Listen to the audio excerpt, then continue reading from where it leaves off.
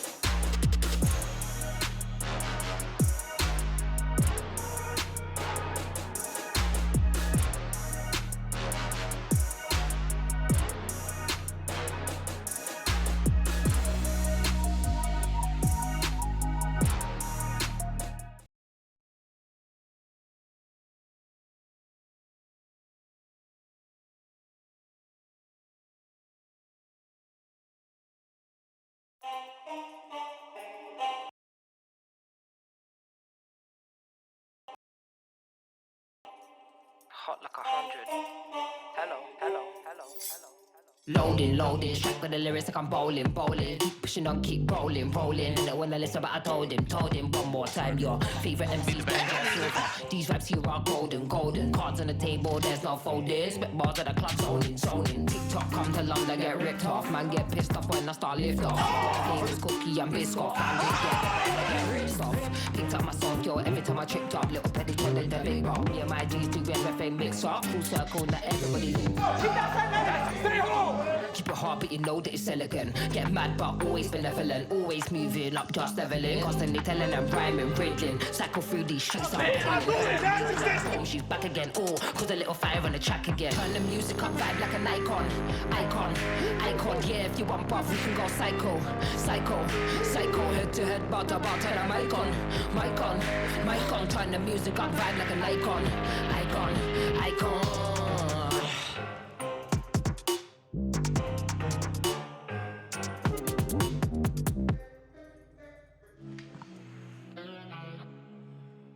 What's up, 2K fans, and welcome to our friends over at NBA TV.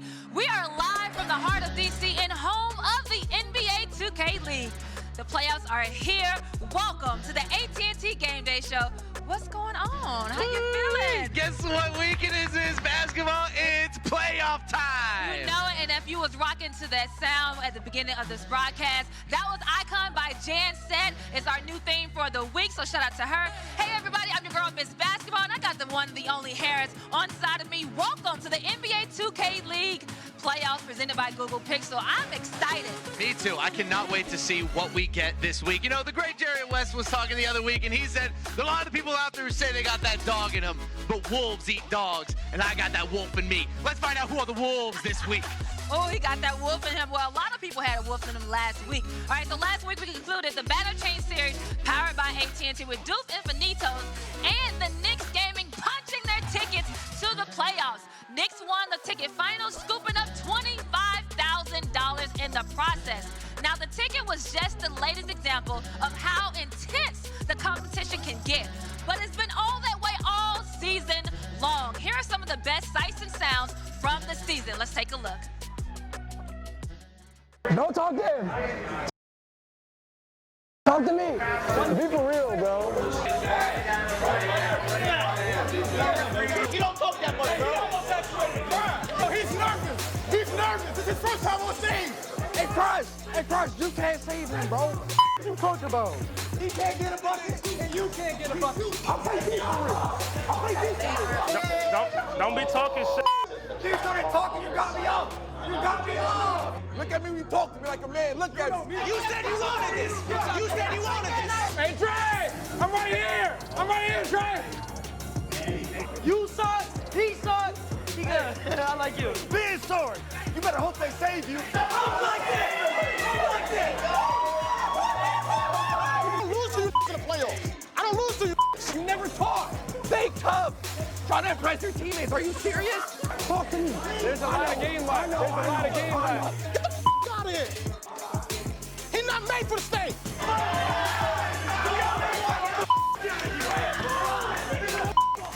I'm built. I told you, you can't beat me. I got more time. Oh, you can't beat me. You gotta love the energy throughout the entire seasons. Listen, we had the tip-off. Yep. We had the turn. Yep. We had the ticket, and now we are to the playoffs. All right, so the bracket is finally set. Finally. What can you tell us that's catching your eye in this bracket, Harris? Well, the parity, first of all. I mean, look at the amount of great teams that we have right here. Even our ticket teams, Dukes and Vanitos, our 3v3 champions, and Knicks Gaming, who probably shouldn't have needed the ticket to get into the playoffs anyway. I think it is anybody's championship this year. I don't think we have one favorite this year that's really going to take it. Both of our 1 seeds have holes this year. Even our 2 seeds kind of have some weirdness that comes with them. It is anybody's game this year. And with $1 million on the line, no better time to have a lot of parity. There's so many great teams. There's so many great players. We are going to get a very, very deserving champion when we crown one on Saturday. Yes, well, there was a lot of great teams for sure. The 12 teams, they worked all season to make it to this point. What do you think is going through their brains right now? Like, how they're trying to figure it all out? Let's take a quick look. Oh, what am I playing for? I'll say what I'm playing for, honestly, my pride. I'm really prideful. I love competing. You know, like, I think I was just born to be a competitor. You know, I love the game of 2K. I even love the game of basketball. I played basketball growing up my whole life. I guess prove to myself that, you know, I can be a champion. I know I'm more than capable. I truly believe that. I'm playing for a championship. That's the only thing I'm playing for. I need that accolade underneath my belt. I'm playing for the second ring. Obviously, I want to build a legacy in the league. So having my second ring, I feel like I'll be one of the best power forwards probably ever. I love being in a situation where it's me versus you, and the best man comes out on top. Honestly, I'm playing for everything. Playing for the people back home, my friends, my family. Fiance and child. My mom has a new restaurant that I want to help invest in. Playing for the media team, the people that are always behind the scenes doing the recording, the content. Because you never know what someone has going on, that they don't want to open up or something like that, so. You want to win this for not only yourself, but the people around you. A lot is at stake. I mean, so much is at stake. They're doing it for their family, for their friends. But of course, what is really at stake is this $1 million. So much. That is a lot of money. That's a serious prize pool. All right, so let's take a quick look. All right, so second place gets $200,000. That first place winner, the championship team, they're gonna walk away with $500,000. That's a lot of money. It is a lot of money. And hey, our turn champions, Hornets Venom GT, they were able to get so much money when they got first place. One thing we need to note, so we had a suspension to their star center crown. We know who's gonna be replacing him now. It is Big Perm. So Big Perm coming in for that one game just to make things more interesting. $1 million on the line, most parity we've ever had, and there's gonna be a substitute player for one of our games tomorrow. You got everything on the line this You week. gotta love it. And since everything is on the line, I can't do this without our guys, Dirk and JT. I gotta bring up my special guys. What's happening? Miss Basketball, it is the best time of the year. Just 4 broadcasts left. It's the 5v5 playoffs, and this is the best part about this entire week. We sit here from the very beginning of 5v5. This team's the best. No, this team's the best. At the end of it all, Miss Basketball, we will know who is the best 5v5 team in the NBA 2K League. Yes, it all comes down to this. JT, how you feeling? I see you got your crispy cut. You got your clothes on. Tonight's gonna be a great day. How you feeling? I'm just one of them ones. But last year, I was a viewer. Now I'm a commentator. So, you know, shout out to Jansen, because this whole week I'm talking my shh. Ooh, okay, you talking your stuff. Well, let's go ahead and jump into these schedules so we can check out and see what we're gonna see tonight. All right, we got a special schedule lined up for the playoffs, all right? Every team will be on the main stage at least once tonight. If a match was from upstairs for game 1, we will bring them downstairs to game 2 and vice versa. As the night goes on, things are gonna get intense. Here's tonight's schedule. At 5:15, we have a game of game 1, Nets GC versus NBL Odds Gaming and Knicks Gaming versus Gen G Tigers. Then at 6:15, we have game 1 of Pistons GT versus Blazers 5 Gaming and Dukes Infinitos versus Bucks Gaming. And then we'll go on from there. All right, Dirk. Duke Infinitos has their work cut out for them against the Bucks Gaming, our defending champions. What can we expect? Yeah, well, we always talk about the teams that come from the ticket and the ones that have solidified themselves into the playoffs. I think for Duke, it's going to be the adaptation of seeing Bucks Gaming run so much 5-out to them. Now the rumors being told that they are going back to an inside big man for Bucks Gaming. Last time we ended up seeing that at this stage, Miss Basketball, Bucks Gaming ended up going forward to win the 5v5 championship out there in Indianapolis. So that's, I think, going to be the main thing, is how are they going to game plan after having so much film review of Walnut doing exactly that, shooting shots from the left corner. All right, so JT, it feels like we're in Hollywood because Pistons Blazers is certainly not lacking in the star power. What are we looking forward to in this matchup? It has to be the defensive adjustments. You have one 5-out that's heavy on passbacks and cuts, and then you have one 5-out that's really like team-based. It's everybody wrapping up, cutting and swapping places and shooting. So I'm really looking forward to seeing who did the better game planning, and when they do show the game plan, who can adjust in this 5-out. All right, and Harris, last but certainly not least, the Knicks are fresh off the ticket championship, while Genji hasn't really been on stage, on main stage in weeks. Does that really matter? Not too much, because Knicks Gaming got it done during the ticket, going against teams that maybe were not the highest of quality, but we're going to see their new 3-2 zone kind of coming into action against Gen G. And that's going to put a lot of pressure on the Gen G corner shooters to try to find their space, and they have to make sure they hit. Look, Gen G has not had a lot of luck in this game mode on stage for going on 2 years now. This is their week. This This is their opportunity to finally buck that trend, to finally get rid of this tag of group stage warriors. Let's see if the Tigers can finally get it done with big money on the line. All right, and Dirk, there'll be no love lost between the Nets GC and NBL Odds Gaming after tonight's matchup. What are we in store for? Yeah, it's a storyline that's carrying over from 3 versus 3, and we only seen this matchup coming one time. It was the 4th matchup that these guys ended up playing in the tip-off tournament to kick it off. It's Jaden versus his old team. We saw the thing in the trash talk with all the build-up of him spitting on the floor. He did it remote. He did it in person. I think another key for this too, Miss Basketball, Harry is becoming the first ever player outside of North America to come into the NBA 2K League to play in a playoff series. A whole lot of pressure on him, a whole lot of pressure on NBL Lost Gaming, who have been so lackluster. They've been doing so good at making the stage every single time, but when they get here, they struggle to make any type of noise. Well, a lot of pressure would be on them tonight. You know, pressure makes diamonds, so who knows? When all the money is on the line and you're on that main stage, you just never know. Well, Dirk, JT, and Harris, it has been so much fun. But you gotta go. I know you guys are gonna have a great show. I already know, you guys are gonna have a great show. But before we go, listen, it is time for an AT&T giveaway. NBA 2K League fans, we're rewarding you with a 2K League store gift card so you can shop all of your favorite 2K League team merch.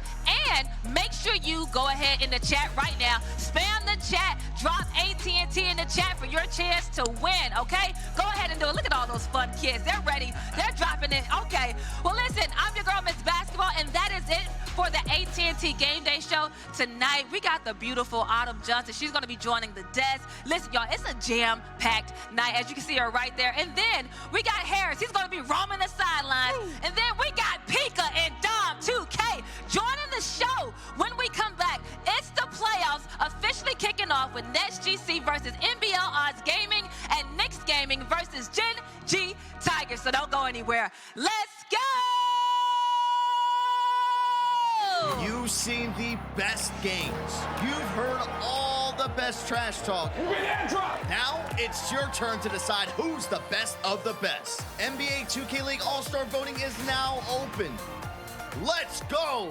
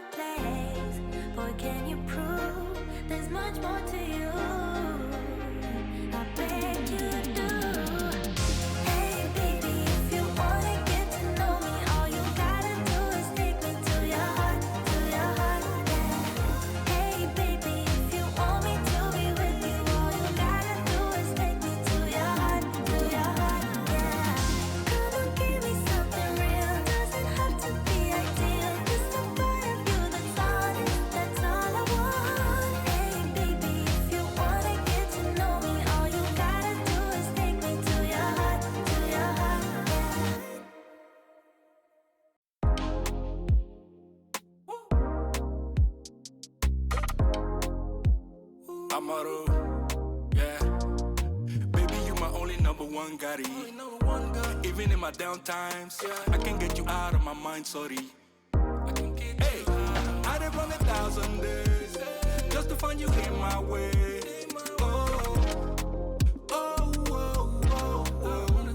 Nothing like you in this world. Promise never let it go.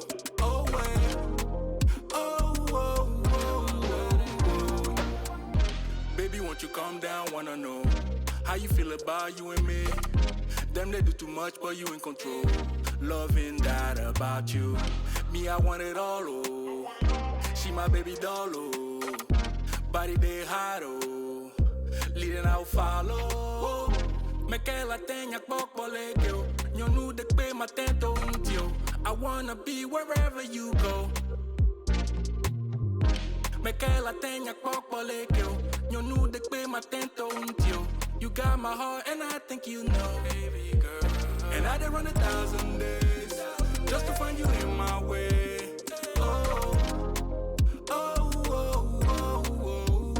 Nothing like you in this world. Promise never let it go.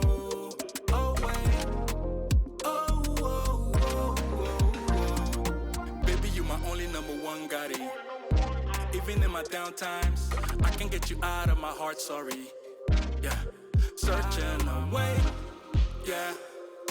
Running around every town trying to find you, yeah. All I ever want was for you to say I do. Me que la tenía poco le quiero. Yo no de que me atento un tío. I wanna be wherever you go. Oh yeah. Me que la tenía poco le quiero. Yo no de que me atento un tío. You got my heart and I think you know. My girl, baby, let me hold you. Wanna make you mine tonight. Let's go!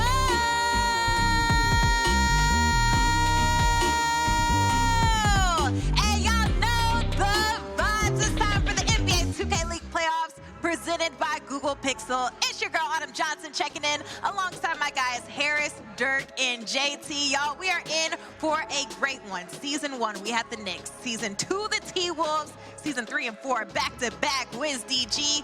5 came in for the Bad Bucks. Now 6 ever NBA 2K League champ. We're going to crown them by the end of this week, Harris. I can't wait for that journey. I'm very excited for it. And not to mention, the end of an era. No Wizards District Gaming here, despite being in the 5v5 finals for 3 straight years. The parity in this league has taken over Autumn. It is anybody's championship this year. It comes down to 12 teams. I can't wait to see who gets crowned victorious at the end of this. It starts today. Dirk, how we feeling? Oh, I'm feeling great. I mean, this is everything that we have worked for since 5v5 ended up starting. We got a phenomenal treat with the 3v3 playoffs and finals, and the way that things have been shaping up here at 5 versus 5, jumping from the turn for what we just saw on the ticket. This might be the best playoffs that we've had in NBA 2K League history. That's right, JT. I mean, it's going down today. How are you feeling today going into playoff week? One, I'm feeling good because last year I was watching at home. Now I'm in the building making noise. But like Harris said, like Dirk said, the parity. This is the best the league has ever been. I called that back on draft night. I said this will be our best season yet in terms of competitiveness. So who gonna win? I don't know. A lot of our top teams came in looking kind of, so you just don't know. So it's gonna be a crazy week. Hey, that's the beauty of it, right? I mean, the league has been wide open. Overall, I can't wait to see how we come down to the final stretch of things as we close out the season strong. And Harris, before we get into our first matchup of NBL Oz Gaming and Nets Gaming, I know you have a special Section 400 in store for us. I do indeed, Autumn. So let's head to the SAP dashboard so we can talk about Greens, the high-flying Rookie of the Year favorite for Brooklyn. He has been absolutely outstanding. The number 2 overall pick, 25 a game, 7 assists to go along with a 79.5 true shooting percentage and a 1.33 points per possession. He has been as advertised. He has been generational, Autumn. This man is not just a Rookie of the Year candidate. He also is an MVP candidate for a lot of people out there. This is a huge moment for him. Can he get Nets GC deep into the playoffs like a couple of his predecessors have been able to do? They drafted him for the express purpose of getting this team deep in 5v5. It is his time, Autumn, but he's got another great rookie on the other side. How will he fare against Harry, our first ever international point guard in the playoffs? Should be a very, very fun day. Hey, a rookie showdown. I can't wait for this one. And before we get to it, y'all, as if the heat from being in the playoffs wasn't enough, here's a little more fuel for the fire. It sounds like Jaden's relationship with the Nets hasn't gotten any better since they traded him in Season 5. I have a history with Nets GC. I was traded mid-season, Season 5, and they were a struggling 3v3 team and like a mediocre 5v5 team at the time. But just being honest, the guys on the team at the time were excited to have me. And for things not to work out, I think guys just kind of changed their perspective on me, their narrative. There's just hard feelings, like he didn't get brought back. Definitely have issues with somebody on the team, Steez. You don't get dropped from the team for no reason. Things happen. We didn't see eye to eye. What you see is not really what you're getting out of Steez. Like, he's not really that person. He's not that guy. One of the things that he likes to call me is a fake professional. He wants to spit on my name, I spit right back at him. I just did it, literally. That's absolutely insane. You know, I don't respect it at all. I know when we beat him, it's just going to be chaos. Jaden been talking crazy all year. They beefing with us. Do you want to beat your former teammates, whether it's friendly or like a rivalry? Sending him home and making sure I can stand on my word and what I said about him will be everything to me. Just because I feel like I'm one of those guys. I don't back down from anybody or anything. I think he thinks a little too in depth with it. I just like hooping. I just like competing, and so that type of competitive edge and fire just comes out when I play, and some people don't like it. trash talk, but a little beef game that we have coming up in this one. And with a $1 million prize pool on the line, I can only imagine how heated it is going to be in this one. Yeah, if you didn't need enough motivation, there's even more motivation out there. Well, hey, here's your starting lineups presented by Coinbase. These two teams facing off in a best-of-3 series. JT, what will you be looking out for in this matchup? It has to be the backcourts. I feel like NBL's front court has been kind of carrying them most of the season, so I need to see if NBL's backcourt can score and keep up with Green's and Glenn Ratty. That will be a big key in this series to if they can actually hold it down and fight to actually make it out of this round. All right, so you're looking at that backcourt. I mean, just looking at the OGs too, down low in Steez and Sig. It is matchup in this one. Tip-off going down the first series of the night. Let's go. And what better way to kick it off than with what everybody's spamming out there in the Twitch chat, a beef game going down between these two sides. Steve's going to start it off with the scoring. Got to give a shout out to everybody out there. I know my sister out in Wrigleyville at HVAC Pub. She got us up in all the TVs on NBA TV, whether you're watching this in a restaurant, the bar, the living room, family, it doesn't matter. We appreciate you all for tuning in here to the NBA 2K League Playoffs presented by Google Pixel. And JT, I feel like it's going to be a lot of this, a lot of back and forth. And no NBL Oz Gaming, they have phenomenal defense. But it's not statistical defense that shows with the steals, the blocks, the turnovers forced. It's the raw one-on-one defense that you see in a half court. They force a lot of misses. Force a lot of misses and force a lot of long possessions. Like they probably more than any team in the league make you get down to 6 seconds, 4 seconds, really make you work, give you nothing easy. Them in the half court, they are spooky on the defensive end. And SGC comes in playing the least amount of 5v5 games out of every team in the NBA 2K League playoffs. They're right at 17. A couple teams right behind them and getting back into the playoffs for the first time since the chalk era came to an end from Season 3 and Season 4. Missed on it last year. Now back here in the driver's seat. I think we kind of expected when Greens was the guy for this team that they would find themselves back into the playoff picture. Yeah, I was shocked to start the year that they started 2-4. I'm like, that Eastern Conference, like, people haven't figured the league out yet, and y'all are struggling. But then when people do figure the league out, they get even better. I'm like, that's kind of backwards, but I guess anything it takes to actually get to where they are now. So everything worked out. Early timeouts, sometimes worrisome, but they're just to try to save something, get something cooked up. It's going to be 3.9 seconds on the shot clock here for NetGC to try to get something. It will be Steez here on the inbound. See what Brooklyn can work out. They get it to Glenn Ratty. Back over the flare up to Streets. The mid-range shot is no good, and it will be DJ Too Cold coming out with the board. What did I say about long possessions? Timeout with 3.9. Take the shot with no time left. Harry will pump fake it, now pass fakes it, feeds it down to Sick as he throws it down. Let's throw it down to the floor to Harris.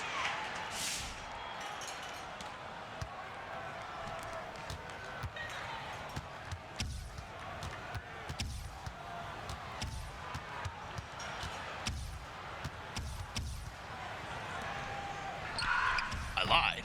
We're back into the game here as they try to run the break there for NBL, and there's going to be a transition take foul coming out. A lot of people on NBA TV probably watching for the first time like, wait, they got that in the 2K League too? Yeah, we got the exact same rule book.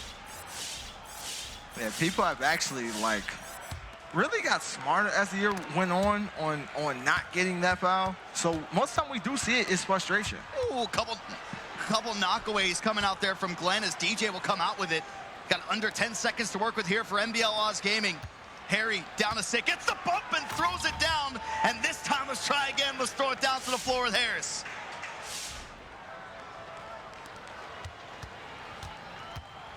Well, ladies and gentlemen, I was able to talk to head coach Moody on the NBL Oz Gaming side, and he told me, look, nobody even expected us to be here. Regardless of what happens this week, we have already succeeded. But the rest of his team, they had a little bit of a different take to it. I asked Jaden if there was anything more to this matchup. We saw in the piece earlier, definitely a beef game. He said by the end of this series, I'm going to be known as the King of Brooklyn. So obviously a lot on the line for Jaden and NBL Oz. We'll see what they got in store for Brooklyn. Yeah, this season has not lacked the spice when it comes down to the trash talk, from 3v3 on social media to coming out here over towards the stage. JT, he's trying to go for the crown of King of Brooklyn. I think he's still got a little ways to go. Definitely ways to go, but like they need to call a timeout first off. before I even continue, like timeout, stop momentum. Y'all have 2 points through 2.5 minutes of basketball, and a team that's one of our worst offenses in the league is up 10-2 based on defense. That has been the struggle that really stood out in the turn, was their offense, the worst offense currently that we have in the playoffs right now from a statistical standpoint. It has been really funky. They went on that, I want to say it was a 3 or 4 game stretch to where even they took Harry off point guard, put Jaden over to point guard, and then ended up going right back as they are making them work here in the shot clock. And that's what we said. It doesn't show up in the boxer where they force the misses just like that. As Harry throws it down on the break, it's a 12-2 run to kick it off. Time out, like time out. T-I-M-E-O-U-T, time out. That is correct. Greens puts it up. They force another miss. NBL Oz Gaming getting out and running. They don't get it down to Lawrence, but Harry will have it. And now they will slow things down. Everything going NBL's way as Sick tries to go one-on-one again. Can't get in. There's the timeout there from NBL Oz Gaming.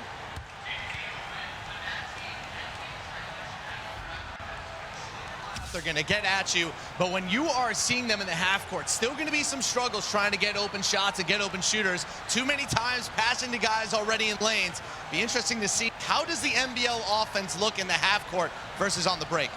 And for some new people out there maybe looking, they're saying NBL Oz Gaming, what does this have to do with the NBA? They're one of our new expansion teams. The NBL, the Australian Basketball League, got into the NBA 2K League, and this is their very first season. As you can see, the tip-off that's going down on the upstairs stage. Knicks Gaming taking on Genji Tigers.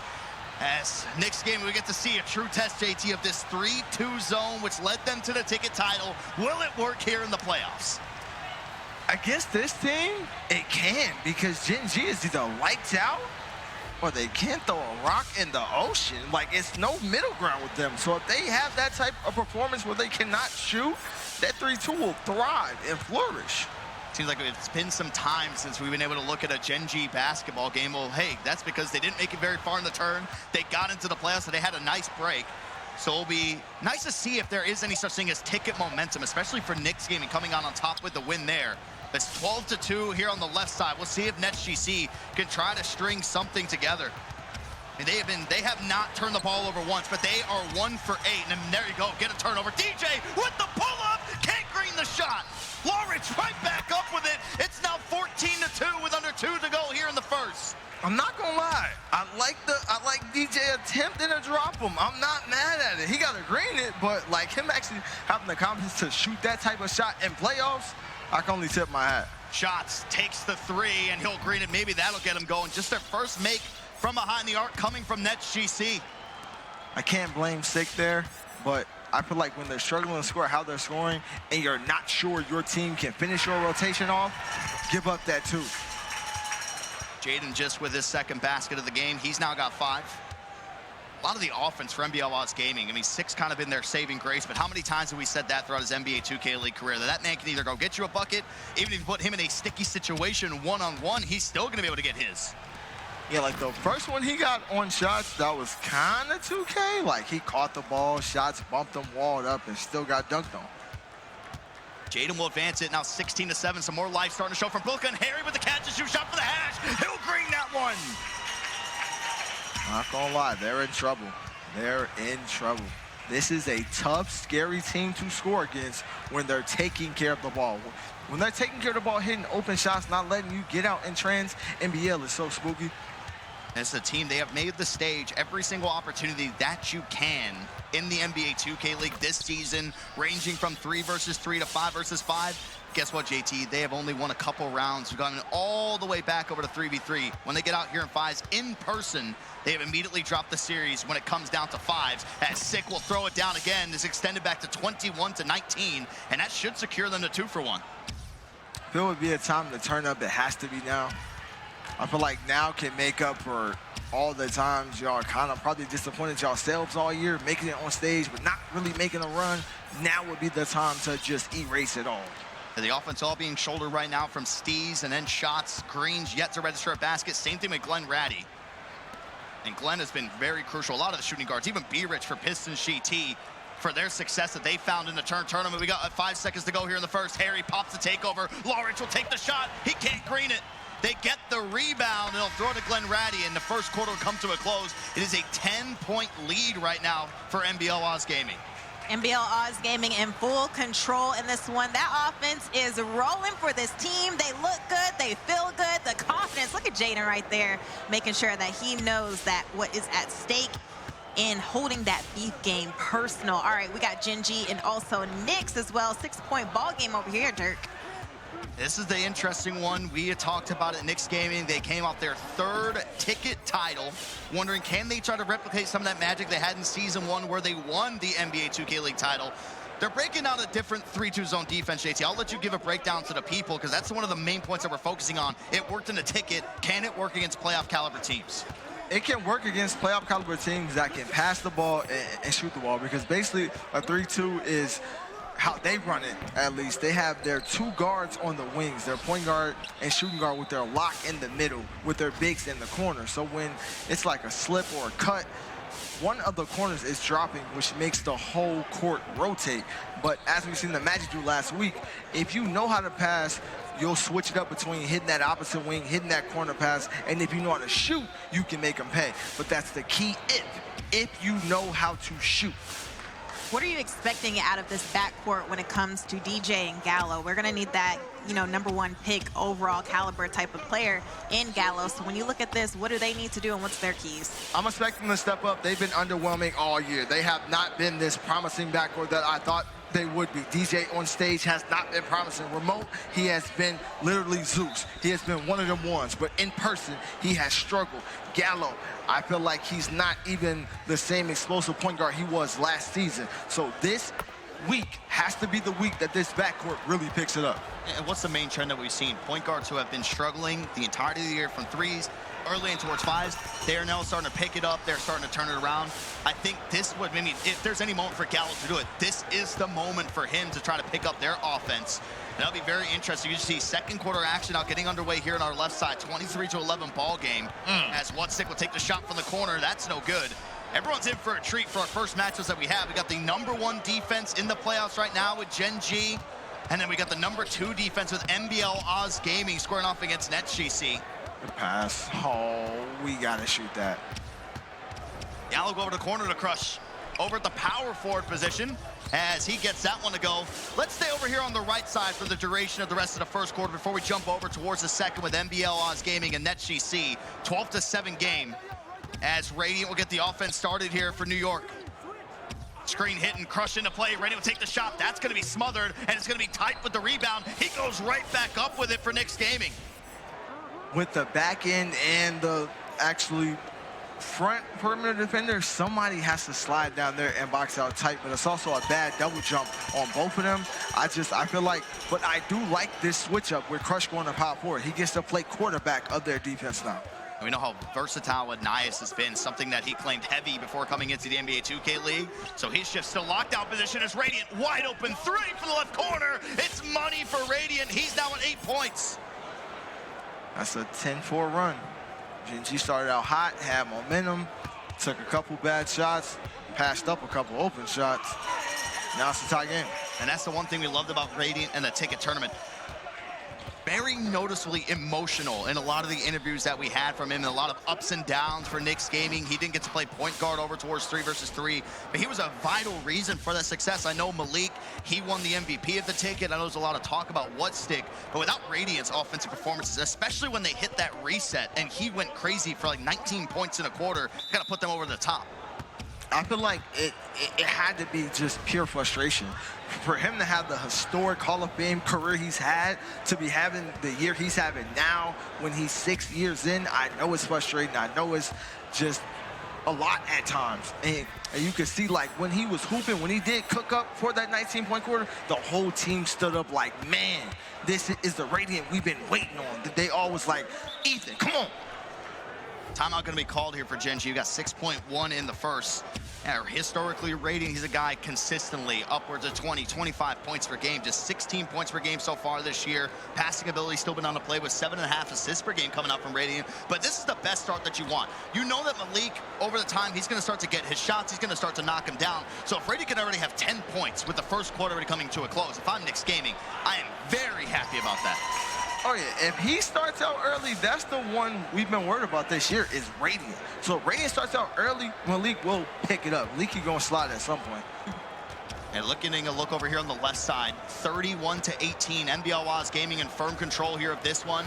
Got a couple takeovers from Jaden and Sick. Coming out from NBL was Green. He's kind of stuck in the mud right now with under 10 seconds to work with. Steez will set the off ball. Glenn Ratty gets it. He takes the shot from way downtown, and Glenn can't get it to fall. Is this start for the Nets kind of alarming to you, JT? Alarming, no.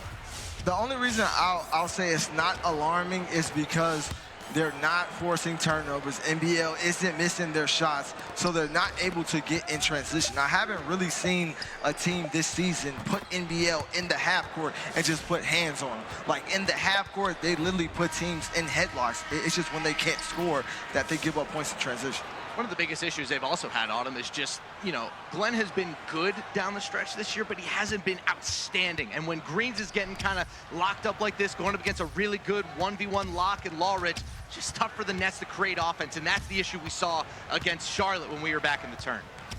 Yeah, in the turn, we saw Glenn Ratty score 10 points or more. They won 9-2 in that one. So we'll see if he can get going as he makes that mid-range shot right there.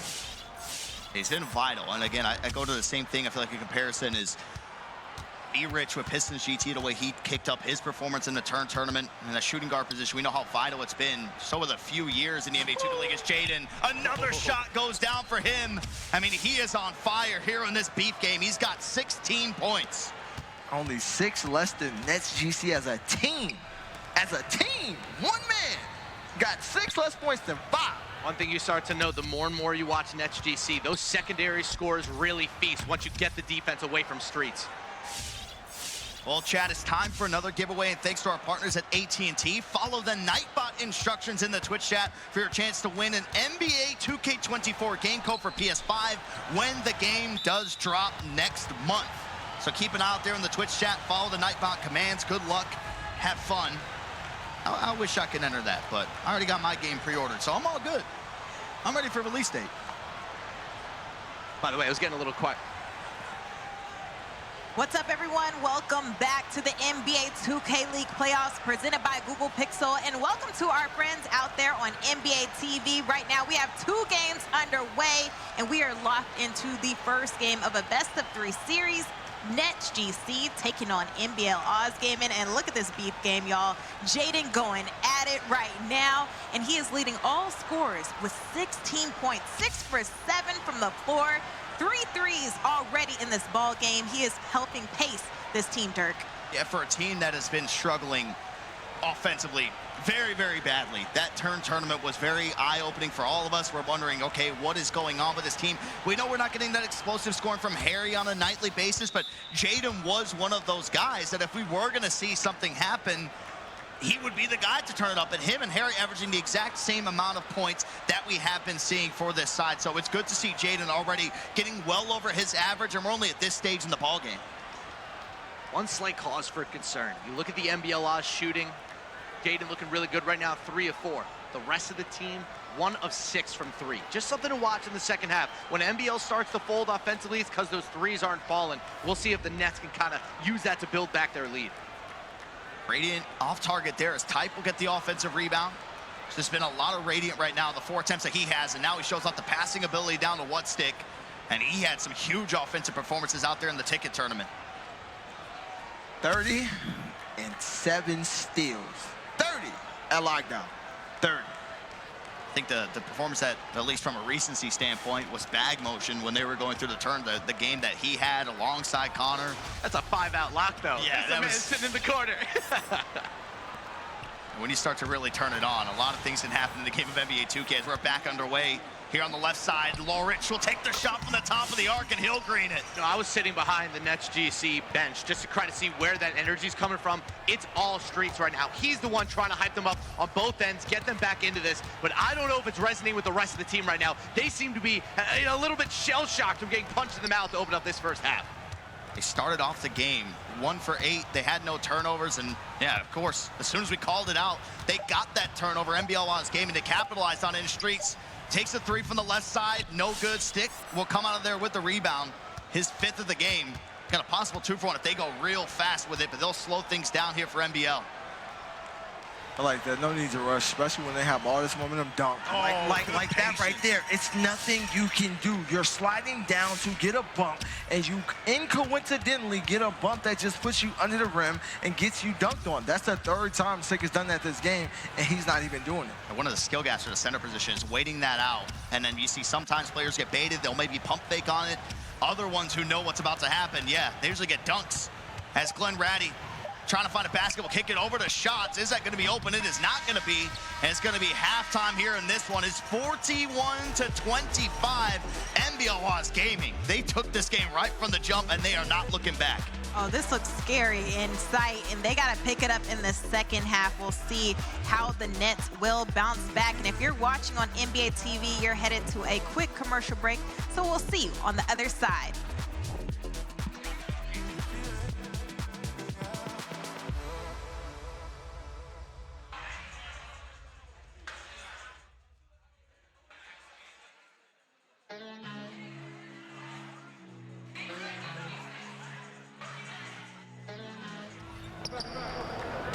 Over here for the NBA 2K League playoffs presented by Google Pixel, we got Knicks and Gen G going at it. Second quarter action, Dirk. Yeah, 25-23. I think that when you're looking at the schedule and just looking at this series as a whole, this could potentially be one of the more closer ones, or at least from an upset perspective of Knicks Gaming being able to take down Gen G, especially with their offensive struggles. But just a 2-point lead coming out for him, Radiant with 10. Gallows matching out with 10 of his own. Return of DJ with 5. And Crush, the rarity from the power forward, the scoring. You don't see a whole lot of it typically from Gen G. At least when Anias was there, Crush has himself an early 6 points in this game. Well, that's one of the reasons why they swapped him from lock to power forward, just to get him in that corner that Gallo likes to go to all the time. Anias is a nice three-point shooter, but Crush is one of the best corner shooters in league history. Not a surprise that they want him in a more power position in that corner. Radiant will pump fake it. They slow things down. And Gen G Tigers, the #1 defense that we have in the NBA 2K League playoffs. Gallo will flare up. Malik's got the mismatch. Free throw line jumper is good for Malik. Just not much you can do there as a point guard that has not high perimeter defense. Quick little blow by, quick little crab, quick mid-range. Under 2 minutes to go here in the second. Gallo dancing around with his playmaking takeover. He'll kick it over to DJ. Pretty classic Gen G game already. Very scrappy, very close as DJ finds himself a lane and throws it down with 2 hands. I like that screen from Feast at the top of the free throw line to open up the lane. That's clever. And that only really works because DJ had a shot, which made Stick come up, which made Stick run into the weird free throw line screen. Really getting the ball in his hands a lot more here from at least when we jumped over to the game is a fine type down low. He's now at 6 points, 7 rebounds so far in the ball game. Gallo just starts to move different when he has that takeover as Feast remains patient down low and gets the bucket to go.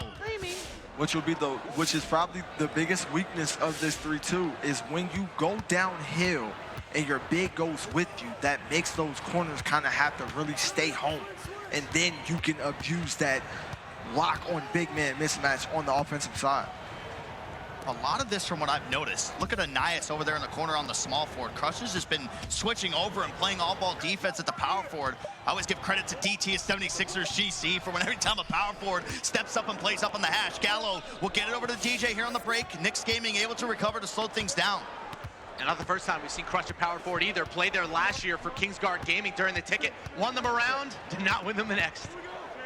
Turner DJ with 7 points. He's got under 5 seconds here to work with. They go backdoor to Anias as he throws it down for his first basket of the game. See, it's...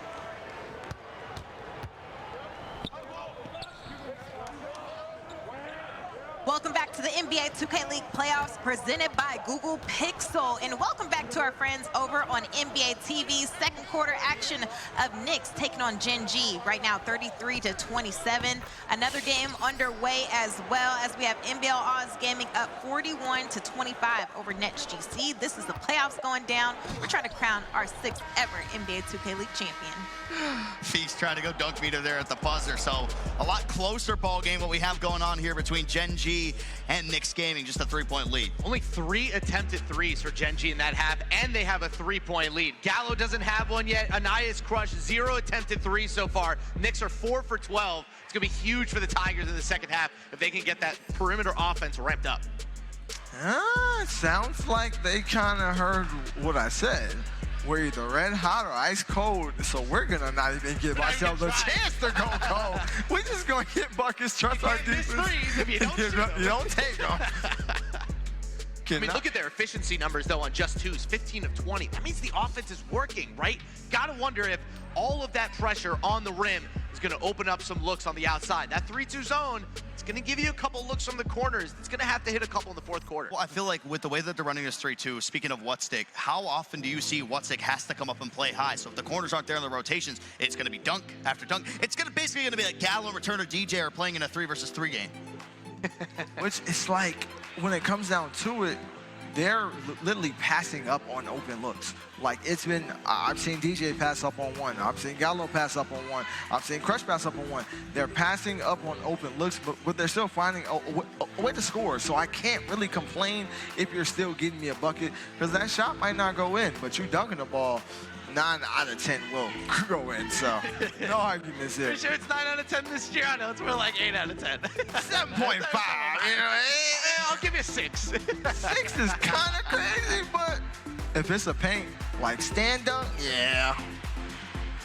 Well, hey guys, do you think you got what it takes to compete on the 3v3 court? Registrations are open for the Bud Light NBA 2K League Summer Tournament. $6K cash prize, a free download of NBA 2K24, and $500K in VC, all on the line exclusively on PlayStation 5. But you better hurry up. Registration closes in 9 days on August 11th. You can sign up by going to rivalgames.com/tournaments and clicking NBA 2K23. All right, y'all, we also have Nets GC NBL Oz Gaming at second half, and right now, Nets trying to find some offense. Yeah, it has been a struggle. We talked about that 1 of 8 start that they had. Here's the thing, and kind of like the mind-blowing stuff when you're just looking over towards the stats. This is why I know Harris will love this. You're looking at the steals, you're looking at the blocks, you're looking at the turnovers first per game. NBL Oz Gaming, they don't have anything flashy. It is right dead set in towards the middle, but still they are the second best defense in terms of opponents' points per game. It's all about pace. It's so slow, right? They love grinding you down, getting you that low points per possession number. It's going to be about this for Nets GC. Turnovers and getting out in the break. You can't be doing that, though. And they're ranked 9th in turnovers per game for Nets GC.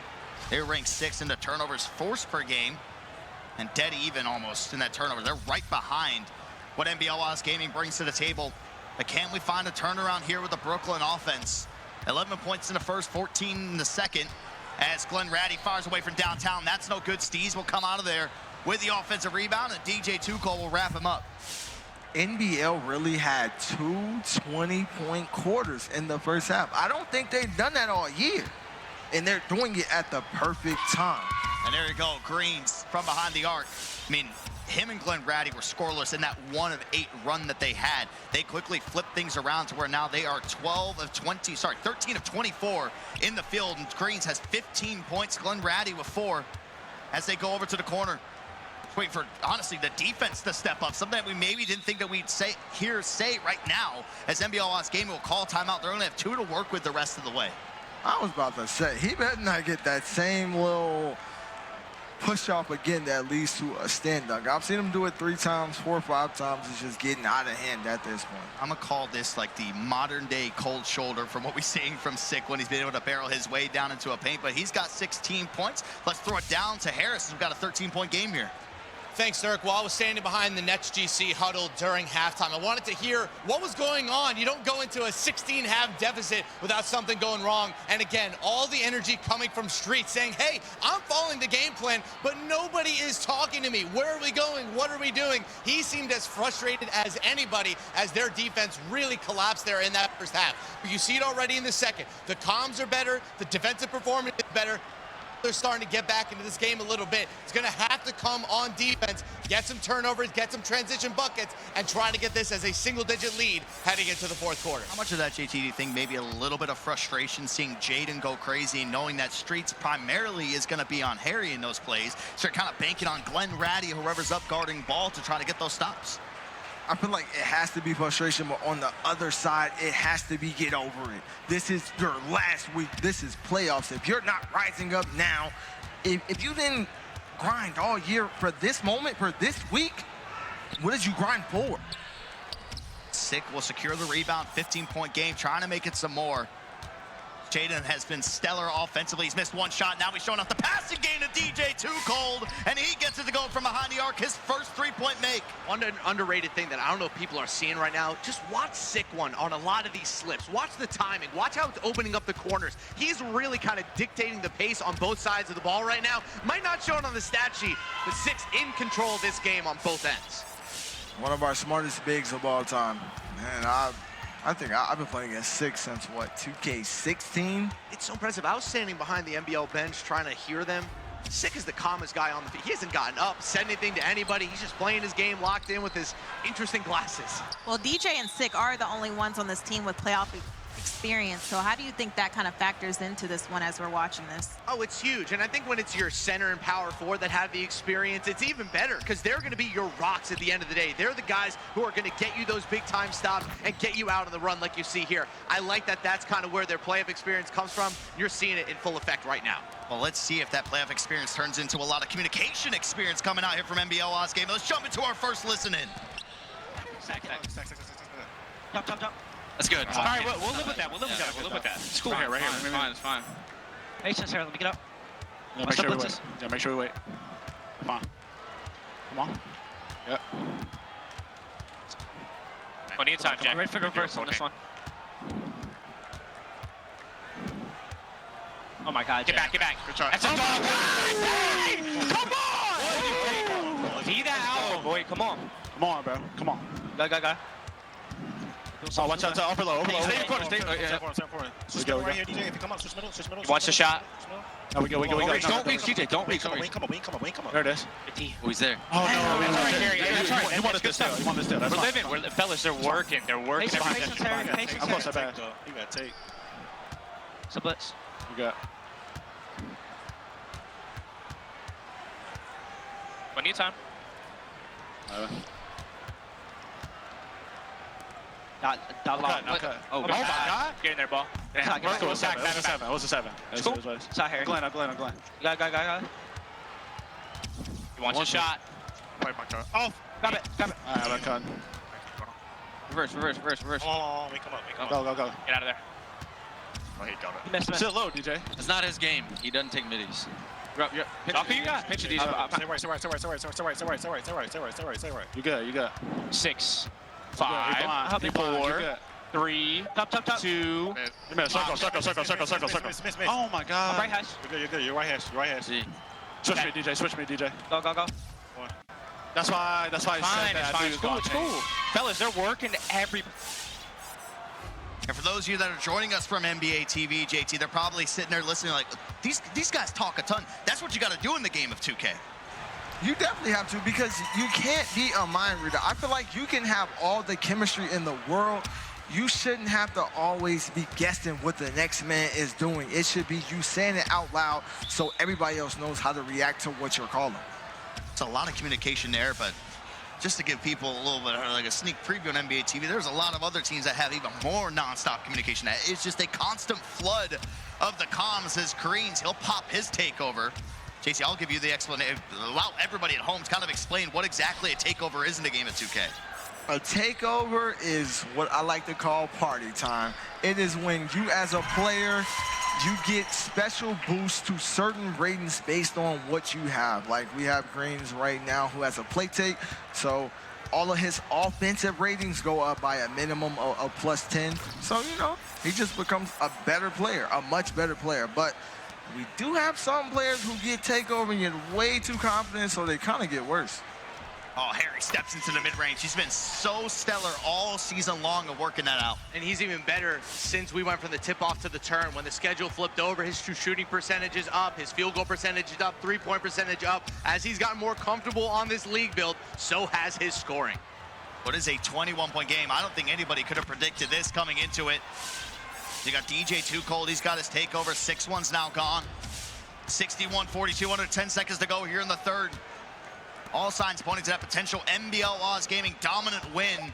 Is there going to be some fourth quarter magic coming in this one as DJ takes the shot? That's no good. And the third quarter will come to a close. They put up 21 points in the first and back-to-back 20-point quarters coming out from the team from down under. NBL Oz Gaming trying to run away in this one. Jaden going crazy. 24 points for him. And if you're watching on NBA TV, you're headed to a quick commercial break. We'll see you on the other side.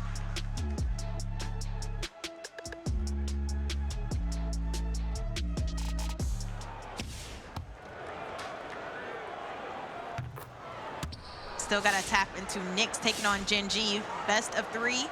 First game, JT, so far, Knicks Gaming coming in with this new defense, but Gen G finding ways to execute against it.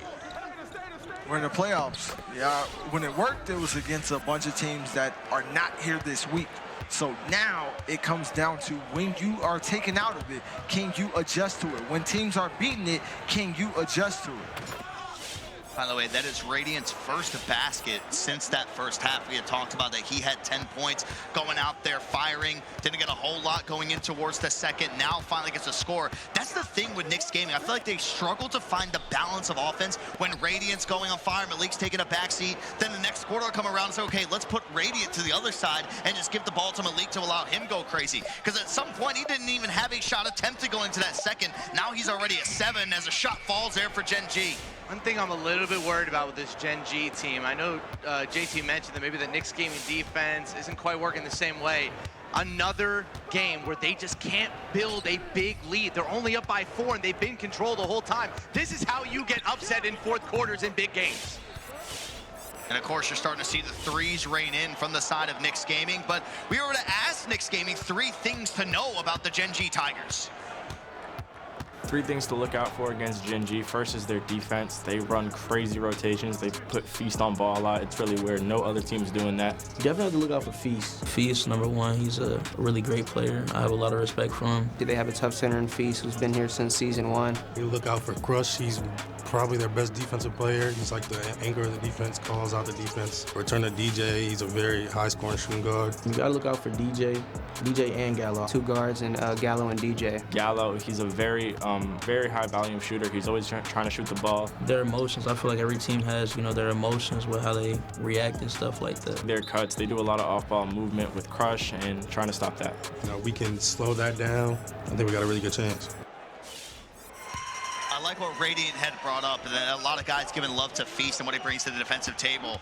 Radiant, a lot of experience of going up against Feast. You go back to that Season 2 finals when it was 76ers GC against T-Wolves Gaming. Feast, one of the main anchors on the defensive side there in that one. So he's like, oh man, I gotta face this guy again. As Knicks Gaming, they got a 3-point lead. So I'm talking about when you're not hitting those 3s, 2s are cute, but when the other team has 3 more made 3s, it's just tough. They've attempted 10 more 3s. Welcome back to our friends on NBA TV. Third quarter action dwindling down right now between Knicks and Gen G. 3-point ball game. And it comes to a close right there. Yeah, that's what we're saying is that 10 more 3s attempted right now for New York. Gen G Tigers are 4 of 7. And on the other side, it's 7 of 17 for Knicks Gaming as they've finally taken the lead in what feels like forever. Honestly, I think it might be since the first quarter for where Knicks Gaming have been able to take control of this one.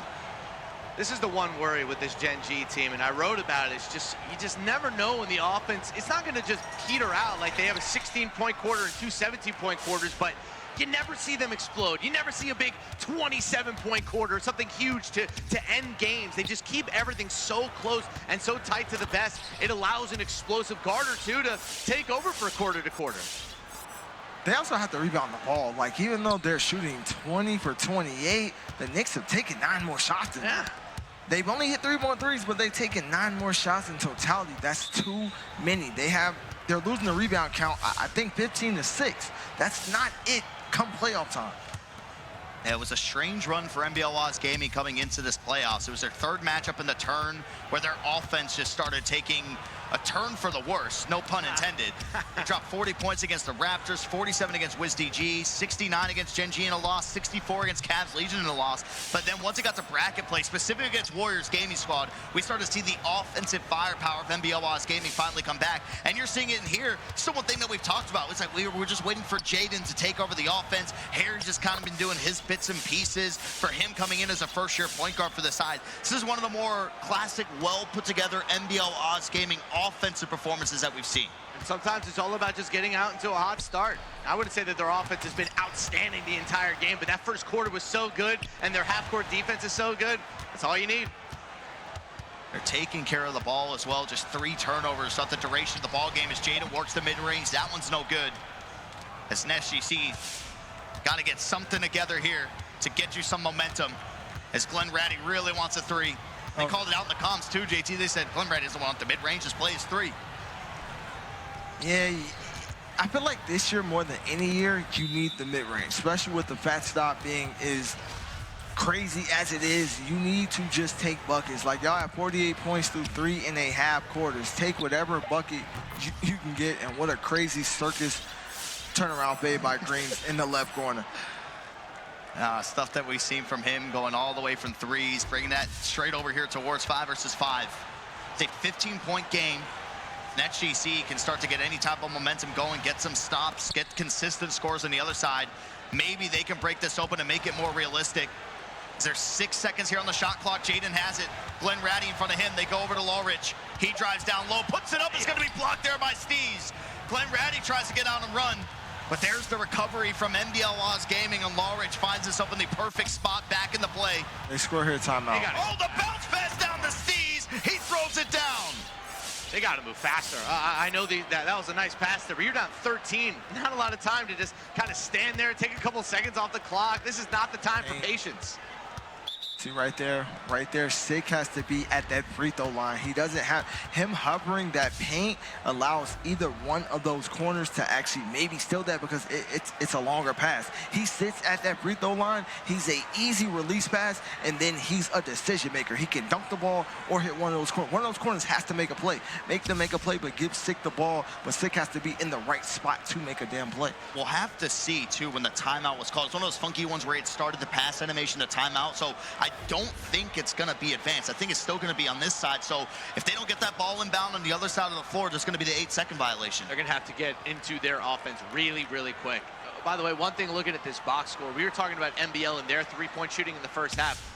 Look at Nets for the entire game. I mean, outside of Greens, they're, 1 of 8 from 3. It's just not going to get it done against a good half-court defense like NBL. And I think the one thing, JT, that can kind of hurt this NBL Oz defense is when you start spreading the floor, right?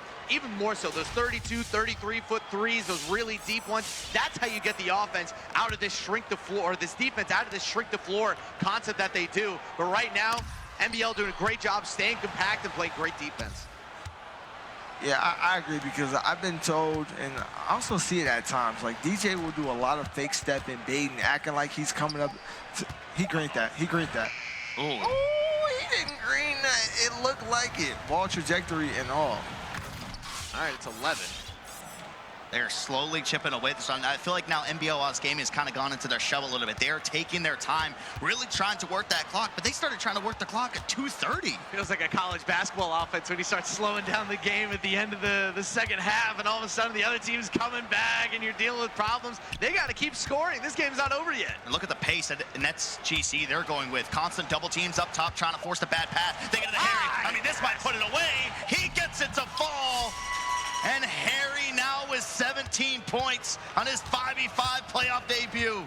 Hey, Dirk, I mean, Harry being the first ever player outside of North America to play in a playoff game, how special is that? Oh, it's real special. I know that we have a lot of guys from Canada who have had so much success in this league, but in terms of expanding outside of North America, you look at all the elite players that we've had from overseas. You're looking at Mario, you're looking at Haza, you're looking at Gunnar. We've had Milo and Jacko coming from the ANZ region. For Harry to come in here, he is playing the most important position in the entire game of NBA 2K. He is a point guard. There is so much pressure on him coming coming in, all the people saying he's not going to be able to compete. And immediately we started hearing teams say, this guy's the real deal. He's doing this as scrims. I'm like, okay, dude, it's scrims. We hear this all the time in practice, whatever. But he's been coming on doing this thing. It's not anywhere near, you know, some of the elite level point guards, but he has been doing just enough to be able to get NBL's game into the position they are. He may not have the scoring, but his passing, his playmaking, and his lack of turnovers is huge, especially since we've gone into the turn. A 3.0 assist to turnover ratio so far this season. That's good enough to get it done. Currently 17 points, 6 assists in this ball game. They got a steal. It's an 8-point game. This dunk will cut it down to 6. They're just playing not to lose. Playing not to lose sucks. It always fails. It's no point, especially in a beef game. In a beef game, blow it out. Oh my goodness. Sick gets blocked. Steves gets it. They go the length to the floor to Glenn Ratty. To Graves, he takes the 3. It's off, and they can't get the board. Why is Sick going up with that? 1, 2, why is Green shooting that?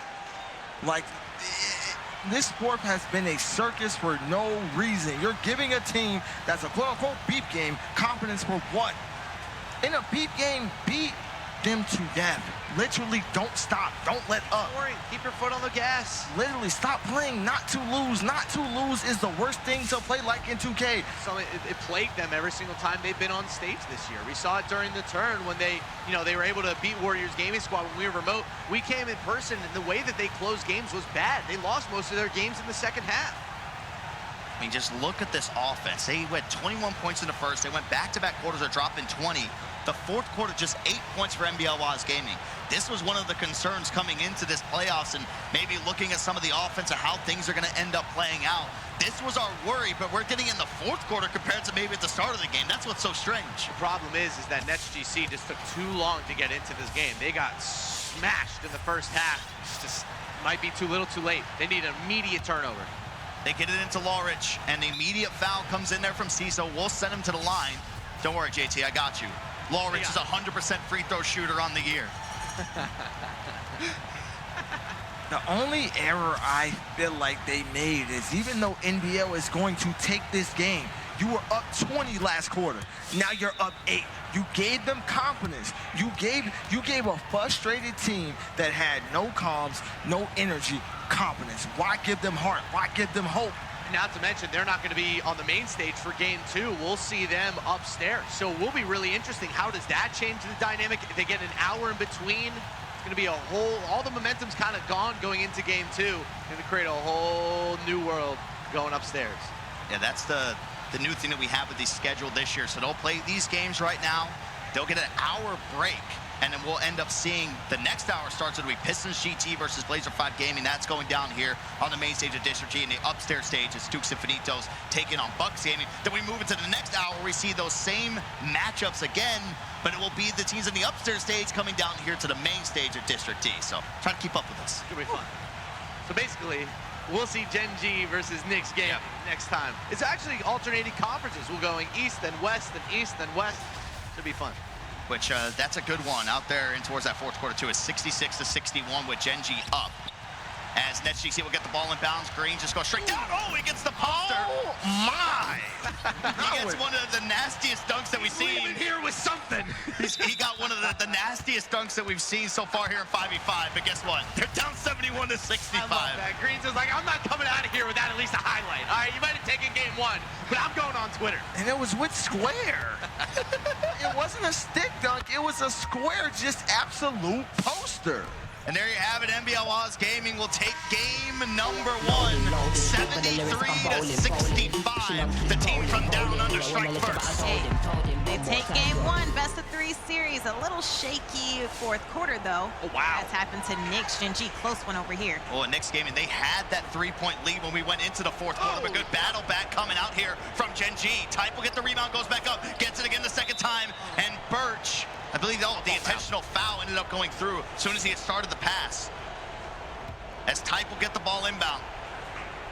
Birch out to Malik, gotta get a 3 up, takes this one. That one's no good, and Gen G Tigers, they battle back to steal game number 1, 66-61. 3 made threes for Gen G in that fourth quarter. All they needed. Look at that. A nice 3 of 3 from the corner in that fourth to give the Tigers the game 1 win. Gen G in this one, and also NBL Oz Gaming in our first one. We will head to a break. Come on back.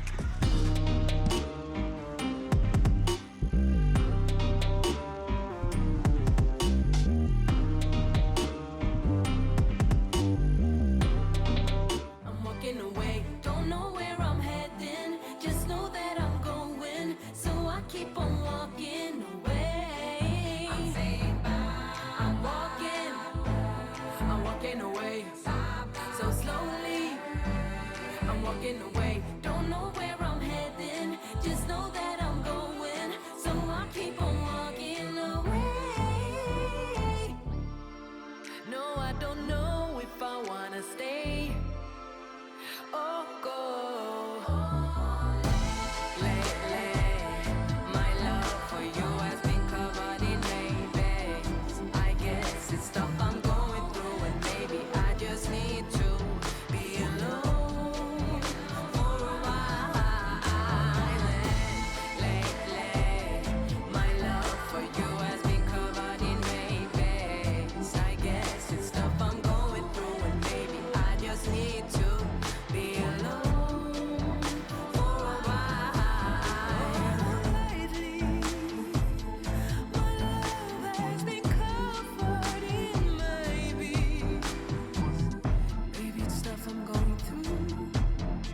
Maybe it's you, or maybe it's not. But lately, my love for you has been covered in maybes. So I think I need to be alone.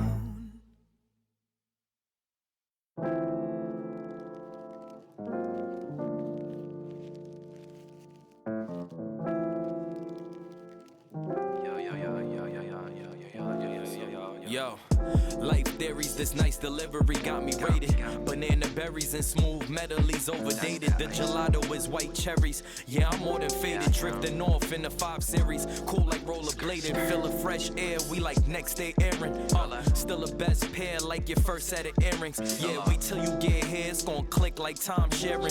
All praises be, thought you knew you was God-fearing. When It was time to man up, coming from the sandbox. Man, we had to find out where we the illest tandem, ISO Nation fandom, side by side like Hov and yeah, them guys will stand up, breaking through your sound box at any time of day.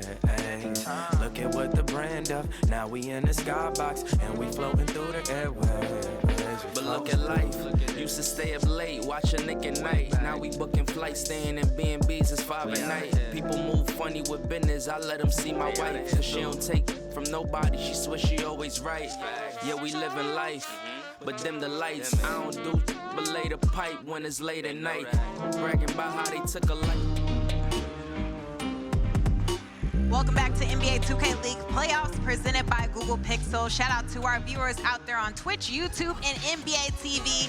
Take a look at the bracket to see how things shake out right now. NBL Oz Gaming taking game 1 of a best-of-3 series over the Nets, and also Gen G getting the best of the Knicks. We're going to continue to move on with the night, and before we do, let's head down to Harris on the sidelines. Thanks, Audible. I got 2 new teams behind me, but the 2 teams that just left the stage, they were still on fire. Nets GC and NBL Oz. The beat is real. Jaden was basically yelling at the entire Nets GC team after the game ended, and then even going up the escalators to our upstairs stage, they were still screaming back at each other. Streets came down the escalators, was going back at them. There is serious fire between those 2 teams. Very interested to see how game 2 goes down. It's 7:15. Oh, I can't wait. Hey, they're taking that energy all the way upstairs. Can't wait to see them duke it out in that one. It is a best-of-3 series, so NBL Oz Gaming trying to close things out in game 2, or we'll see if Nets can force a game 3. We're locked into this one, though, between Pistons and B5. B5 having that turn momentum as well. We're going to see how they continue to get things done in this one. Pistons, they are making their 3rd playoff appearance, Dirk. It's going to be exciting to see how they shake up things, because I think this is a very scary 5 seed. Yeah, for Pistons G to finally get back into the playoff picture in 5 versus 5, it's been some time.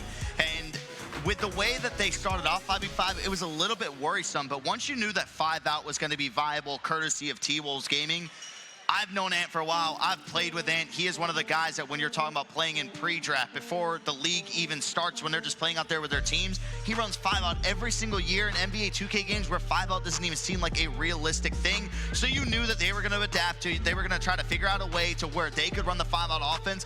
And when they came out in the turn with that new look 5-out, they looked unstoppable. They looked like the best team that we had in the entire tournament. And then the turn bracket play started rolling around, and that's when they started to just have some issues, getting forced to game threes, coming on a top against Knicks Gaming, but ultimately against 76ers GC. They have been the ones to kind of decapitate the 5-out offense from we have seen them in those matchups. But we'll have to see. This is 5-out versus 5-out here in the NBA 2K League in this one. Hey, sign me up. I am ready for it. Both 5-out teams. And when we look at this B5 team, we always circle in on that backcourt between Claude and Harvey JT. What type of level do they need to come in on this one? Because we saw how, if they click together, this team had a winning formula for them.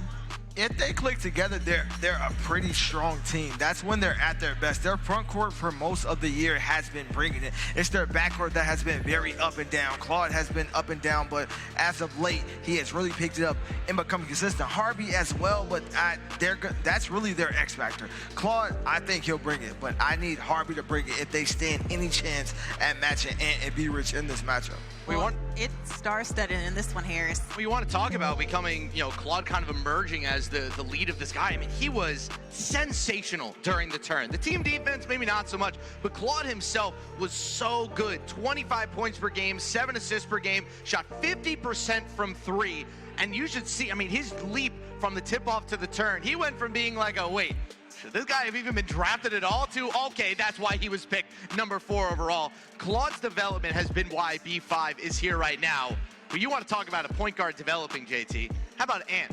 Got drafted last year as a shooting guard for Kingsguard Gaming, gets traded to Knicks Gaming to be their point guard for like 3 weeks. And ever since he's gone to Detroit, he has been one of the single best players in all of 2K. And the best part is, in pre-draft, all we did was watch him on a real big build and 5-out, just dunking on people. Now we're watching him in 5-out be a big maestro, a big play caller, really switching it up and making every team think and having a counter for almost every defense he's seen. And also, one really interesting thing about Ant is his leadership quality on this team. He definitely has a unique quality. He's definitely surrounded himself with guys who understand how he does things, but his combination with Coach Duan, where Duan's more of the kind of hype-up personality, emotion guy. You have Ant that's a little bit more gameplay-based, a little bit more basketball-based. They've come together to create a really, really good leadership tip of the spear. And that's why this Pistons team, they keep winning, and we keep talking about it. We talk a lot about the Pistons over at the B5 side of things. We've talked about the rookies. Let's dive into the vets. Here's Jomar and Lavish talking about turning the Blazer 5 culture around. The team back then, season 1 and 2, B5 was like, we was just like unstoppable. We were the top tier dogs. Everybody wanted us to win. Everybody thought we were gonna win. Everybody expected us to win. Or if you go now, season 6, it's literally the total opposite. It's different, because after last season, like I'm a realist and I'm completely honest with myself. Our team was bad, but I also played bad.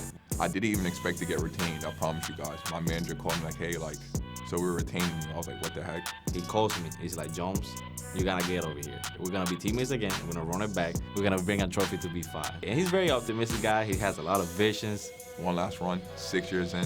I wouldn't want this any other way. It's been hard. It's been hard. We went through a lot of stuff, a lot of low moments. I think the one thing that's kept us together is how well we mesh off the court. Yeah, Lavish, he's my dog. As long as he's emotionally connected and he's locked in, we're gonna be fine.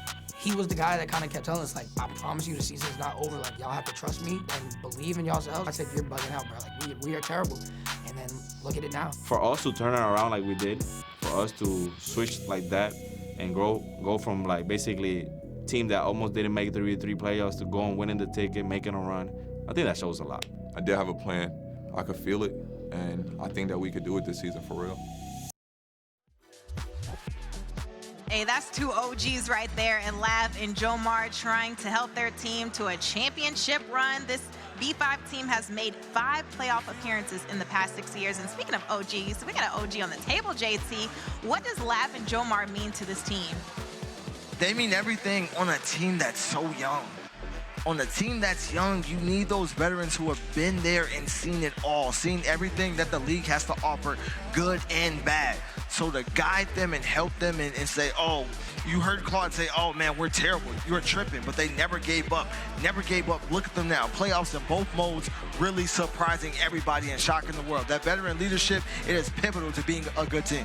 By the way, we always talk about, the vets on this team, we talk about the youth on this team. There's a guy right in the middle named Chaos, who's in his third year in the league, who's kind of in that mix of young guy versus vet. Such a huge, integral part of this team, one of their first-round picks this year. He has been excellent whenever he's been out on the court. Kind of one of the forgotten great point guard or power forwards of the league this season. Well, we were talking a lot about this matchup with it being a 5-out offense traditional. So let's give a breakdown to everybody at home. When we talk about a traditional offense in the game of NBA 2K, the main thing that we are talking upon is the center position.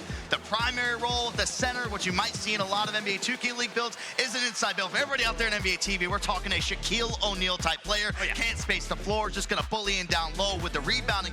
When we say 5-out, this is where you talk about your stretch 5. You're talking about your Porzingises. You're talking about your Jokic, who's going to be out there to be able to space the floor. This is the matchup that we have. There is still going to be some work done on the insides because these builds can kind of do a little bit of everything, but the primary focus is that these guards, if they want to just put the defender on an island, they can. If they want to change up their offensive schemes to where maybe they have a small forward set in the screen, a power forward set in the screens, they can. And the fun part about this, too, is that we have 2 5-out teams that score a lot.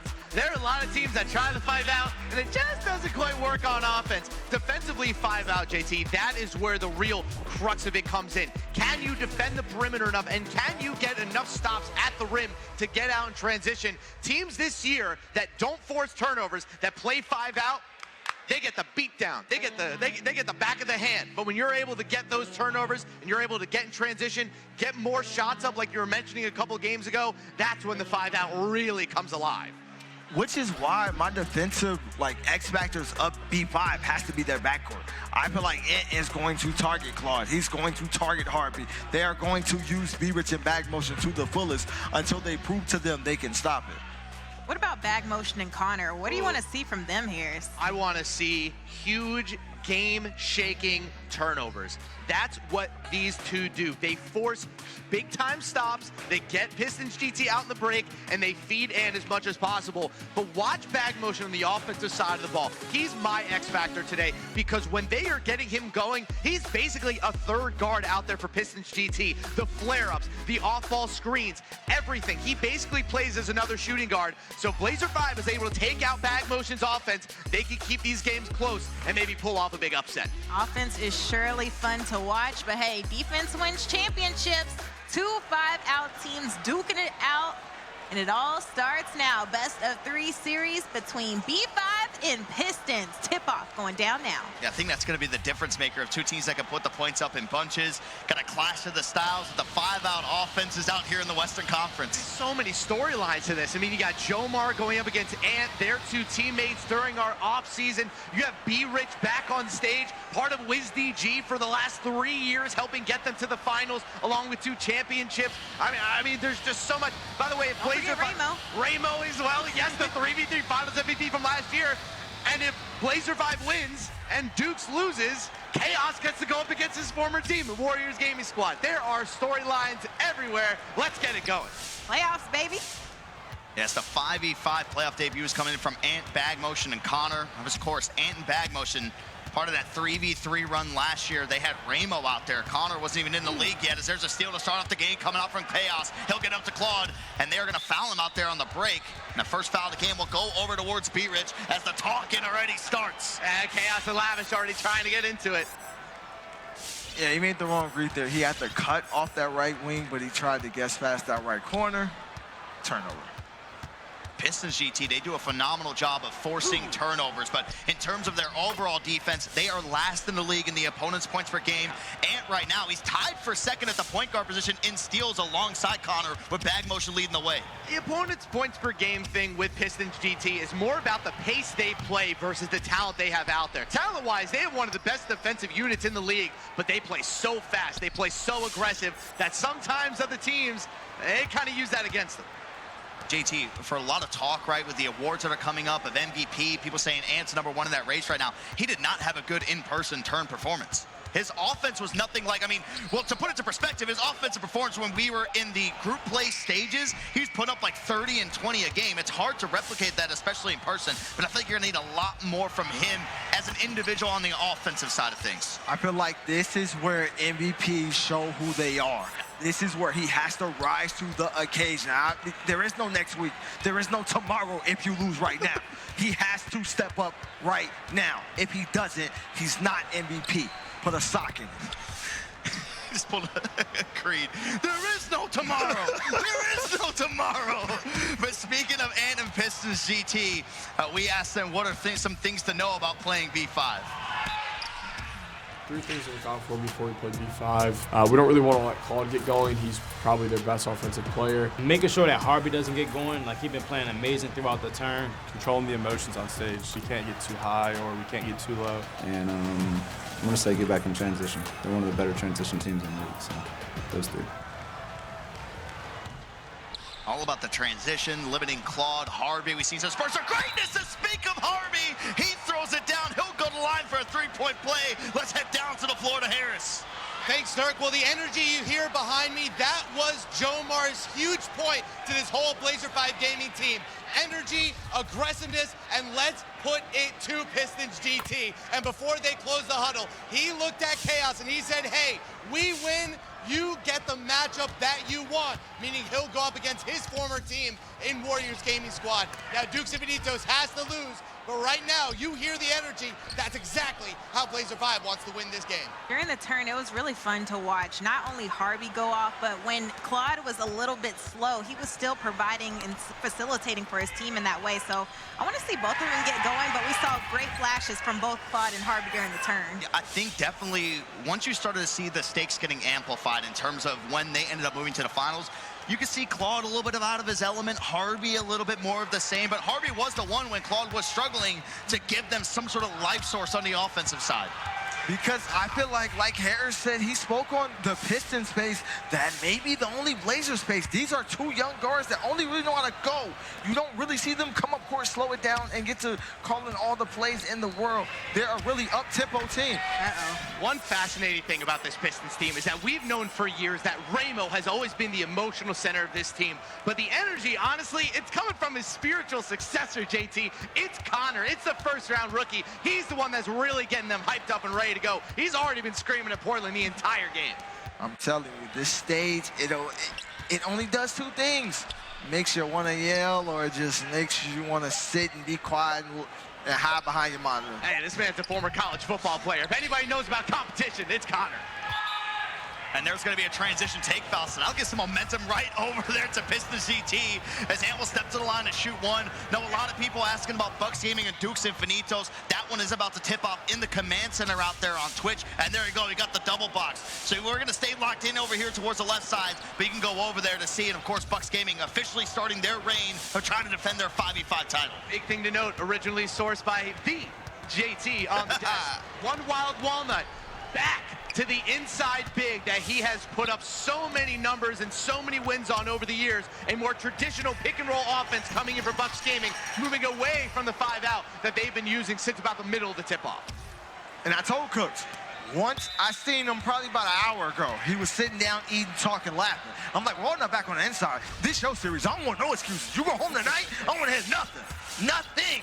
You step up now or shut up all offseason. Going to put a lot of pressure on the power forward, Lord Beezus, for Dukes and Benitos. He's going to be the main defender in that pick and roll. We'll check in a little bit later, but a huge development for Bucks Gaming, trying to get their 2nd straight 5v5 championship.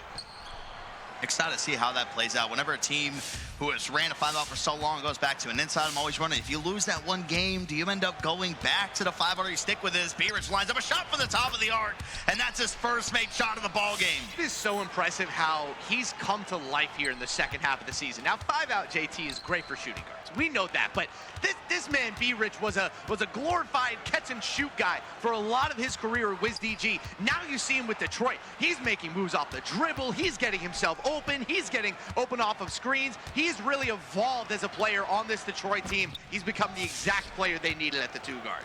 I feel like he's just really tapped into who he used to be pre-2K League. Pre-2K League, B-Rich was a point guard, like chess. Now, what are they? Sharps that can play defense. Now they're evolving into shot creators. They literally have kind of the same path. B-Rich, you just have a much crazier resume. Man from Kentucky. Hey, just to create some even more threads this year in the playoffs. How about B-Rich winning the Nets GC draft tournament 3 years ago to get into the league? Now here he is with Detroit, a 2-time champ. I mean, B-Rich has made the playoffs every single year coming into the league, drafted season 3, back-to-back champs. But the fact that he came in and he's never really had an unsuccessful season, like he's came in right away smelling that success. So I was talking to Coach P. Cross at Wizards District Gaming, and he told me, I don't know if this is completely confirmed, if B-Rich just wins this one series, he becomes the most winningest player in passes Nudini. Wow. Oh, wow. I thought that's just crazy. I'm just saying, we might have a new most winningest player. He's held on for that for so long. I mean, they've been both the same part of the success as B-Rich again. Back-to-back made threes from behind the arc for B-Rich. Big thing with B-Rich is that a lot of shooting guards can really only hit the wide opens. He also hits the white opens as well and does it consistently. One of his best skills this season. Harvey will walk it back. See a lot of people on the chat. Ant plays point guard and lockdown JT. He's one of the few point guards who goes up there and guards the hash alongside bag motion. I feel like it's all 1-2. It's all grit. Like, I admit, it's a thumb difference. Why? Oh, good steal from Ramo. Ball's going to be knocked away and Pistons GT ball.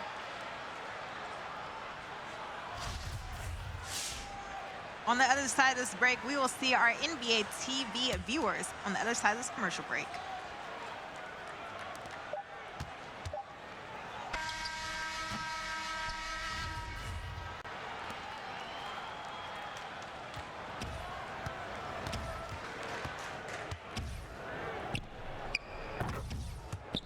Got Dukes taking on Bucks. First quarter action. 1-point ball game. Oh, look at Dukes Infinitos putting up a fight here to kick off this first quarter. 1-point lead for them. Taking a look at the box score. Ooh. Scoring coming in from Vandy and low-key godlike. It's going to take a little bit of time, I think, for this Bucks gaming team to really get into their rhythm. This is a totally new offense. Not totally new, but it's a new offense based off what they've been playing for a majority of the season. Might be a little rust they got to shake off, especially on the defensive side of the ball. They were one of those teams right in the tip-off. They came out just running a traditional lineup. I think it was towards the turn or maybe the end of the tip-off tournament is when they ended up switching to the 5-out, and they looked stellar in that tip-off initially. I believe it was right after they lost. Yeah, I believe it was right after they lost to the Mavs and they switched back. Or maybe the Mavs game was their first game on 5-out. It was one or the other, but yeah, ever since then, they've been one of the more consistent teams, but they did not do very well in the turn. So you know what game it might have been when they played Jazz Gaming, because that's when Johnny Red and Kel Mad just kept going basket for Jazz basket. put out their 5-out too. Yeah, the whole West was running 5-out at that point. So they just had a 2-and-1 stretch with the inside before they ended up switching to the 5-out for the rest of the way. So yeah, been a long time since we've seen him and Walnut trying to get their rhythm down. But even then, there were times where Bucks Gaming, they would have Walnut go to the corner, but other than that, they would use him as an inside. But there's just something different when you are onside the inside archetype. Screens hit different, finishing's way better down low. One thing that JT mentioned to me when we were in the green room talking about the switch back is, what is this going to do to Johnny Red? He's been an MVP candidate for most of the season. He's been outstanding running the 5-out for this team. I don't want to say he's being reduced to a classic shooting guard role, but in essence, JT, he has been reduced to a more traditional shooting guard role instead of being their lead guy in the 5-out. Definitely has, but this is where also his point guard is best. So if this is where his point guard is best, his point guard will also create opportunities for him to be just as efficient. But the biggest change for me in this might be Dawson's going back to lock. That's huge. Yeah, I was about to mention, that's another huge thing we haven't talked about. Been playing a lot of power forward recently, but back in the 5v5 playoffs last year, he was the best lockdown in the playoffs and took them to the title. He was amazing. Streets in the chat is mentioning Walnut is more comfortable on the inside. Of course, the all-time leader in rebounds and blocks. This is what he does. He plays down low, he matches you in the dead zone, he gets big-time boards and sends them the other way on outlets.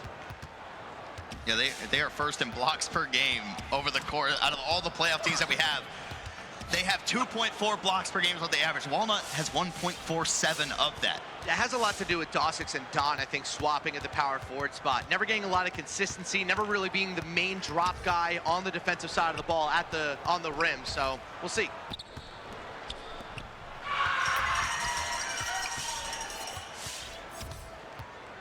Welcome back to our friends on NBA TV. Playoffs going down right now. 2 games underway. Pistons taking on B5, and Dukes and Benito's taking on Bucks Gaming, the defending 5v5 champs. Yeah, shout out to Mr. Putz in the Twitch chat asking who won last year. Here we go. Milwaukee.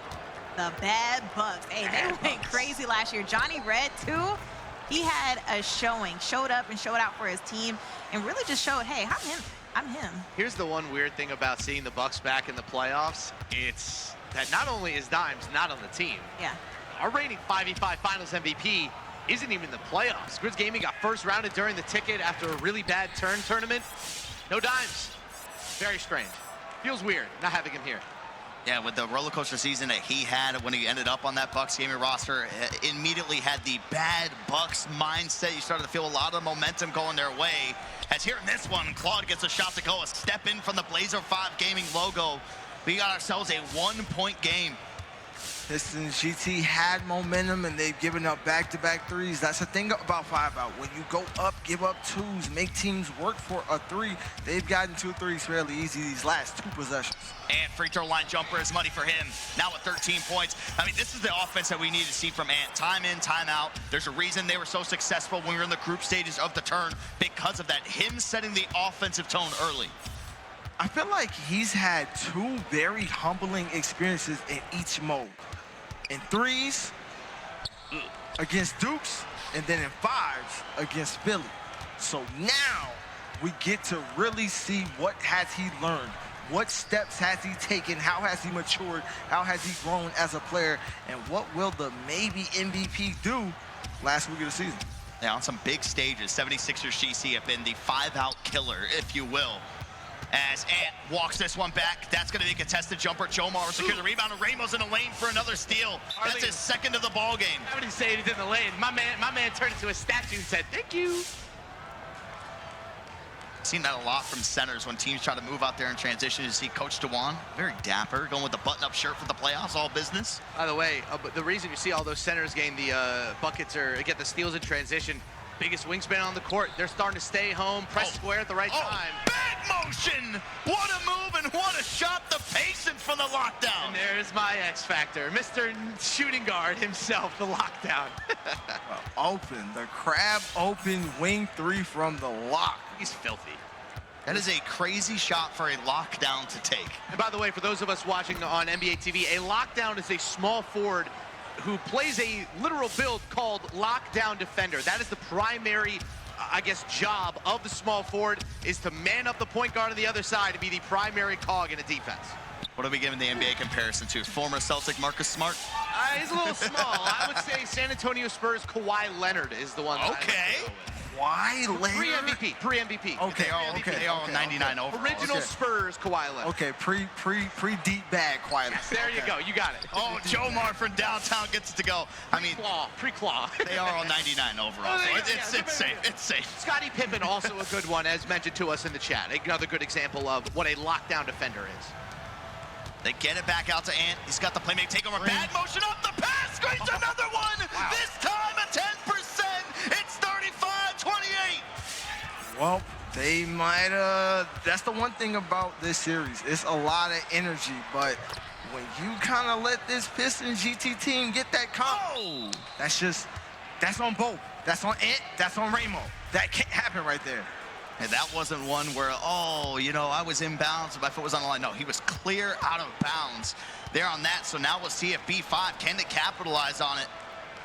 But I'm putting that on Ant way more than Ramo. Ant has to just walk to Ramo. Like, you have nobody pressing you. Why are you sprinting?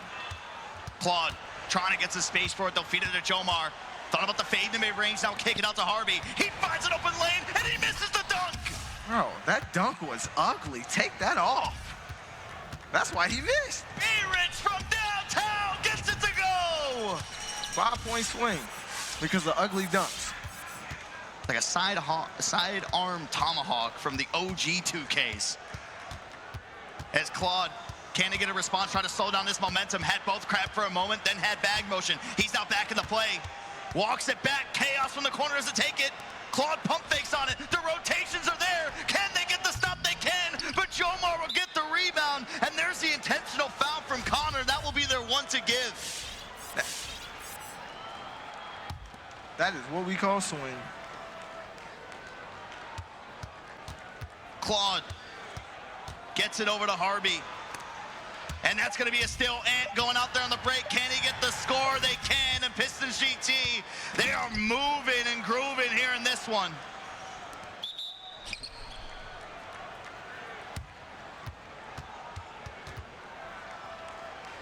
And there's going to be a timeout called here from Blazer 5 Gaming with 0.7.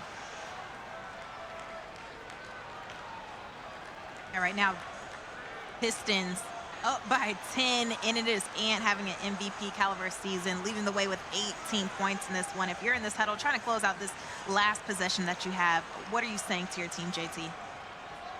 Just really like, relax. Like we came out way too high, way too energetic, and our gameplay isn't really matching that. So just like tone it down, but halftime, whole nother half left. Just really give a good speech at halftime, a great speech at halftime, because every game matters. 0.7, we look at this, so we've had this debate many a time. This is not really enough time to get anything up. Nothing. Like even a flick up, you need the right catch for the shot to count.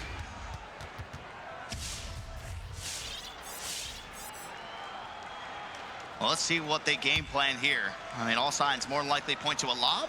As a throw to Jomar, he does get up a clean look, but he can't get it to fall.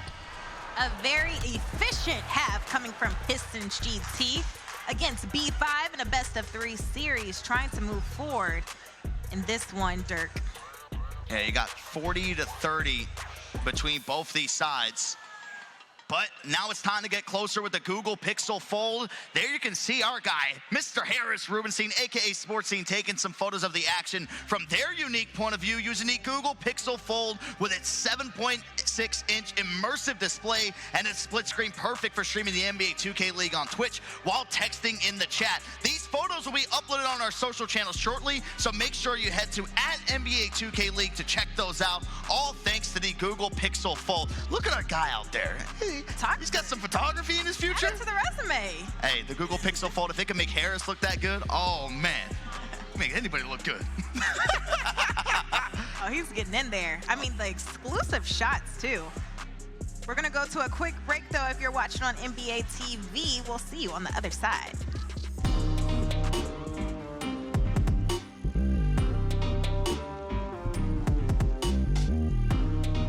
Fresh cut sushi on a platter, brandy, honey, it don't matter shots. Till I drop, gonna be 24/7, golden hour like a boss. And they say, yo, guess you got a 2 o'clock appointment for a champagne shot, whoa, yeah.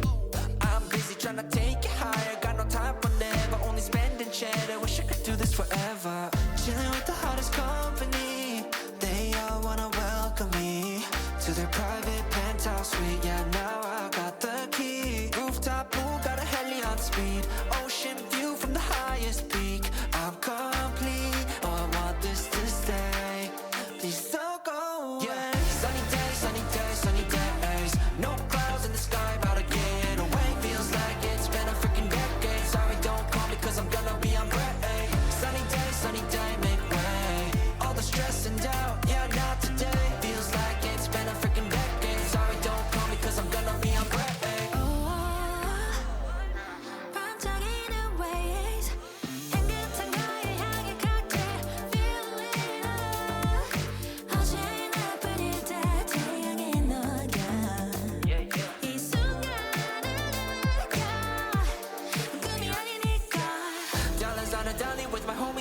Here we invite only positivity to this party. Don't want no drama with any bad karma. Got a lot of that in La Vida Loca. Just wanna let it all go. Yeah, I can't say no when I'm this free. Don't wanna go home, oh I can't sleep. Weather's so nice, only got good vibes. Yeah, we here chillin' in paradise. Sunny days, sunny days. No clouds in the sky, about to get away. Feels like it's been a freaking decade. Sorry, don't call me, cause I'm gonna be on break. Sunny day, make way. All the stress and doubt, yeah, not today. Feels like it's been a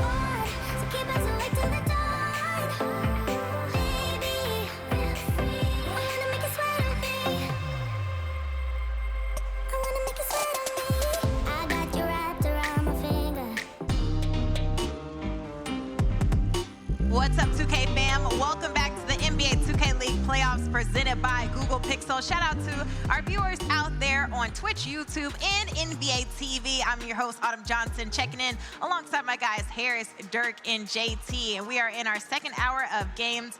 Pistons right now taking on B5, and it is Ant. In this one, explosive start for him. This is everything that we have seen from Pistons GT since the turn. This really is the epitome of a half of basketball for Detroit. The offense going nuclear at random times, the defense looking great and causing game-changing turnovers. But you also saw a lot of defensive issues that they were having, especially in about the middle way of that second quarter. Just a lot of issues, too many threes given up. But again, you saw bag motion Connor start to get into the lane, start to cause a lot of turnovers. And right now, bagging Connor, 4-4 from the field, 2-2 from 3. The Pistons as a whole are 8 of 11 from behind the arc. They have cruised to a 10-point lead. I would expect more of the same in the second half, unless B5 is the one that goes nuclear next. I mean, efficient to say the least, and also minimizing their turnovers, their mistakes, coming in with a clean basketball game for this Pistons team. They are hungry to get past this first round. On the other side, B5, they're down, but they're not out. Only a 10-point deficit in this one, but you gotta have a little bit more when it comes to that backcourt, Dirk.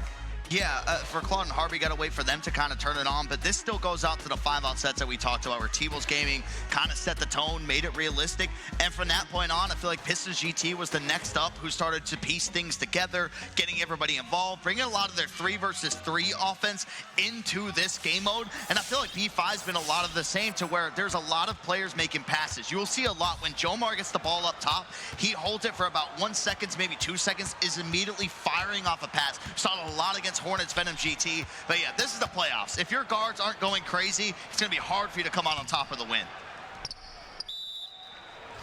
Honest, 9 points in Harvey just with 3. It's going to be a very, very telling second half. I know we mentioned the kind of hour in between games, you have to swap stages, but if you're Pistons GT, this is a chance to really put your foot on their necks and get out of this game one with a big victory. So big, JT, that sometimes it might take you out of the entire series. B5 has to fight back now, or this whole series could be over.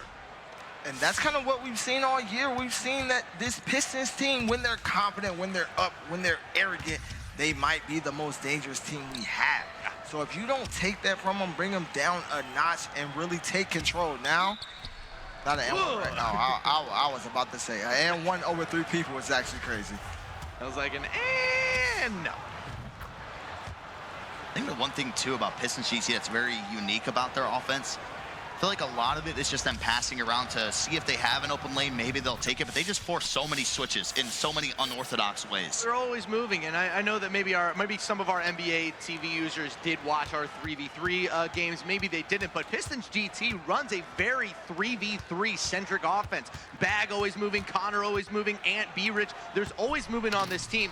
It can get them in trouble at times. It can get them a little discombobulated on offense, but when things are working and they're all synchronized with the timing, it's a thing of beauty. It's almost like getting a little bit too comfortable with Ant not taking over the offense at some point of the game, but we already talked about him before. He is the Season 1 NBA 2K League Coach of the Year, DeJuan Burton of Pistons GT. We were able to catch up with him and got his take on playoff basketball here in the NBA 2K League. Oh.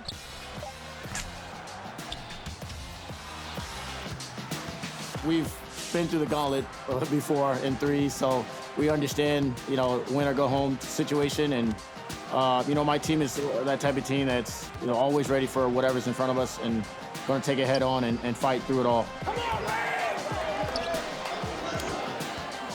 I would say other teams wouldn't want to face us because everyone knows we're a top-tier team, and we have top-tier guys at pretty much every position. Critiquing those little mistakes that we have during games, making sure to control the pace of the game throughout the game. Those little things that we want to make sure that don't happen in playoffs, that's happened before, in this tip-off and in the turn.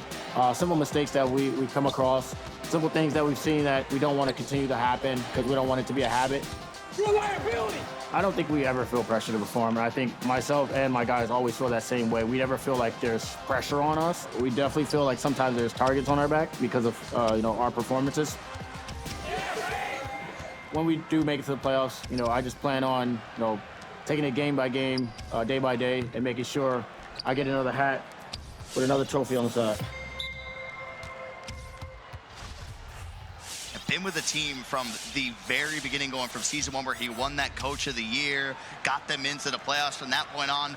It was kind of a struggle, but he has developed himself from being this guy that people are just like, yo, he just smacks a book against the chair, makes loud noises, to really putting in the time and kind of revolutionizing himself as a coach. Also, fun fact, by the way, Andre Drummond is his son's godfather. Oh, that's very cool. I've seen like a lot of people like will pop up on IG to be like, don't you know this guy? Like, oh yeah, he works at the NBA too. But he has that long history with working with Detroit as an entertainment guy too. Well, that's one of the things I wanted to mention, that it's so cool seeing how all of the guys on the team, they're cool with his kid. They're always playing with him, picking him up, treating him like one of the guys. Just a nice family environment over there. I mean, JT, you were coached by him. What do you make it to him?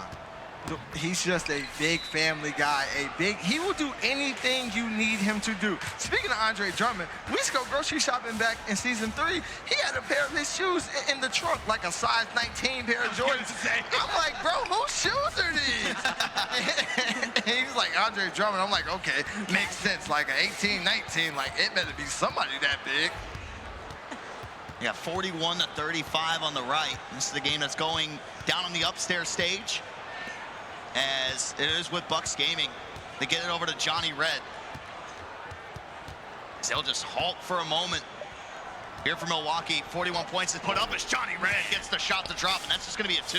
He said that he's been, quote-unquote, reduced to a traditional shooting guard role. You can't reduce that man. He's still, what, second-best shooting guard in the league? Probably number 2 behind Kai. Number 2. Okay. Even though statistically he's outplaying Kai. Statistically, but not total.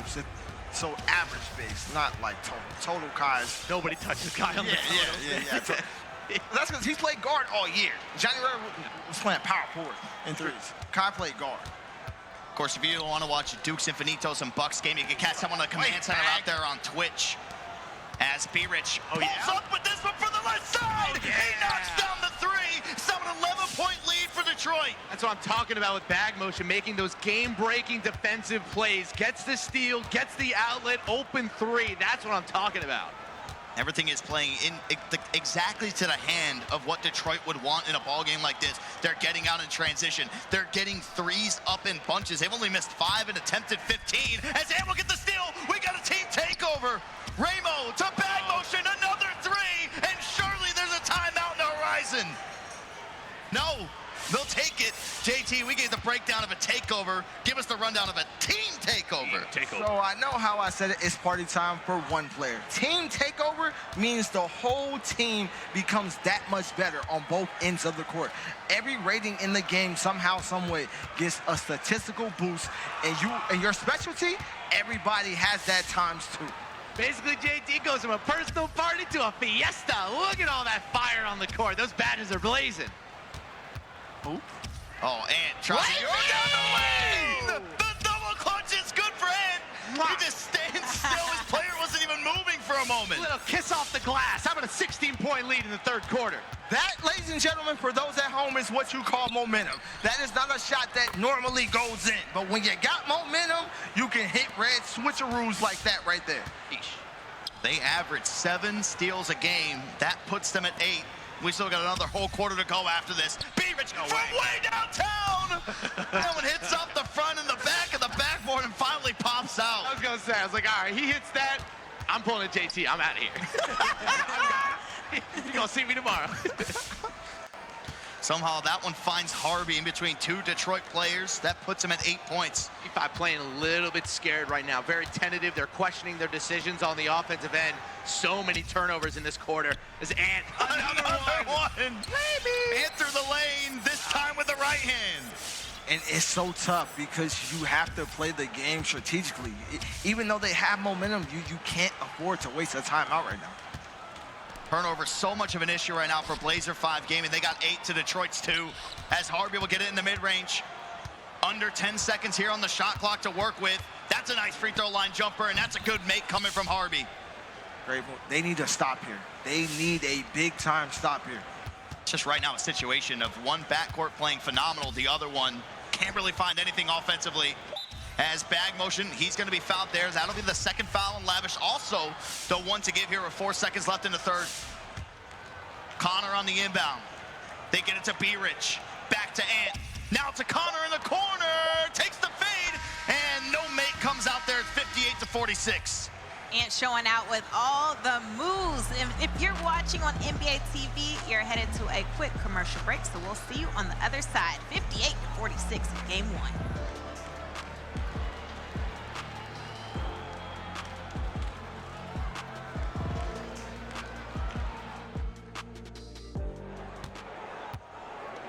Let's head upstairs to Duke's Infinitos taking on the Bad Bucks, up by 4 in the third quarter.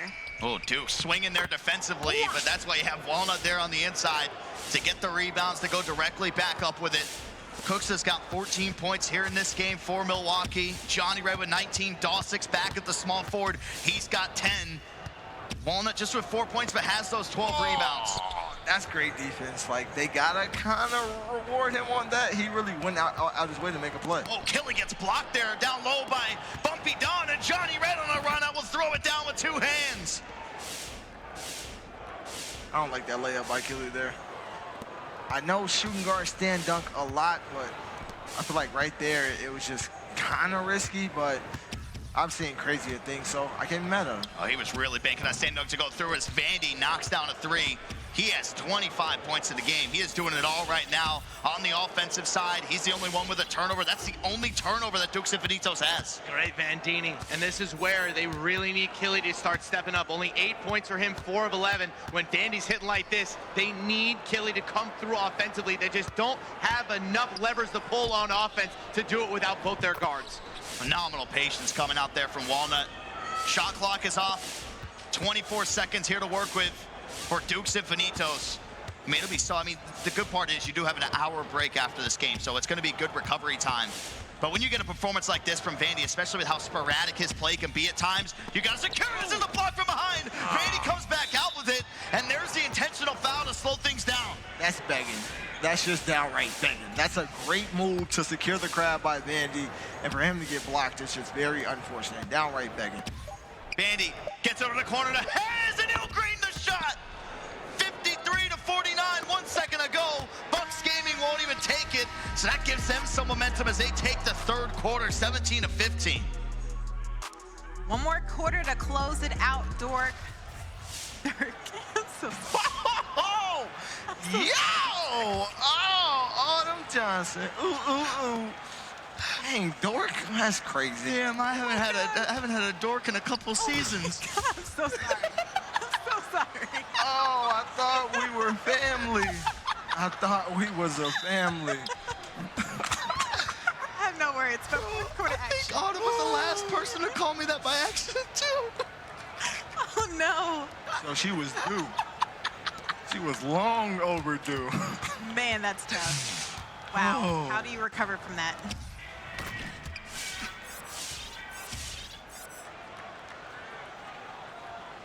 Welcome back to our friends on NBA TV. You're watching the NBA 2K League playoffs presented by Google Pixel. Pistons up big over B5, 62-51. Yeah, you got Dork and JT to give you all the action. I'll throw it down to the biggest dork I know. Harris, what's going on? You know what, Derek? Dorks actually run the world, so I take that as a compliment. But one thing I was listening to in the Pistons GT huddle was Coach Duan telling his guys, hey, keep the energy up, keep the defense up. We got them right where we want them. And you know, it's interesting, going with that, I was talking to B-Rich before the game. He tapped me on the shoulder. He said, hey, you said Wizards District Gaming isn't here. I'm standing right here. He's repping for his guys. He might not be in the playoffs this time, but those 3-time finals, yeah, he's got them all going right now. There's got to be some energy from those championship trophies that are right there. So on the other side of the wall, right where you can see Dewan, there's all the accolades that Wizards District Gaming has, and of course B-Rich a part of so much of it. As there's a steal coming in there from Connor. Pistons GT trying to get on the run here. He'll be stopped, and they knock the ball out of bounds. So we'll be Pistons ball inbounding from below the basket. So right there, bag motion has to go corner. He has to notice that Ramo is trailing right with him. Give your big man that little cut down the middle and space the floor. Crucial stop coming out here for B5. And as soon as I say that, Ramo will throw it down right over top of Chaos. Ramo has 1 rebound? 1 rebound for Ramo, 2 for Connor. It's just been all steals that have started to come out here in this one. As there's a miss, Claude will get the rebound. Sorry, Claude takes the 3. Jomar gets the rebound. They'll wrap it up. Let's head to a listening. Left. Mustache. Watching cutting. Okay, my drop. Oh, that's too easy, huh? Yeah. Got it. Yeah, come on. Still got foul. Yo, when they do that, listen. Sit in the paint. I'm gonna go guard the left wing. Spammy's gonna go. You know what I mean? Like, I gotta speed this up. Yeah. Next set it. Wow. I can let him get that again. Foul it now. Shit, boy. Shit, boy. And then go let him get it. No, we got one for the corner. Yeah, I'm gonna go right. Paint. Ready to go paint. Go! Yeah, Spam's already Oh, here. yeah! That's fine. It's spam. Okay. All I'm saying is if Brandon's guarding the corner, I'm going to slide over to the other wing.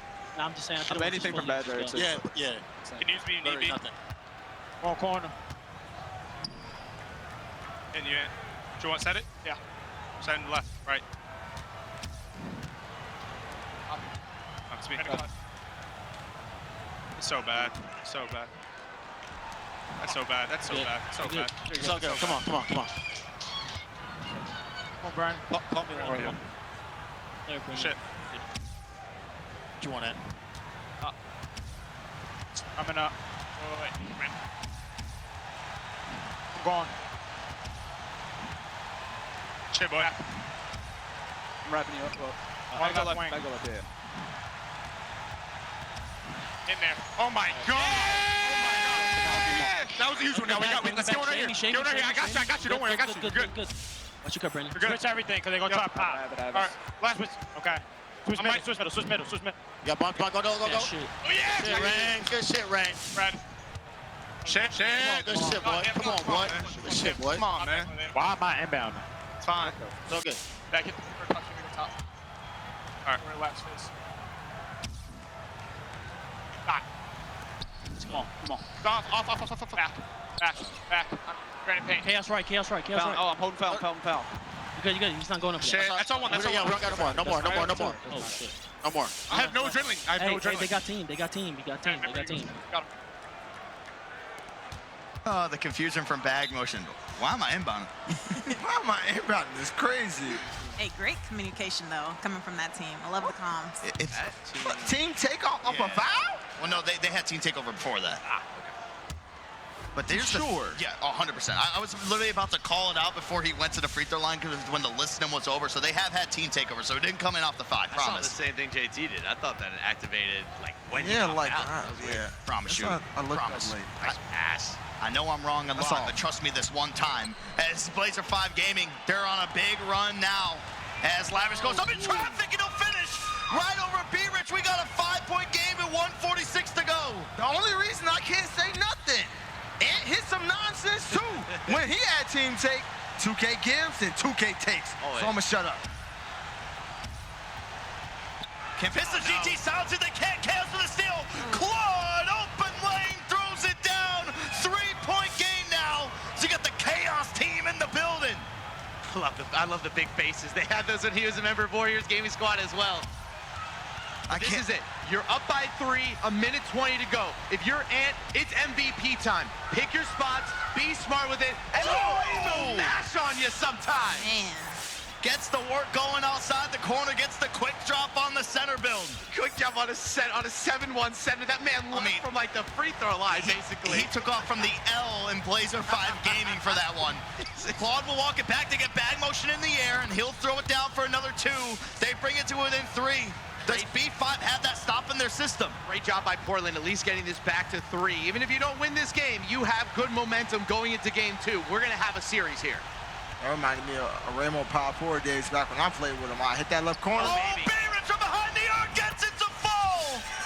There's another one of those white opens. He's still greening them. One of the best white open green shotters in the league. Just gotta make them work down 3. Gotta make them work.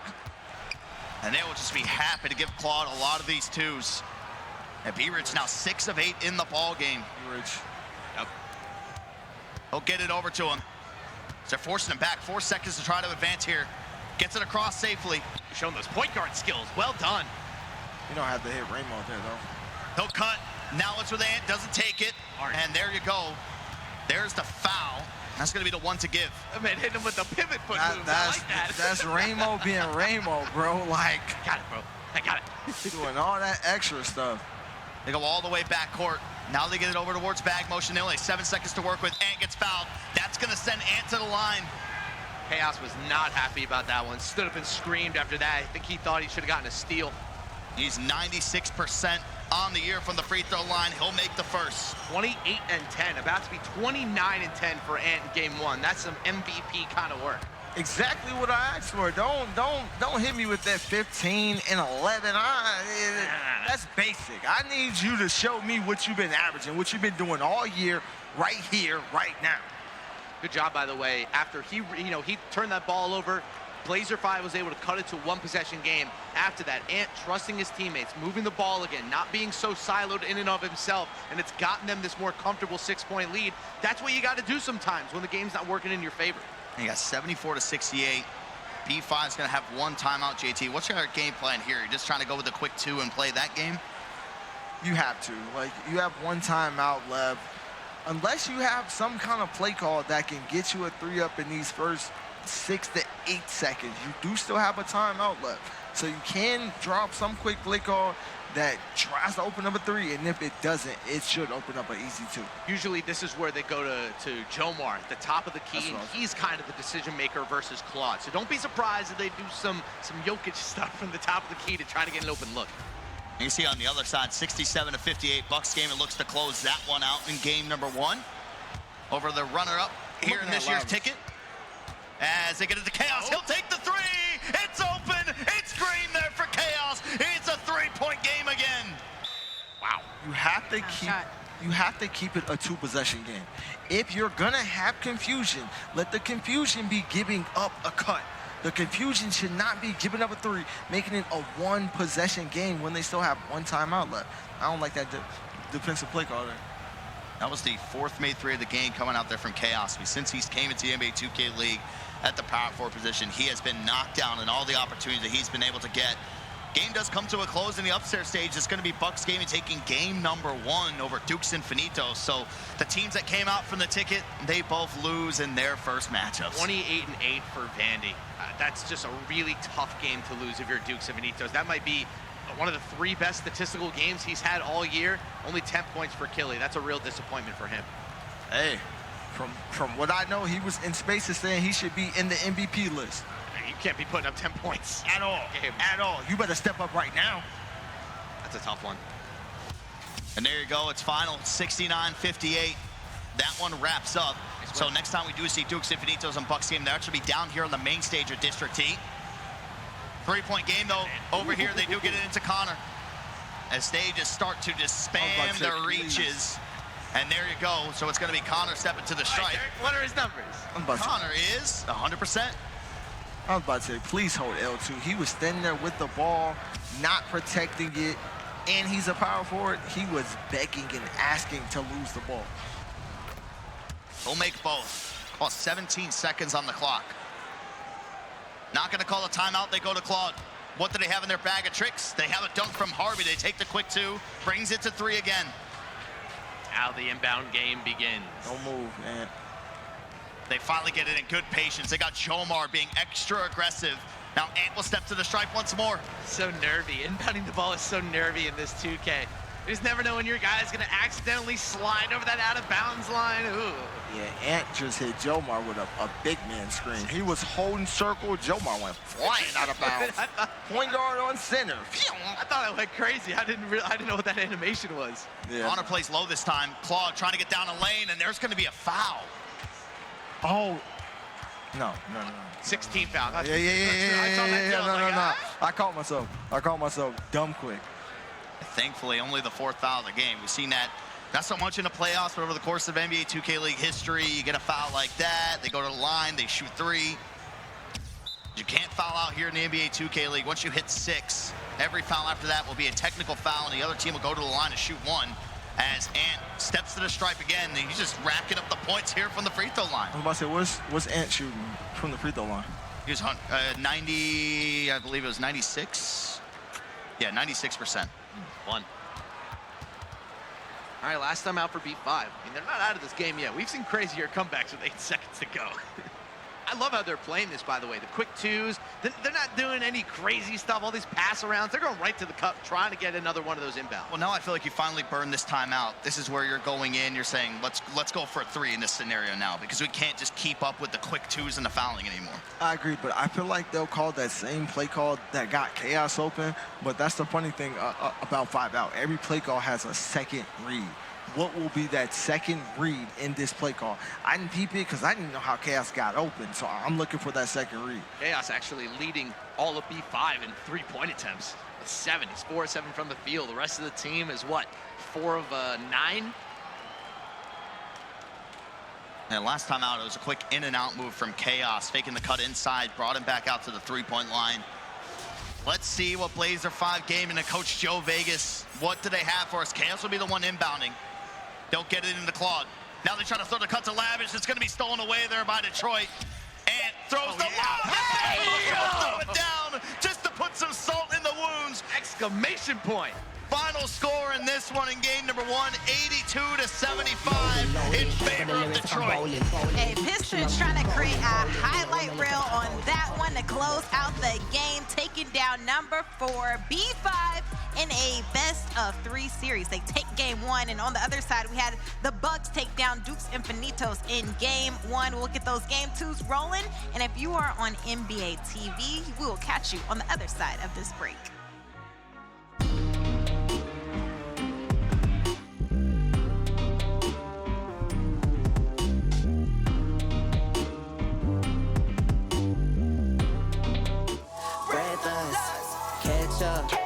See you in my river trying to catch up. Run and see you running trying to catch up. I see you gasping, leave you breathless. Breathless. Catch up. See you in my river trying to catch up. Run and see you running trying to catch up. I see you gasping, leave you breathless. Breathless.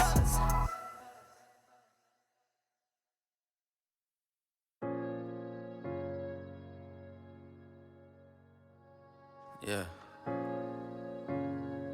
Conscious. Matic. Alright, so far where I come from. I sit and wonder about the times that it made sense. But nowadays, I don't worry about what's past tense. My younger days, I used to hang around with mad friends. If we just fell out, I don't really know what happened. A lot of people come around to keep you stagnant, distraction. So yeah, don't show them no compassion. We was really out here grinding, really rapping. Stacking them Franklins, them Grants, and them Jacksons. Imagine if we would've never chased our passion. We probably would've never knew what happened. They was all just talk, we showed action. Once they leave, don't you let them back in. Just pack up all they stuff and send them packing. I'm blacking on anybody thinking they could act up with me. This vibe ain't for free, cause where I'm at in life, I'm only focused on me. Note the self, know yourself, focus on your health. They don't wanna help them, it, do it by yourself. Don't give them no excuse to put you on the shelf. If it's me, myself, and I, then it's no one else. Yeah. Self-love is the best love. It's the people who always give that never get love. They ain't real enough to probably say they messed up. Just let it go and make the best of it. Yeah, self-love is the best love. It's the people who always give that never get love. They ain't real enough to probably say they messed up.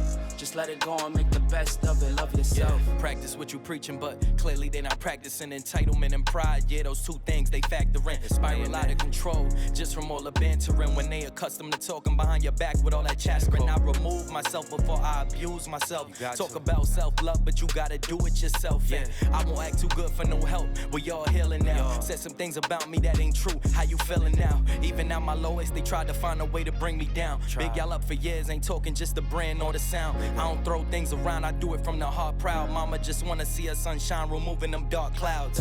Yeah, self-love is the best love. It's the people who always give that never get love. They ain't real enough to probably say they messed up. Just let it go and make the best of it. Yeah, self-love is the best love. It's the people who always give that never get love. They ain't real enough to probably say they messed up. Just let it go and make the best of it. Love yourself. What's up, 2K fam, and welcome back to the NBA NBA 2K League playoffs presented by Google Pixel. Shout out to our viewers out there on Twitch, YouTube, and NBA TV. We got all the action rolling for you guys as we have these games set and ready for you. And right now, Knicks taking on the stage against Gen G very soon. They're getting ready to load up, but hey, we got all the stars in the building tonight for the playoffs. Autumn Johnson checking in as your host alongside my guys Dirk and JT. And we got Pika in the building for playoffs. What's good, Pika? How you doing? You know, just happy to be here as always. It's been intense out here, and I'm just loving everybody's energy. I'm loving it too. Are you excited to see anything in particular today? Oh, I'm excited to see a little bit of upsets. I mean, NBL, that was a good game with the NBA Oz Gaming. They did so well, so it's just cool to see everybody bringing some energy. And there's going to be so much energy in this building. We are excited to have you, and we're going to have you locked into this Knicks and Gen G game that is taken behind us on this stage. Dirk and JT, we saw Gen G get the best of that one, and there were 4 players in double-figure scoring in that one, going up against this Knicks team who's coming in with a new defense against these playoff teams. How did you see that offense explode, Dirk?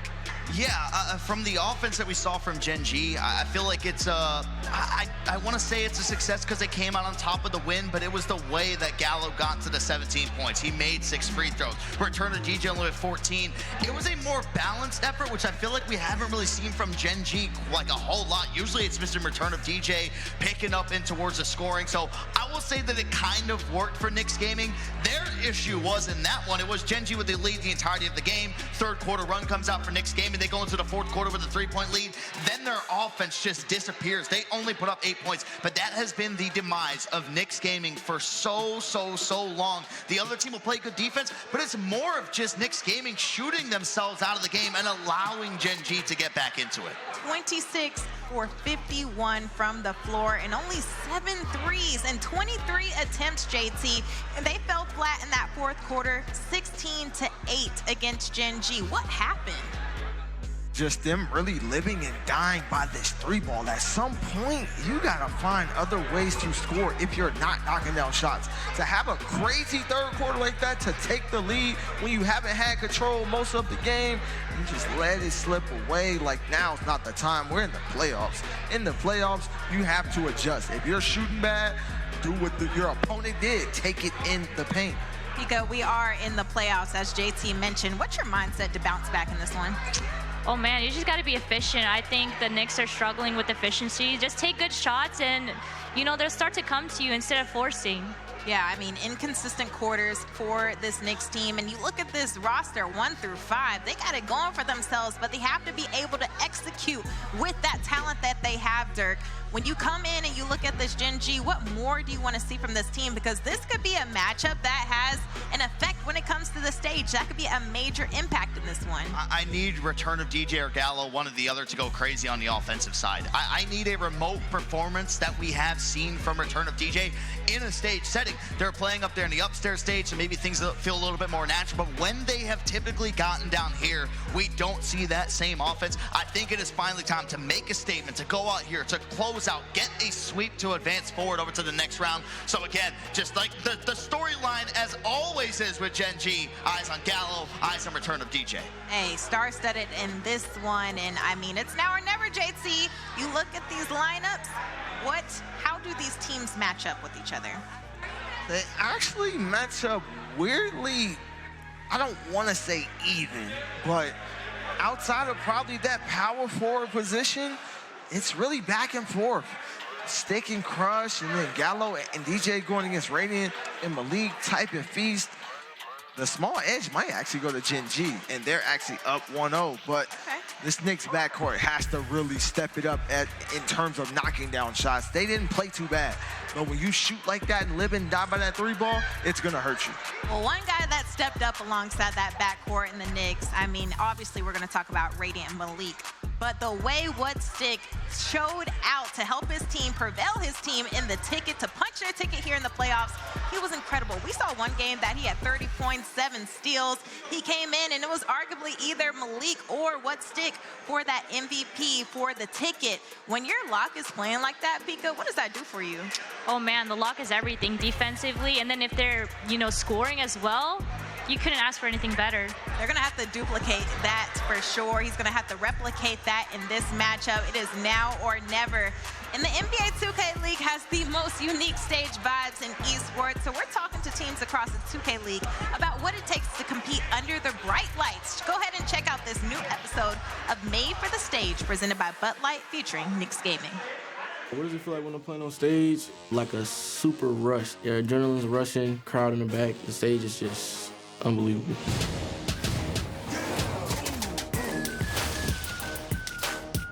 Honestly, you gotta have that dog in you. If you're going on the stage and you don't have that dog in you, a lot of these guys are gonna eat you up and they're gonna go right at you. And that's the part of the league that I love. We're a really high-tempo team. We're high energy, especially me and Malik. You'll probably see some jokes, just a lot of laughs, good vibes.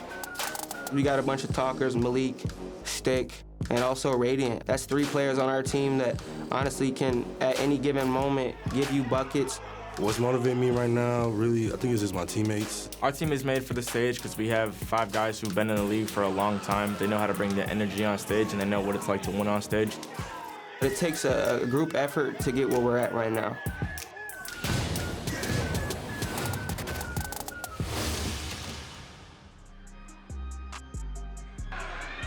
Hey, you gotta have that dog in you. I hear you loud and clear, type.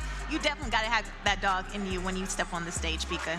Oh yeah, I mean, if the lights are too bright, the lights are too bright. You can't handle it, gotta get out. Hey, you gotta get out quick. I mean, it is pressure here on this stage.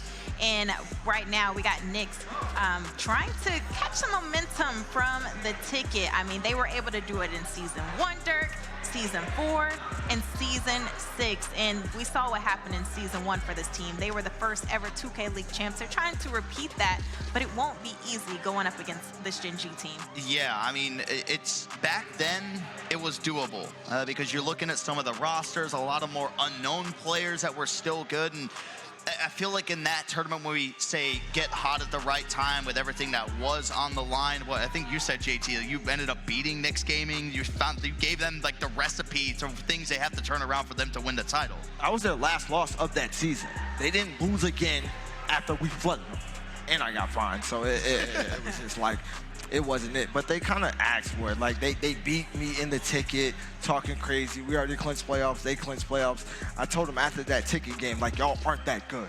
I'm going to really show y'all who y'all think y'all are. I'm going to show y'all not one of them ones. And, it just turns out, Blazers couldn't beat them. Nobody could actually beat them. I'm like, man, if only we played them, ugh. Yeah, that's why I think that now when you see a team win the ticket, with how competitive the league just continues to get year after year after year, if we were to ever see anything like that again, where a ticket team wins a title, already mark that down as the greatest run in a final win in NBA 2K League history if that happens at this stage. But that's why when you've just been looking at ticket winners years prior, they're barely at getting out of the first round, maybe, but if not, it's the first round exit each time. Every single time, and I want to see a difference here in this playoffs run for either the Knicks or Duke's Infinitos. They were able to punch their ticket through our ticket powered by AT&T, but in this one, you talk about champions. I mean, hello, Feast in Season 2 for T-Wolves. How important will he be for this team, Dirk?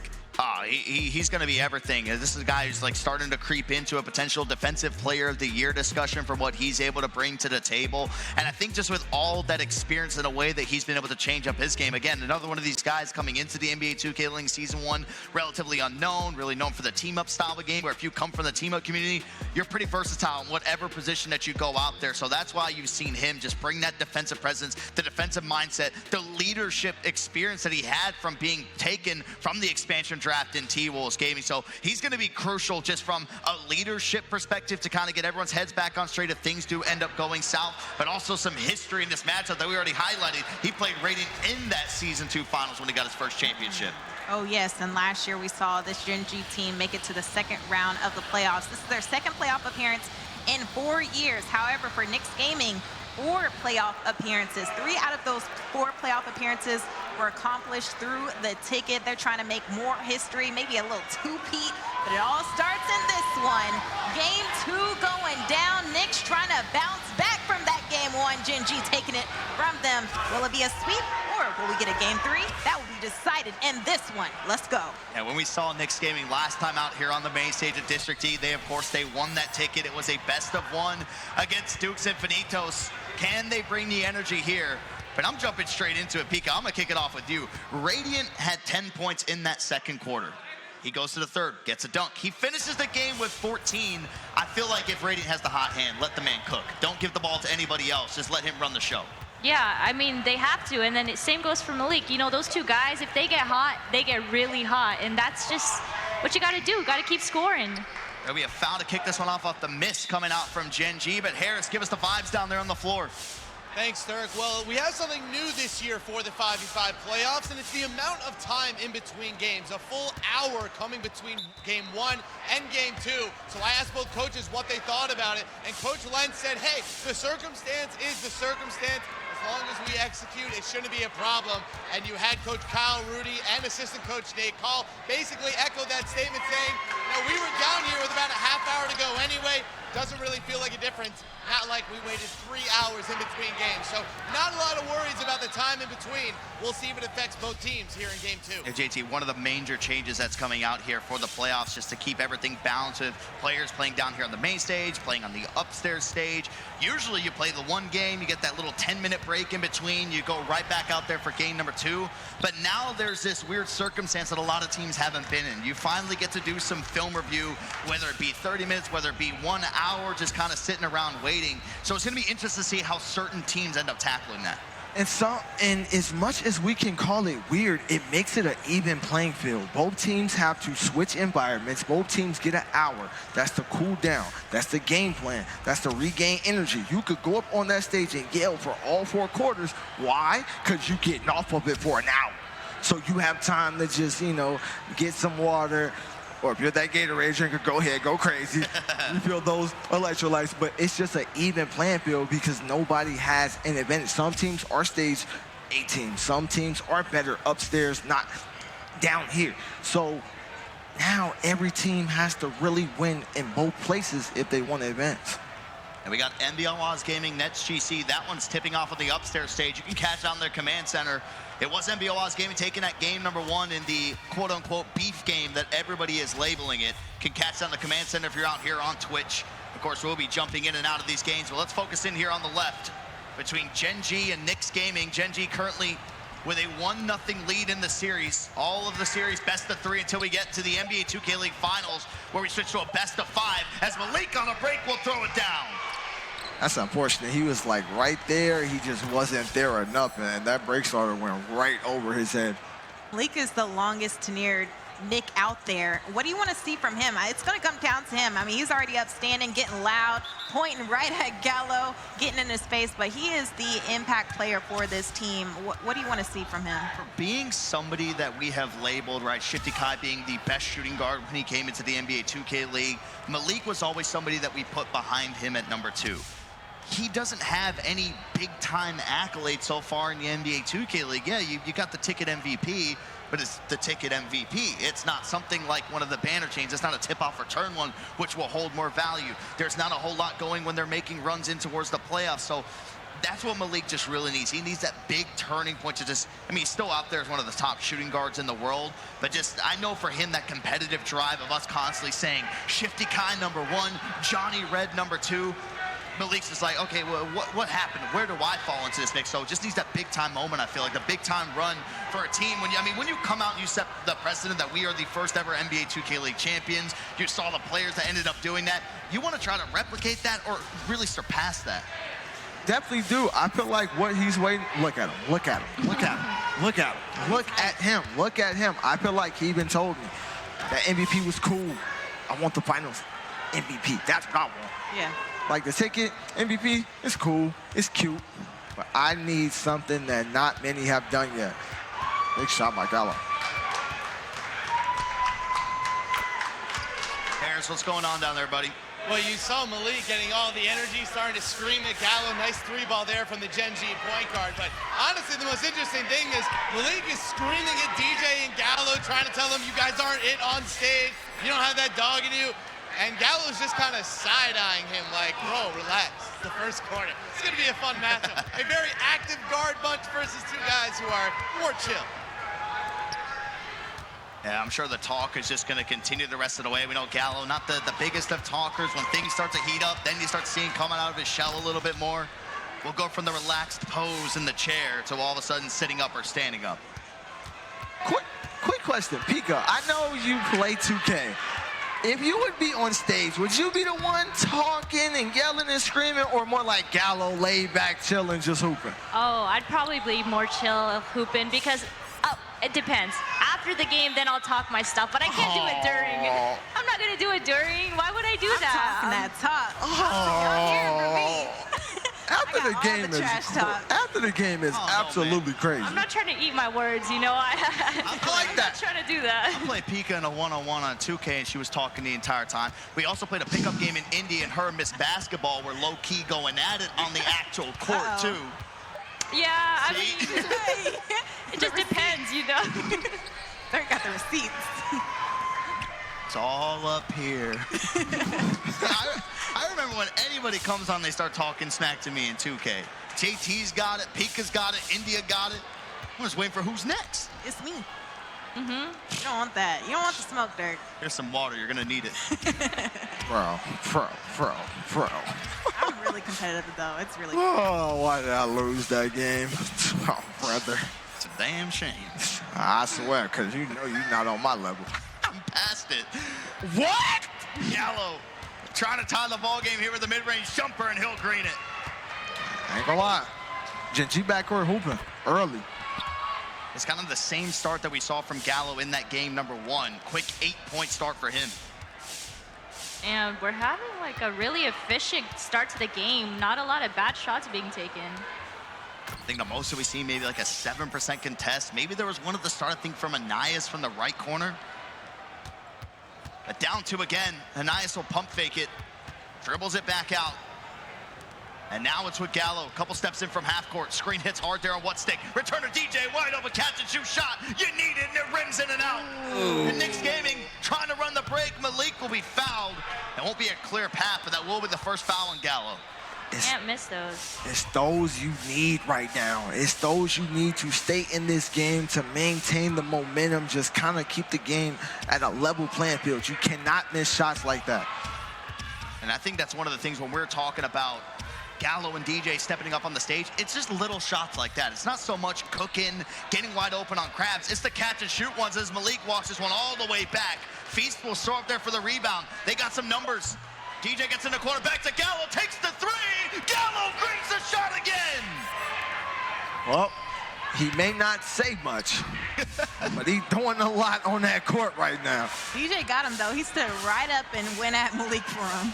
I just need a camera shot on Gallo just to show the world. We see it remotely the way that he sits, but seeing it here in person is the exact same way. It is the most relaxed, competitive gamer pose that you will see in any esport. I've never seen anything like it. It still blows my mind to this day. I've been watching the guy play 2K for so long. I just don't know how he does it. Like he lays back. I get being calm, but it's the sitting back like he's watching a movie in a recliner that just stuns me. Steele comes in, Knicks Gaming trying to run again. Heavy emphasis on the break right now for New York as the Knights will dive on the floor. Timeout, but they only got 2 left, and we are in the first quarter. And there's Malik and Gallo face to face. Okay, hey, never mind. He up now. Hey, it's playoffs, baby. What did you expect? All the heat, all the smoke. They want it when that chip is on the line. I hear you, Gallo. Talk your talk. Right now, 11 points, no turnovers in this one. Efficient, hasn't missed, flawless coming in. He will have to have that same momentum coming into this one to close it out, JT.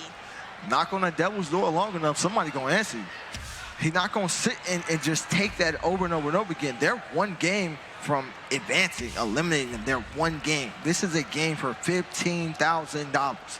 This game is everything. So, and he's playing like it. He's on stage. We're not used to seeing this backcourt hoop on stage, but him alone, he's coming out banging. He's coming out firing, hitting these open shots that he's been up and down with all year.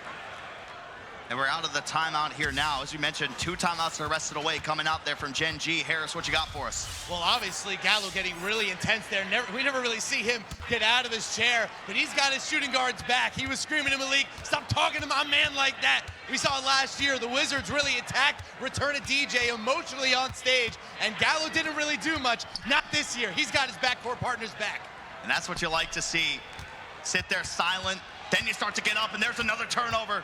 Knicks Gaming on a run again. This time it's Whatstick throwing it down for his 5th point of the game.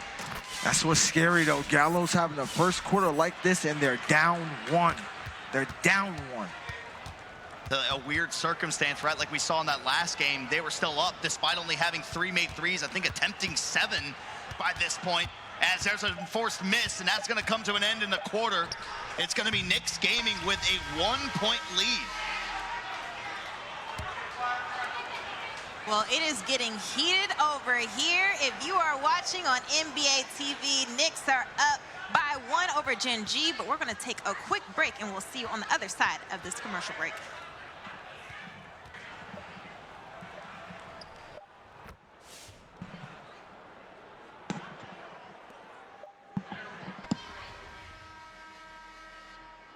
One-point ball game between the Knicks and Gen G. What an electric first quarter that we saw. Man, Gallo standing up, getting loud with this team. He has all the energy right now. You see him vocal in this huddle right now with Gen G tapping Return of DJ's back. They feel comfortable and confident coming into the second quarter, Pika. Yeah, as they should. I mean, coming off a win, you got to stay like that, keep your composure, and talk a little smack. Hey, I love it. I mean, that's what the playoffs all are about. I mean, the stage, that's what it brings out of you. What impressed you the most about that first quarter, Dort? Yo! Nah, bro, nah. Twice in one show? I just don't even know what's happening. I didn't even mean it. Eric, I'm so sorry. I love you. I don't even know what's happening. This is not personal whatsoever. Oh man, this started to get personal at this point. I promise. I don't know what's happening. The thing that impressed me most, I know that Gen G is down, but it's just by 1. So even with Gallo putting up all these points, now if this was like a 5-point lead or pushing double digits, I'd be like, okay, you're kind of in panic mode right now if you are the Gen G Tigers, but it's just a 1-point game. Gallo is being very efficient. He is taking care of the ball, kind of really as the rest of the team are. They got 3 turnovers to the 1 of Knicks Gaming.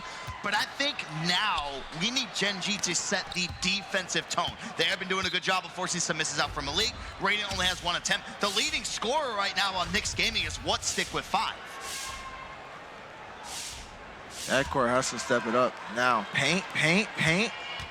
Lucky he didn't miss that. He misses that. That's a bad take by him when he could have just touched it to type for an easy 2. Get it inbound over towards Gallo. New defense, still so strange looking at the point guard, the shooting guard up top with Whatstick on the back end, as they just goes right over top of his new hairdo. It's now at 16-15. Ooh, that was almost a turnover.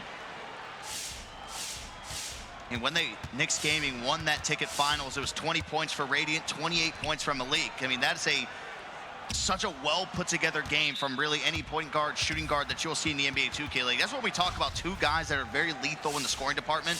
If you can just get a stat line like that, that can do wonders for you in any matchup that you go into. As it will be Malik dancing around, Return to DJ trying to stay in, gets the load up, gets the open shot, but can't get the green for it. Birch bails him out. Radiant from the hash. It's money for Radiant. The key thing about corners, you can't be the one leaking out. If you're in that corner, you have to be the one to grab box outs, whether that's on the corner or sometimes drop down and bag your big man. Oh, I thought it was going to be green off that animation. I love the confidence of that shot. Welcome back to our friends on NBA TV. You are watching the NBA 2K League playoffs presented by Google Pixel, and we just saw a massive three by Radiant. Original Malik getting that cut inside. And we saw Radiant show out in the ticket, that explosive offense coming from him. What did y'all see? How he came alive in the ticket, JT? What do you attribute that success to? Frustration. Hitting that point to where, like, okay, enough is enough. I am literally playing for my season. I'm a 6-year vet. I'm one of the best players of all time. At some point, I got to wake up. At some point, I have to play like my teammates know I can play. I can't just I'm not just letting myself down. I'm letting my other teammates down. So I have to pick it up now so we can be here next week. And look where they are. Yeah, 21-18 here in this one. We asked Gen G to describe themselves as a team, to which they said they are a mystery. Check it out. My team is a mystery, huh? A lot of people say that this team is a mystery. To paint you guys a better picture, my team is like a cobra in the grass waiting to attack. It's very dangerous, you know? I would, describe this team as a very fun, competitive team, but, a very organized atmosphere as well. Like a cobra, for sure. Or like a cheetah, like a hyena. I don't know. I'm just talking. Pika listed off a lot of animals there in that one. Hyena, cheetah, cobra in the grass. I don't know. I don't know what they are. I guess we're going to find out.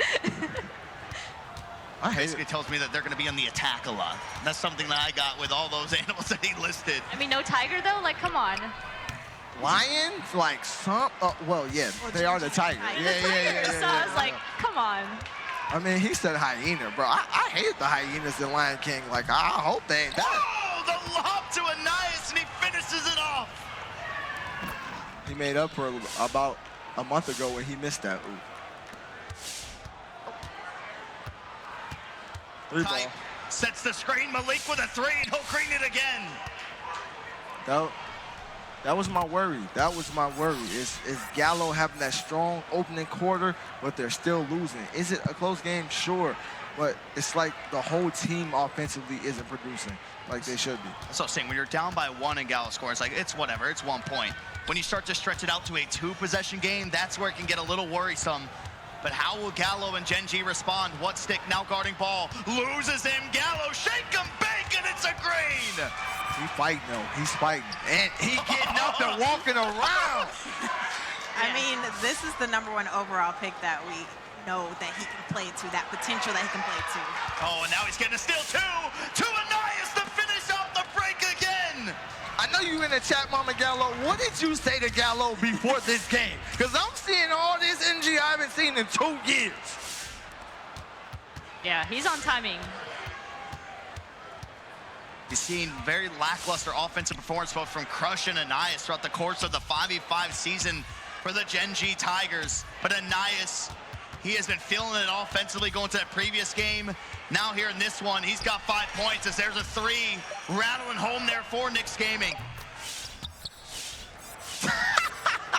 His mama said, I told him JT talking bad about you. So JT's the motivation. Obviously, it's not Dork.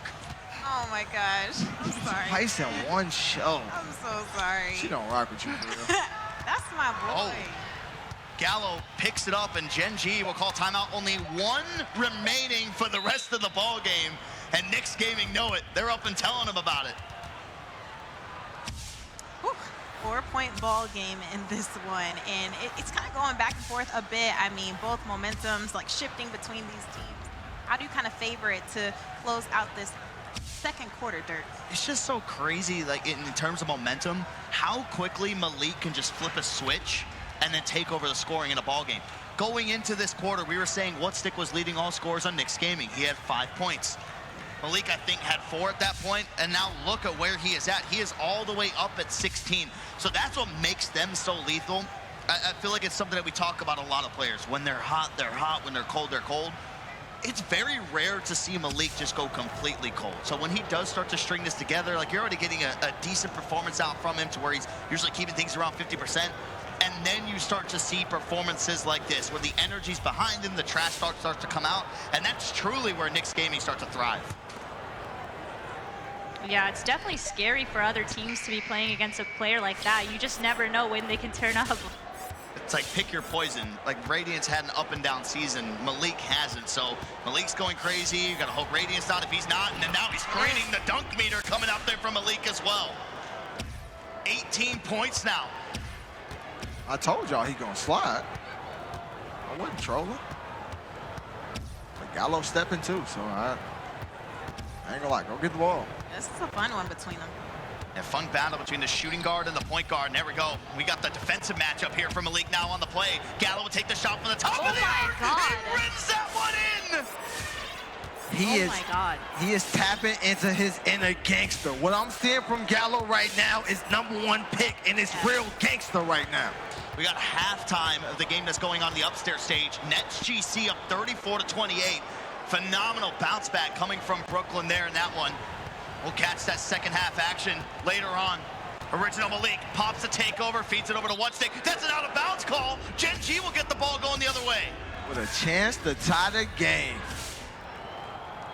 Well, let's see what they got here. Gallo with the takeovers we called out previously. He's got 17 points, 3 assists. Can he add to either of those tallies? Crust stays up way downtown for Gallo. Nothing there, and Birch will hold on to it. And Knicks Gaming, they go into the second half with a 3-point lead. Hey, it's a 3-point lead, but look at Gallo. He's saying I was the last year's #1 overall pick for a reason. Come at me. 17 points, 0 turnovers. It is heated in this one between these two teams in a game 2. We're going to head into a little break. We'll be right back.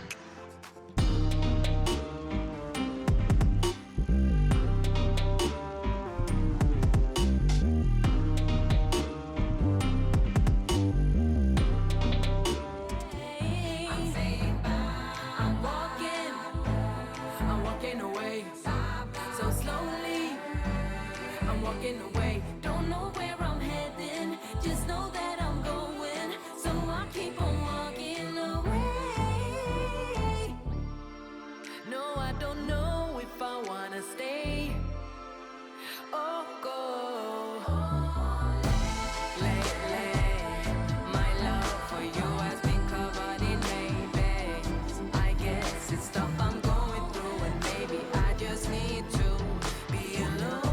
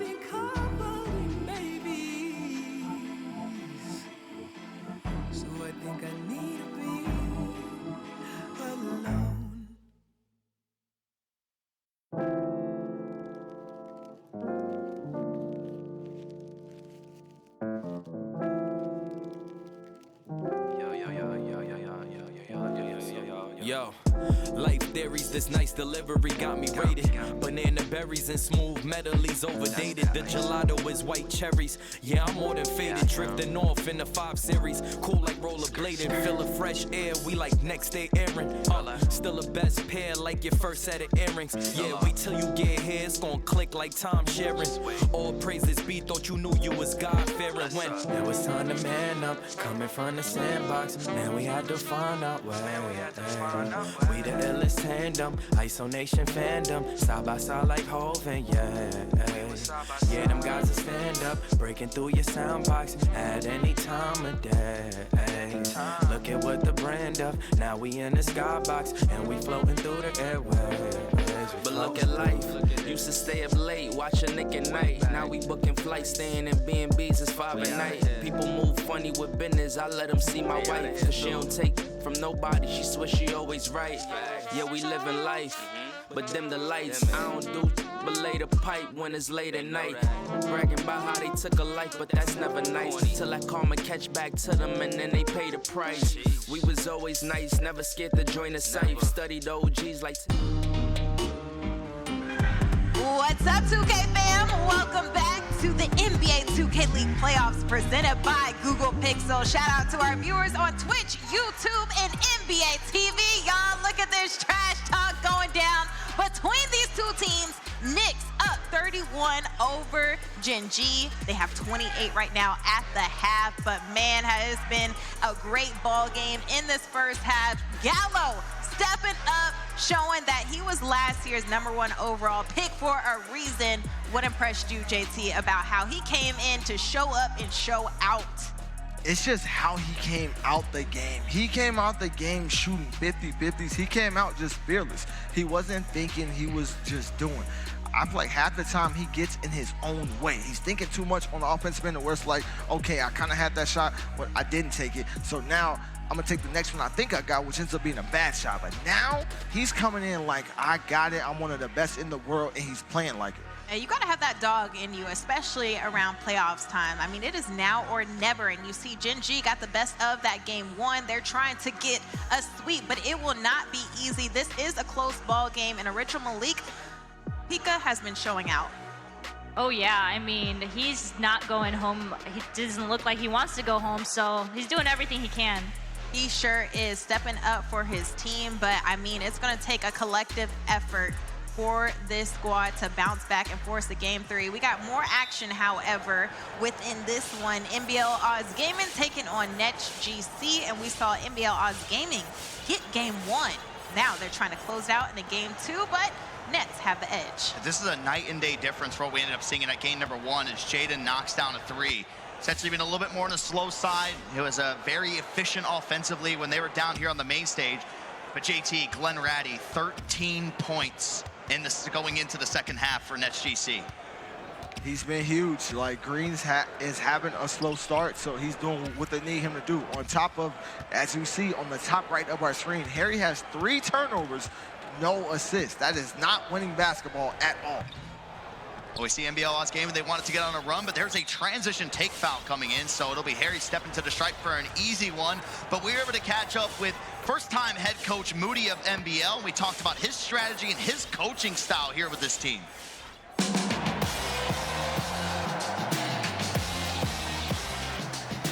My name is Mitchell Moody Franklin. I'm head coach at NBL Oz Gaming.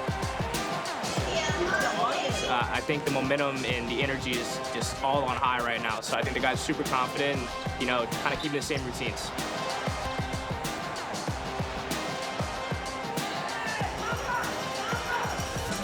To be a successful team and be in a 5v5, it's how well you can get along on and off the court. These guys really are hooping for each other. They trust each other. The chemistry's continuing to build, and you know, luckily it's at the right time with playoffs in the mirror. All 5 guys kind of have accepted their role. They've embraced it, and I think that's kind of what's been the formula to success. Being a former player helped me a little bit. All 5 of my guys trust me. I think that was one of my biggest aspects coming into this season, and I wanted to make sure that right off the jump that my players were able to trust me and feel like comfortable to talk to me on and off the court about everything. We felt like regardless, we already had this skill, even though people didn't believe in us that we did, but we also combined the work ethic. So we felt like if hard work beats talent when talent doesn't work hard, but what happens when the talent works hard. So that's kind of been our mindset. No matter what, how things are going, if you see that angry kangaroo on the schedule, you know, you better prepare, and you know it's not going to be an easy series.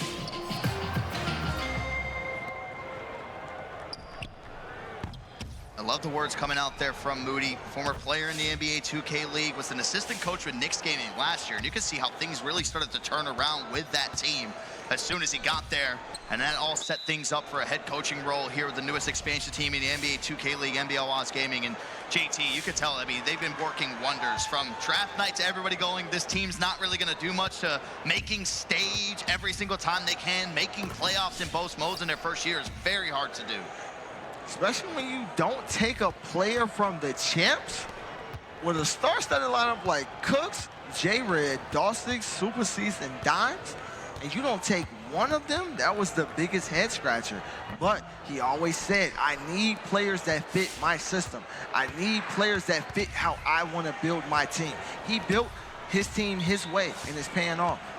It all started off with Harry when they had the Melbourne Invitational. First time ever in NBA 2K League history where a player was just put on a roster, didn't have to get drafted from that tournament. That was a first in NBA 2K League history. As there we got the double box. Let's jump back over to the left side. We got a 38-32 ball game over here on the main stage. We'll give you guys some frequent updates, and of course, you can check out the Command Center out here on Twitch to see how that game is gonna go. But the energy ramping up here at District D as there's another ball slapped away. Birch will come out with it for New York. They got a 6-point lead, and they're down to the series feast. He says, get that shot out of here as they go to DJ. Right there, Merck is too big to rush that. Like, he has the advantage. He doesn't have to go up with that there so quickly. DJ into the mid-range, takes it, doesn't make it. And that ball's gonna be slapped away by Feast. Good job of slowing the break coming out here for Gen G. League is having a good third quarter so far. He's got 23 points in the ball game right now. Gets another stick, showing off the passing game. One stick drills it in. Yo, Whatstick has been on another level lately. The thing that's been crazy to me, too, with Whatstick's success especially, Malik's passing game has really started to progress, especially in the ticket. That was the one thing that stood out to me. He ended up having double-digit assists in one of the ball games that they had in our ticket tournament. But Knicks gaming, they're rolling right now. Let's jump into a listen-in. Bro, no, that's so unfortunate. I am boxing these niggas, bro. Good D, that's D. We gonna miss one, watch. Oh, shit is so. Shit. Hey, we still have 2 fouls for 2 minutes. So if they get on any break, just fucking foul it. We're good. Come on. 8-point lead. Let's go, y'all. We good. Oh my God, he doesn't deserve that shit. Leaky there. Yo. On your dick, keep calling shit. Okay, okay. Yeah. Come, Merc, when I go in. Or box out, box out, box out, box out, box out, box out. You had it. Hold the box out there, Mert. I could have had Gotta hold it. I tried. Got you. It's fine. That's on me. That's on me. That's on me. That's on me. Anyway, that's me, gang. Wait, I had to cut? Yeah, I didn't think I could have hit him. I ain't gonna lie. I just seen him. Okay, flipping. There he feeds it down the type, and they throw it down. Again, GG, I feel like that's what we said has been the demise a lot. It's just been some ill-advised shots for Knicks gaming, which really sets the opposition up for big runs. Yeah, we can't have 5-point swings like that when you have momentum. That's just a terrible shot by Malik. He has to pass out there something. But just putting that up and then nobody can get back either, that's just a bad 5-point swing at the wrong time. 17 points for Gallo on the other side. Down by 6. If Knicks gaming take this, we will see a game number 3. We'll see if Knicks gaming can try to hold on. We know their MO. I mean, they had a 3-point lead going into the 4th quarter in that game number 1. They ended up losing. But it will be Malik now stepping to the stripe to shoot 2 free throws. And he makes the first. The first free throws attempted coming out here from original Malik here in this ball game. The 96% free throw shooter on the year, and he cashes in on both. This is where the other people on Gen G have to step up. The other players have to come through. Gallo came out strong. Help him out. I'm not mad at him. I don't know why he got a layup there. Him getting a layup there is actually kind of crazy. Yeah, you're talking about a balanced effort, other players chipping in. I feel like for one of the first times you saw a Gen G box score where that ended up happening as Typho calling his takeover. Everybody in double-digit scoring in that game number 1 for Gen G, apart from Crush, he had 8. But there's a turnover coming from Whatstick. And when it rains, it pours out here in DC. Everything going the way of Knicks gaming. Some teams just like that stage. Crush from downtown for the left side, gets it to go. This is Crush back in the left corner. You remember we had that conversation about he's been in the right corner, but his entire career he's always been to the left. That's where he makes all of his shots. Right there, that's such a bad drop by Birch. Malik passes out of it, gets it over to Birch on the right side. Brady has been quiet in this game, and he's cashed in on the 2 attempts that he's taken. Slip. Gets the pass down to Malik. They can't get the block from behind. So right there, with the court shrunk that much, that should be a stolen cut from the back end of the pick and roll. Dallas cooled off a little bit here in this third. It was just a back and forth affair between him and Malik. Blake's kept it going a little bit more than what Gallo has. Maybe can they sway some momentum? It's going to be a big stop coming out here for Gen G if they can get it. Crush applying the pressure full court. Now they get up to type. Malik with under 10 seconds here to work with. Triple. One more time. Gets him in the mid-range, pulls it back out to 3. Crush gets the bump. Malik thought about the fade. There's a steal cover for the corner. They get it to Gallo, and they won't take a shot. It'll be 51-44 heading into the fourth quarter. Hey, this has been an electric battle between these two teams. Malik clapping it up right in their face. What's Stick getting at it too? They want all the smoke. They're trying to force a game 3.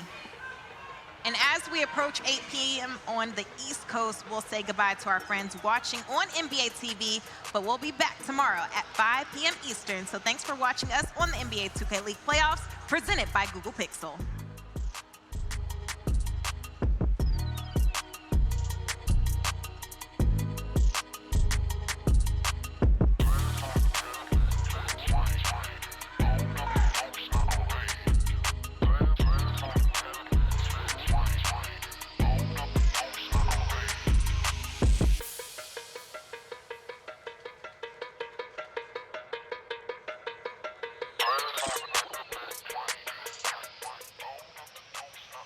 Fourth quarter action going down right now. Malik trying to get their attention right here, saying, hey, let's get it right here. Fourth quarter, final quarter, it's going down. I mean, this is all it takes, these last 6 minutes to force a game 3, season on the line. JT, how do you come into this one, continue that momentum from the Knicks? One, you're down 0-1. You lose this, you go home. I'll see you in 6 months. So your inspiration has to be, if we don't keep this up, we don't get that second chance. But on top of everything, we're on stage now.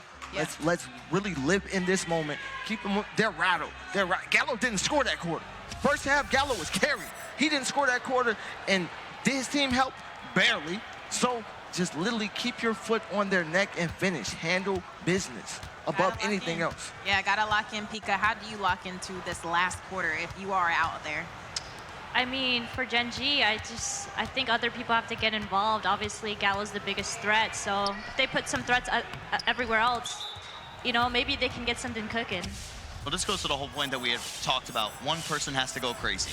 Now, to go crazy for all 4 quarters is very, very hard to do in the NBA 2K League. This is where, if you start to see Gallo struggling, especially in that third quarter, this is where it's like, okay, Gallo's done his part of the scoring. Let's get the shooting guards who are putting up points in bunches this year to start to try to get some sort of consistent offense going. We just haven't had that. Only 5 points in the game for DJ. Just had a miss there. Puts him at 2 for 6. And Knicks Gaming, they have been doing such an excellent job here in this game, too. Every transition, Pika, they are finding somebody. Gen G's not able to recover. Yeah, it's definitely tough out here for Gallo. I'm feeling for him a little bit. The way they're just playing defense on him, they're like, he's not getting another bucket. They do feed it to Anais to the back door as he throws it down with 2 hands.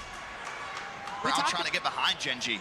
We talked about this new defense that the Knicks are running in this 3-2 zone. I mean, what do you make of it so far, JT, against a playoff team? It's up and down. Like, I seen last game how it can't work, but I also see this game how it can. But this is where Gallo is kind of playing into it. Like, he has a tendency to kind of like live in the middle of the court, which allows them to actually shrink the court, which sometimes makes their rotations easier. He's not playing downhill. He's not playing fast pace. He's not making these rotations actually work. He's just sitting, dribbling, playing behind the screen, laying dormant when a lockdown is the fastest. He passes in a center or a big man, so he can step and get back all the time whenever he wants. You can see the double box up there. Nets GC up 51-46. That fourth quarter just got underway. And look, when you come down court, quick slip, quick downhill, boom, a dunk. It's just switching it up. Let's go full screen here on Gen G and Knicks Gaming while NBA Laws Gaming and LSGC, they're in a timeout. Malik will pull it back. Trying to get to the mid-range, so feet tight down low. Here's the thing with this, you know, the defense that we've been talking about. But it has started to show its improvements, and they've been going against some high-scoring guards throughout the run in the ticket. You talk about Heat, you talk about Magic, Dukes Infinitos. Now here against Gen G, it is starting to work. But here's the thing, too. Like, we knew that if there was a matchup for it to work, it is against the Gen G Tigers because of Gallo and DJ, how lackluster that they have been once we get to in-person scenarios. But I feel like the difference is when you don't have it, it's how you adjust when you don't have it. Like how they're feeding feast this quarter, they needed that last quarter. You're not scoring, go downhill, try to abuse that stick on a center mismatch. They're starting to do it now. Like, thank you. That's it. When you're not scoring, let Feast take over. Feed your big man, feed your champion, feed your leader. Radiant will pull this one back. It's an 8-point game. Harris, what's going on down there? Because Malik is talking a lot. Malik and Stick, they are both going directly at DJ. And you can kind of see right now, he might be the mental weak link on this Gen G team. We've been talking about DJ this year as a candidate for most improved player, but so far still in single digits in scoring. It's going to have to be him to close out this fourth quarter, or it's just going to be more of the same for New York. Turnover, 2 for 6 in the ball game. Gallo was able to get a 3 there, responded to Radiant, who was just 3 for 3 here in this one, but does have his takeover. Now takes a shot from the top of the arc. That one's high, arcing and off. Feast will get the rebound. Gen G trying to run, and now Crush. He'll be wrapped up there by Original Malik. They're on the right side, 63-55. This is a really important bucket for them. They really need this one in the fourth. Gallo, he has Radiant. What Stick steps up. Rotations are there right now for New York. As soon as I say that, there's a hole in the defense, and Gallo makes them pay. Do it all right now for Gen G. He's got 23 points.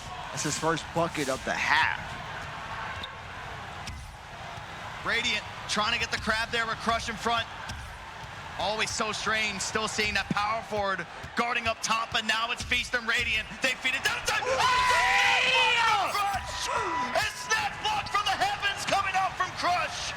Anias, the deep 2, he cashes in. It's a 3-point game. Wow, I can't believe the power forward just did that. That's block of the damn night. Get him a stop. Now everything's starting to swing their way. You can feel the momentum on the left side of District E. How will Original Malik slow it down? He gets a standing dunk to put him up back by 5. Easy. You got him back up there if you're Feast. Gallo trying to get some space. Does he get enough? He does not. And Crush out of the corner gets it, but one Stick is in the lane for the steal. That might be stop of the game. That might be stop of the game. What a defensive play by Stick. I don't like that shot by Gallo at all. Come on!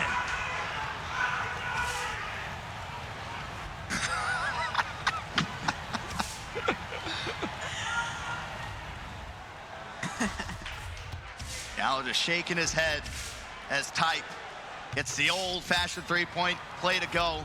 Gen G just with 1 timeout. Knicks Gaming still with 2 as we hit 1 minute here in the fourth quarter, game number 2. And there's going to be a foul there on Malik. That's just a second. That is the one to give.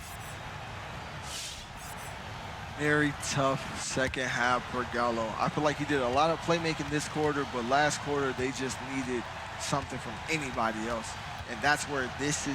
Game 3 has to be DJ's moment. It has to be his come-out game.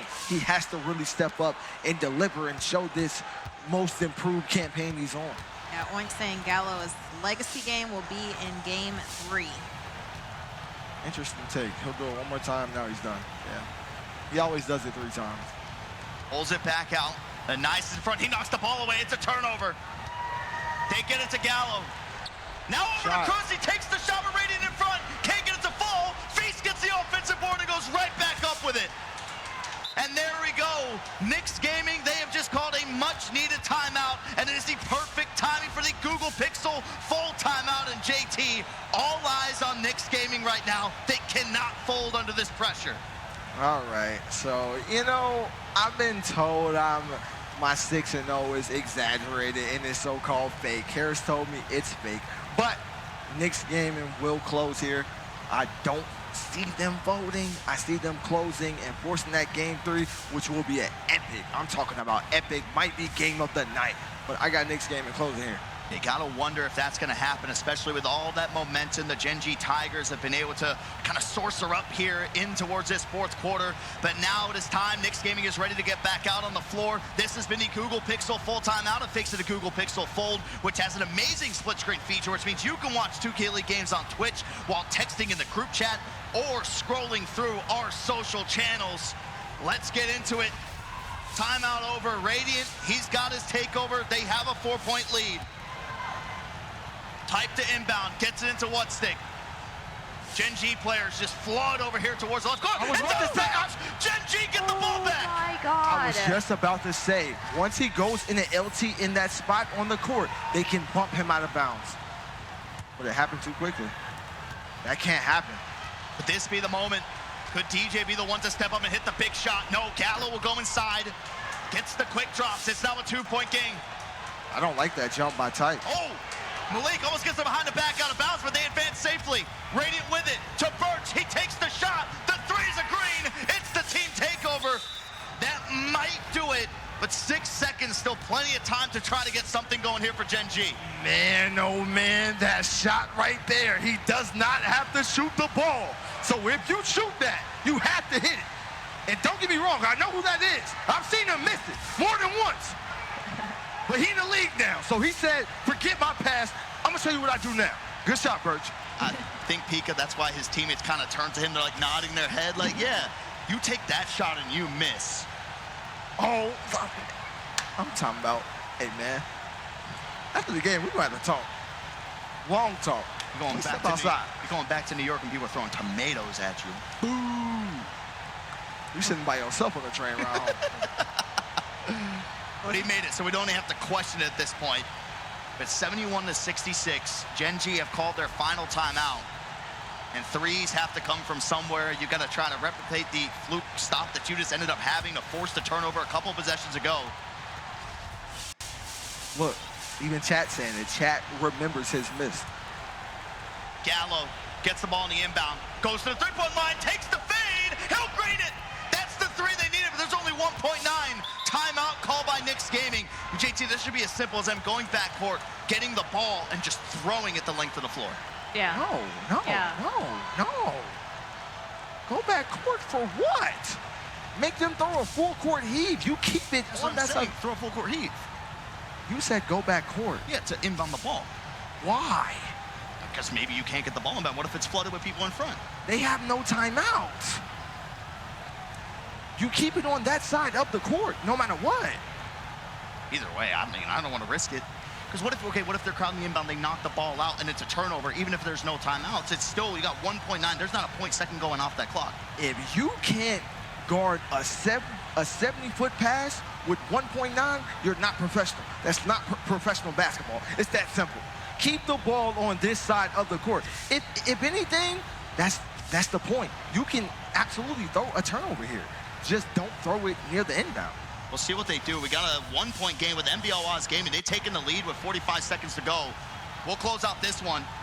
Malik, they get it in bounds and they can't get the knockaround. So there you go, 71-69. We will see a game number 3 between these two teams. Our first one here to kick off the playoffs. Knicks stay alive to see another game here in the playoffs, and Malik is turning this one. Gallo trying to say, hey, GG's.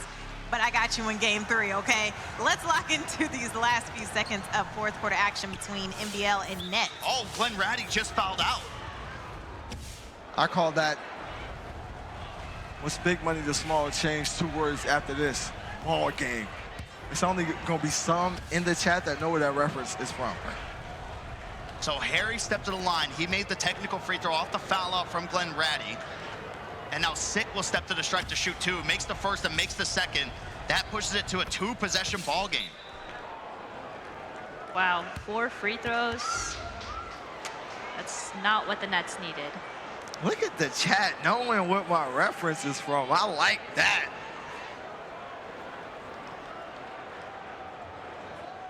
SGC will call timeout. I mean, what's your kind of game plan here, JT? You got no timeouts if you're Brooklyn. It's just, if you have a play call, use about the first, I want to say 5 to 6 seconds trying to get a 3 if that is your goal. If not, take a quick 2, go for the fluke, play the foul game, things of those sorts. But Glenn Ratty fouling out here, and Green's not having a good game and a must-win. This was a must-win game too for Rookie of the Year potential candidate Greens. This was supposed to be his legacy game, and it was a game he came up short, very short.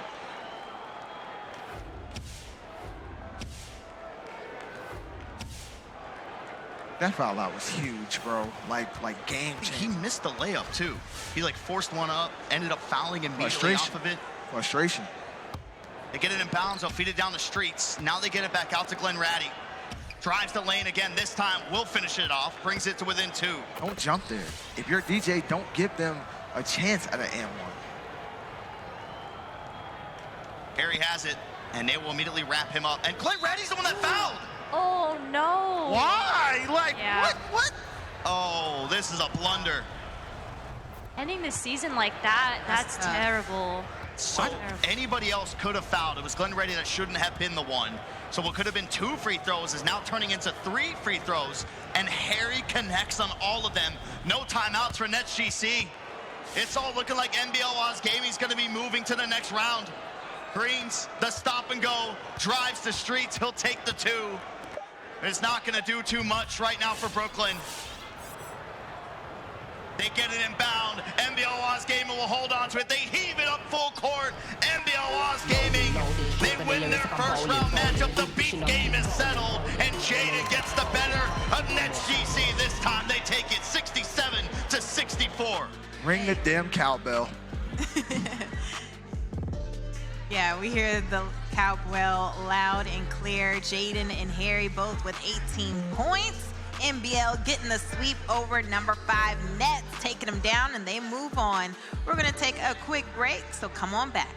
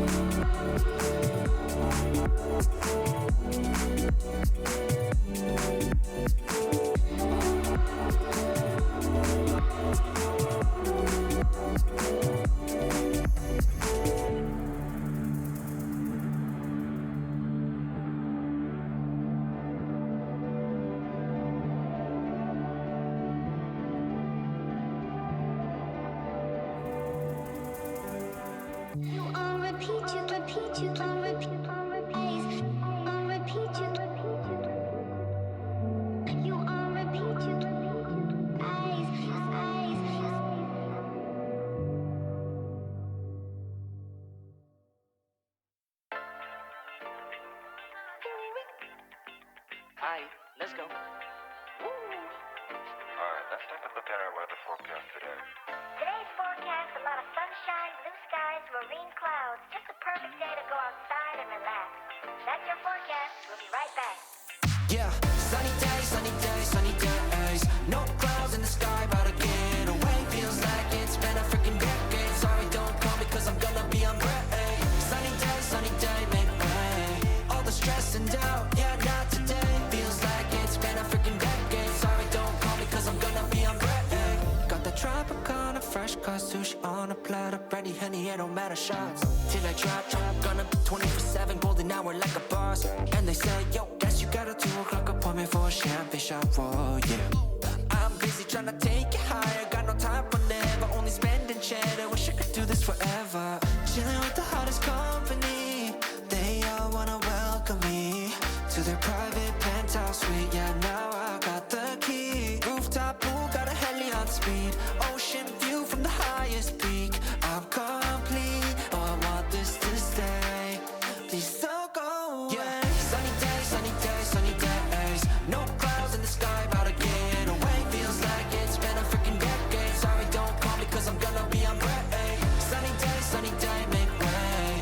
All the stress and doubt, yeah, not today. Feels like it's been a freaking decade. Sorry, don't call me, cause I'm gonna be on break.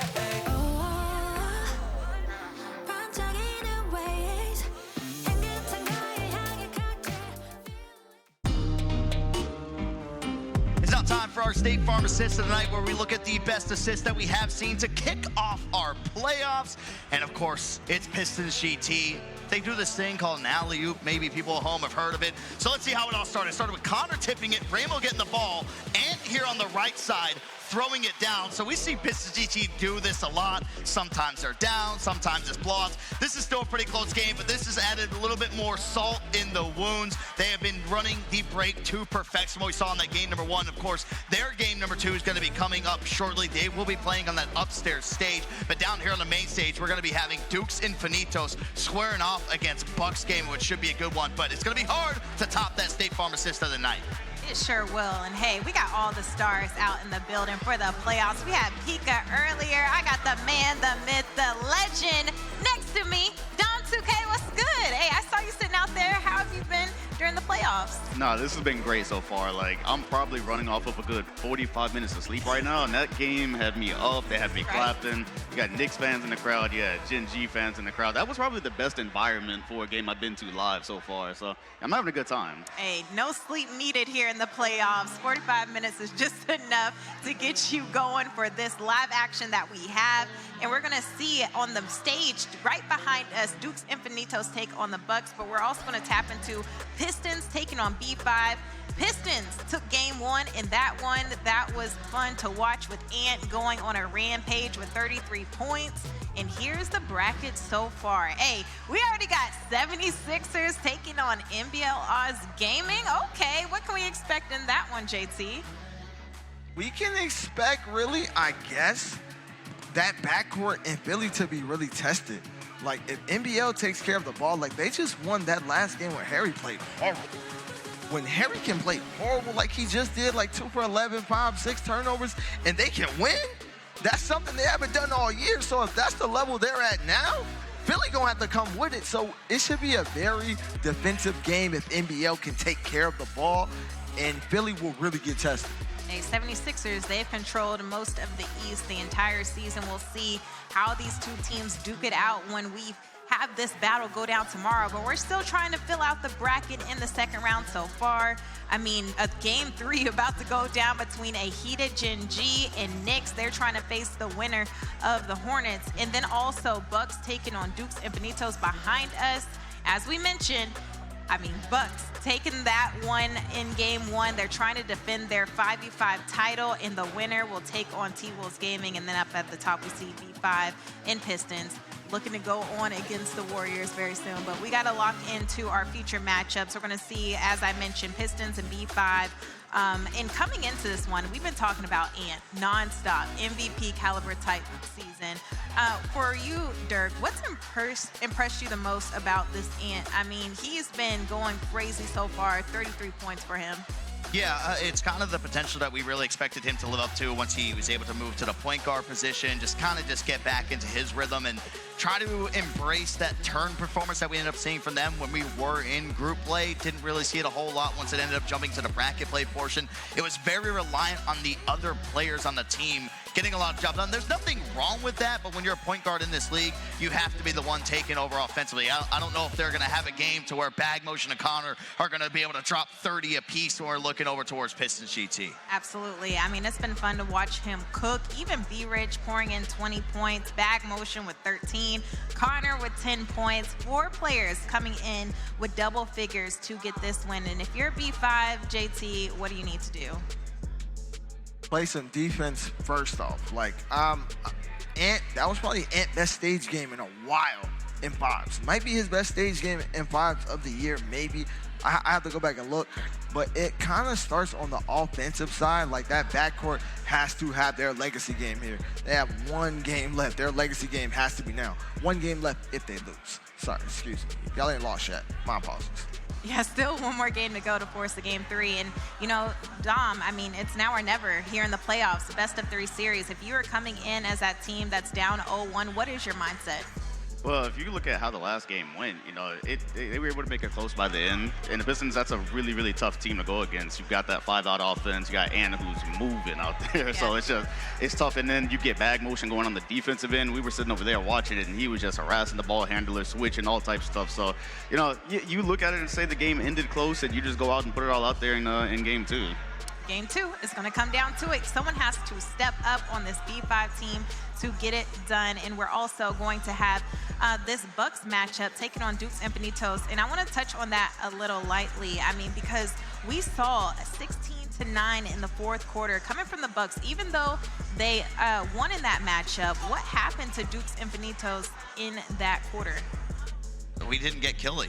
We had Vandy the entirety of the game carrying the load on the offense, dropping 28 points. But even then, right, that's what we said. You can have a good 3 quarters, but to have a complete all-around dominant offensive game from the jump from quarter number 1 to quarter 4 is very rare. You got to see it out here and towards the playoffs. So Vandy did his job. It was definitely up to Killy to try to step up. And usually they do have a pretty good rhythm, especially what we saw on the ticket to where they're both able to get theirs. It was just more of the efficiency aspect of Killy. He was doing a good job of taking care of the ball, but it was just the missed opportunities. I think that's just a lot of the credit to that Bucks gaming defense and what they can bring to the table. I mean, anytime you can hold your opponent to 58 points, that is a solid defensive game here in the NBA 2K League. Well, here's some highlights from the 3rd quarter, but I mean, we talk about shooting guards. We've got to talk about Johnny Redden. He came in hot with 30 points. What makes him so special, JT?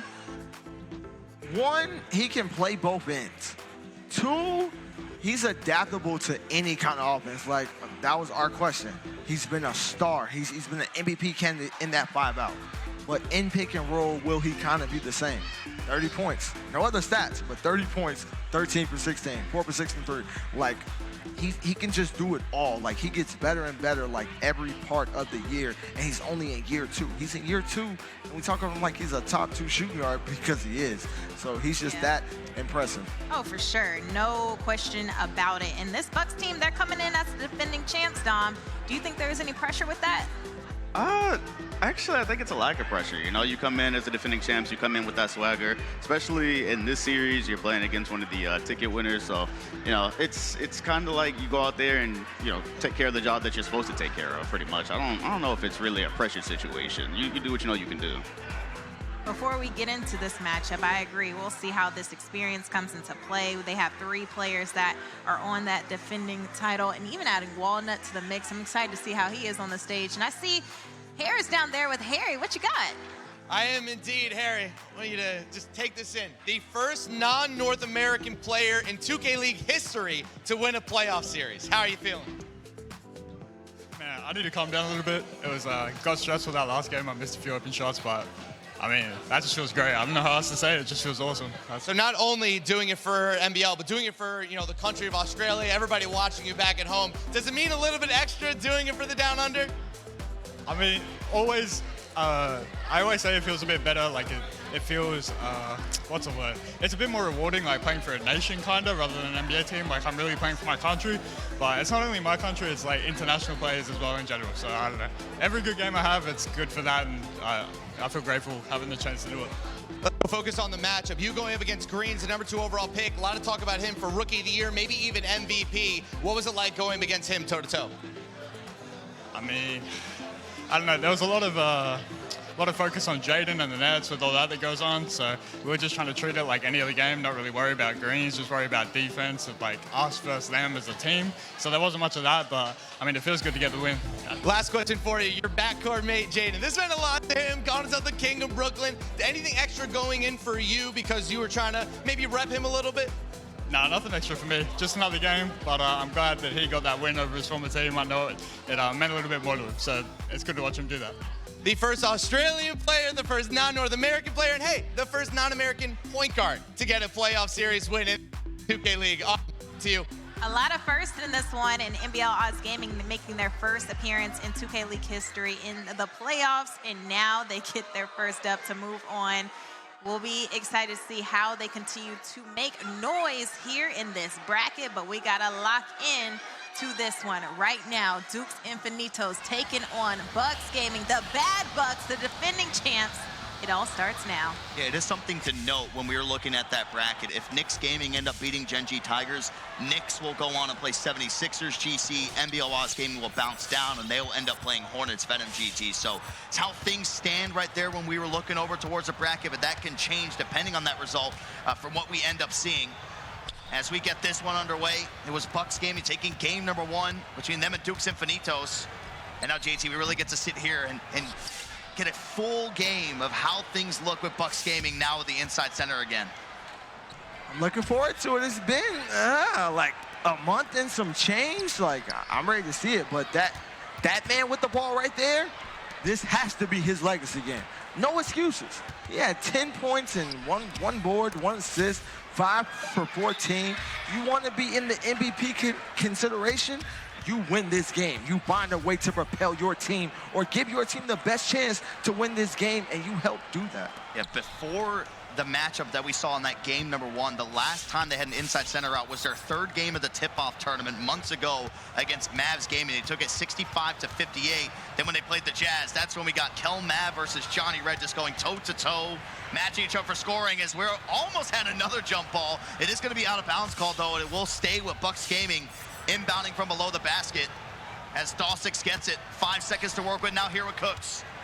Gets bumped around by Killy. The flare up for Don. The mid-range fade, no good. And Dawsix will come out with a rebound. And the pass fake and a reach-in foul be called there on Killy. It's a real gritty 68 seconds of basketball. Had a little bit of everything, Don. We had the jump ball, we had the jump ball animation, which ended up going out of bounds. We just had that. Off to a good start. It is off to a good start. I'm hoping for a game that matches the energy of the one we just saw. I was so mad I wasn't up here for that. There's a massive presence right now on the side of Bucks Gaming.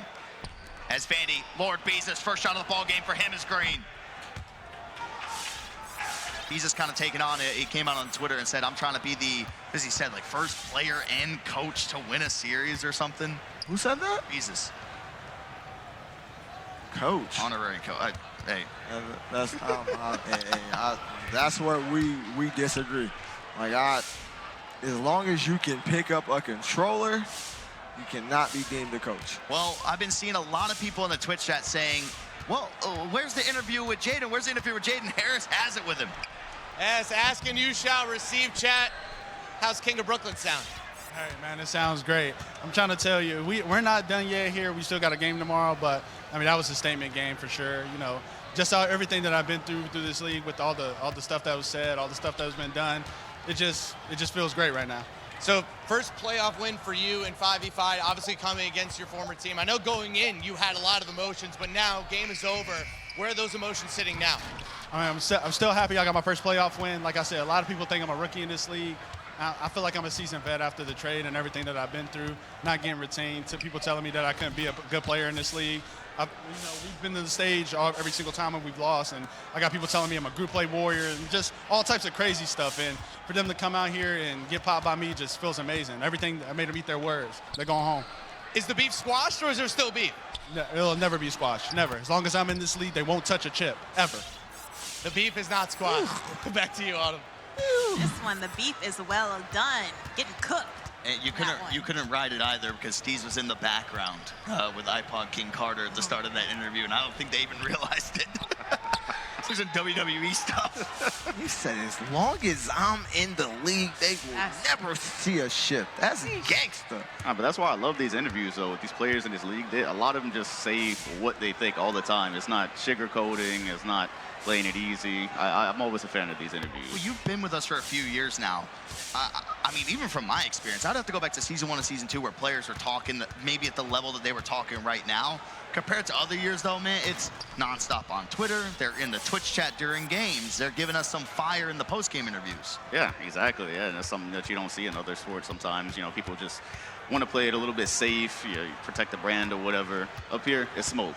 I love it. Yeah, I played in the wrong era. Oh, we're already on those conversations now. The eras. You're talking to the era king, the simulation king. Oh, I tune in sometimes. Appreciate it. I saw LeBron in a Grizz jersey, and I'm like, man, what's going on? Gets weird. Gets weird. Good D. And good steal coming out there from Don as Dawsix gets it back over to Cooks to the other corner. A little bit too much ball movement, but take your time. Got time, take time. Basketball 101.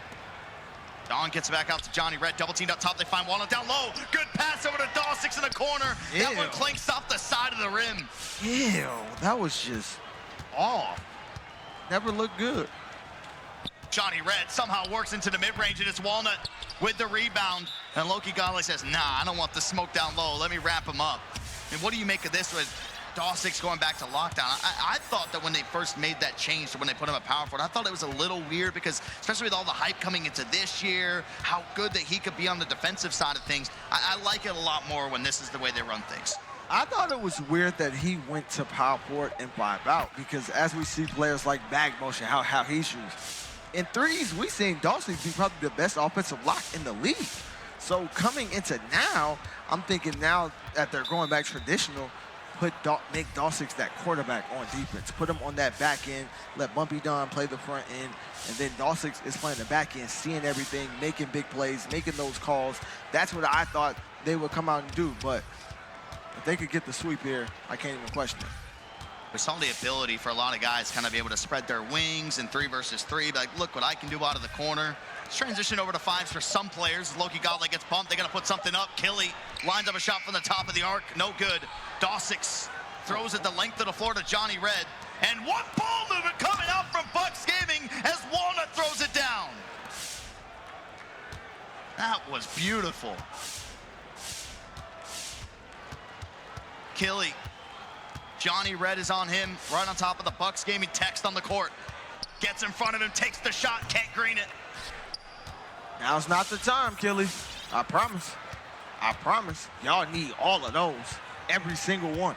Now 0 for 2 here in this game. We got game number 2 underway between Blazer 5 Gaming and Pistons GT now. That one's going down to the command center. Of course, we got 17 seconds here in this one. We'll be jumping over. Bandy looking to advance it. He's only got 1 point so far here for Dukes and Benitos. The rare just 1 free throw attempted in the game. Nothing else.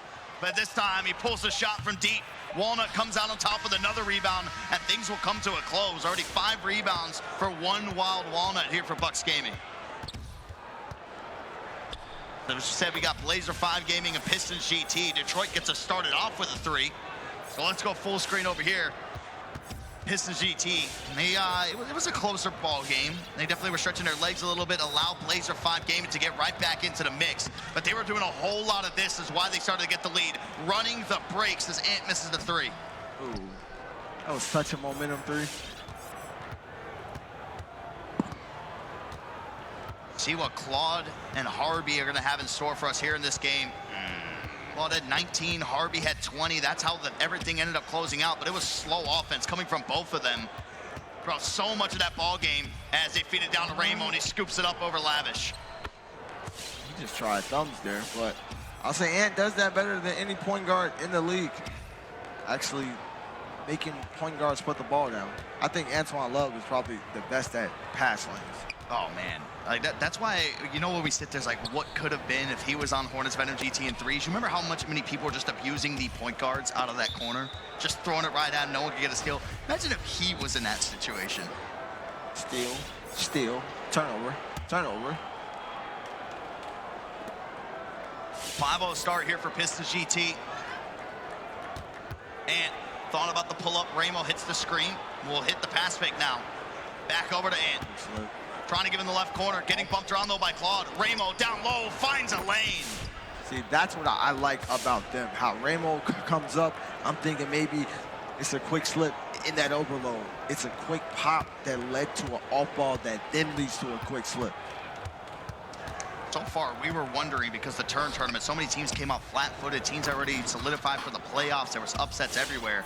There's a different level of energy, and you can speak to this being a former player who's played in the playoffs. When there's this much money on the line, it's the end of the season, it's for the championship, there's just something different in terms of your motivation to go out there and play. It's something different, but I will say, shockingly, some players just don't have it. Like, you can't, I can only tell you what we're playing for, but coming in, you should kind of already know that. And that was going back to season 1, going against 76ers GC. Like, I'm seeing that Shump's going crazy. Like, I think Shump finished that game with 48, or Boo Painter for those back home, and I had 23, and we still lost.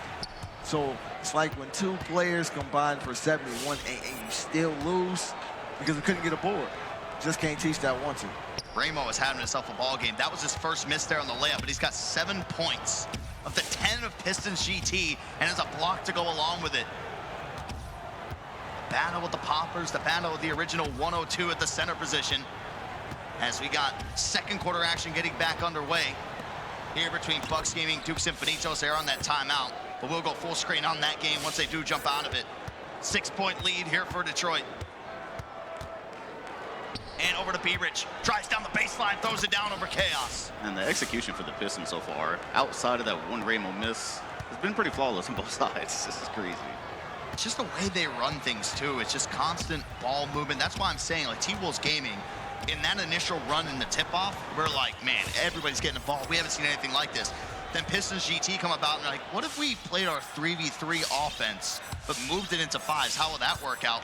And you're kind of seeing the end product of it. Yeah, it's really, really difficult to guard. That's one of the things we always talk about in 3s and all the space that you have. And then you bring that to 5s, and we're sitting back watching, like, when your point guard is moving like that and you have that level of space and you have the option to pop, like, what do you actually do when the team is good at it? Like, how do you defend this? We're back over here to Bucks Gaming and Dukes Infinitos. Is taking place on the main stage here at District East. Let's throw it down to the floor to Harris.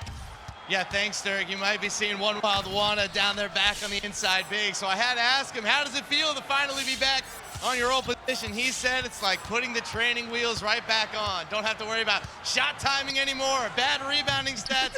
He just gets to play his game again. By the way, he said all this with a big grin on his face, as you can imagine. Hey, anytime that a guy who's played on an inside big forever in the game of NBA 2K, you put him on a popper, it's like, okay, it's kind of counting down the days. When can I bring the inside back? So I can only imagine the look that he had on his face. And of course, I mean, that's where he is at his best. Bullying in down low, getting the blocks, getting the stops for any team that he's been on, as Vandy is stepping from the Bucks Gaming logo, gets the 3 to drop. Gotta box out. Gotta box out coming out that corner. Like, I don't see enough corner players put their body on somebody. I feel like it's become a trend over the course of the past couple of years in the NBA 2K League. It's a lot of just, let's jump 50-50 and see who gets it. It's not, let's put a body and go back to the basics. Like, get in their way. You get in their way, especially rebounds like that where it's long, like 10 to 12 feet away from the basket. You box out, that's automatically your board. I've always had these, when I was doing your role, when I was doing the analytical work, I was like, man, if you just put somebody in a box out animation, you're going to get work, right? Your guard, you're literally going to get elbow to the side of the temple. The medics are going to come onto the court, pull you off of it. But for that, like 0.5 to 1 second that you put them in animation, it could be the difference maker of you being able to secure a rebound. Yeah, and sometimes you just take that gamble, though. Like, you're making that decision really quickly, and you see the ball, you feel like you can go get it, and then you realize after you don't, you're like, yeah, I could have just put the body on him, and I would have probably been fine. Oh, open? A great hustle by Cooks after missing that open shot. He ran that ball down. 2-point ball game. Hilly still quiet in this series. Didn't shoot well in game number 1. Is carried over here to game 2. 1 of 5. All attempts coming from behind the arc. Loki Godlike hits the step back. Trying to go for a reset. It's back here with Vandy. In towards the middle. Now the free throw line takes the jumper. That one's going to be contested. Walnut gets the rebound, and they'll safely get it over to Cooks. Good patience. Oh, wow. And a wide open fade for Cooks. Can't green it. Walnut, though, will get the offensive board. Oh, another horse. Well, of course, a big story with Bucks Gaming. They won the 5v5 finals. Last year, when we were in Indianapolis, we had a chance to sit down with them to talk about what is it going to take for them to go back-to-back here in D.C. The idea of going back-to-back. I feel confident. Team does as well. Clearly, we have the core that won the championship last year. Season 5 champions. As long as I get a chance and my team get a chance to be at the dance, I feel like we're gonna come out and win it. The highs and lows are gonna come in this run. It's never gonna be too easy, and I like our chances. Everybody coming together as a team, as a family, and just come out there all playing for each other. I think that would just show us, like, around here we got a great culture, and we just gonna keep, doing it every year. Yeah, you heard Walnut talking about it. Obviously, he wasn't a part of that run. Same thing with Bumpy Don Autumn, but those 3 players, it probably means a lot to them to try to go back-to-back. Absolutely, and this was a team that was a 3 seed last year. I mean, what do you think the ceiling is for them to do it again and run it back this year, Dirk? I've got to say it's highly likely, especially with, I think it has a lot to do with what kind of T-Wolves gaming are we going to get in the playoffs? What type of Warriors gaming is going to be getting in the playoffs? Because for the T-Wolves, we at least saw in the tip-off, they are capable of making deep runs in the terms, like we saw every single time in 3 versus 3, always getting the second-place finish. For Warriors gaming squad, every time they've gotten on stage in the bracket play, they might win the remote one or they might lose that early. So it's a lot of wild card ones at Bucks gaming. If they can just kind of remain steady and consistent, especially with this new offense, if Johnny Red can keep up his performance, I really think the X factor of this time round is going to come down to a lot of what Cooks is going to be able to bring to the table. His history this year being on stage, he's had the games where he goes crazy, then it'll follow up with 2 really bad games or kind of flip-flops in that way. So I would say that it's looking pretty good, but it just kind of depends how these next round matchups are going to go. Absolutely. I mean, it's definitely going to come down to Cooks, JT. What do you expect out of him, and what type of level does he need to tap into? He needs to tap into just what he did last season. He has an inside now. He has what he's comfortable with. He does know how to play 5 out, but pick and roll is where he's comfortable, which is why, again, what I said earlier in the show, an hour before we started, I said, look, Walnut back on the inside. I don't want to hear no excuses. You have your type of offense. You going to call the shots. You going to call the plays. You going to make up the system. So if y'all don't get it done offensively, I don't want to hear no excuses. It's turning into a team effort right now for Dukes and Finitos as they extend their lead by 5. 4 points for Vandy, 3 for Killy, 6 for Hez. Lord Beezus now with 5 and Loki Godlike with 8. It's always scary if you have to rely on a balanced scoring effort from everybody on the floor. But when you get the job done, it looks pretty as Dawsix takes the 3, and that's another open miss for Bucks Gaming. I've already counted 5 wide open misses that they've had. That was such a beautiful pass, too. 9 for 24, 3 of 12 from behind the arc. Dukes and Finitos will hold this one for the last shot. Not a whole lot of time between both of the clocks. As they get it with Loki Godlike, now back over to Vandy. Takes the left corner. Do they get the contest? They do. It's smothered. Loki Godlike with the board. Flicks it up, and that one doesn't drop. So we'll be at 5-point lead. A low-scoring game here, 26-21 as we head into halftime. It's a close one, and it is a lot on the line as we are here in our game 2 with Bucks Gaming already leading the charge with that game 1 victory. We're going to see how the second half shakes out. So come on back after this break. We got more NBA 2K League playoffs action for you.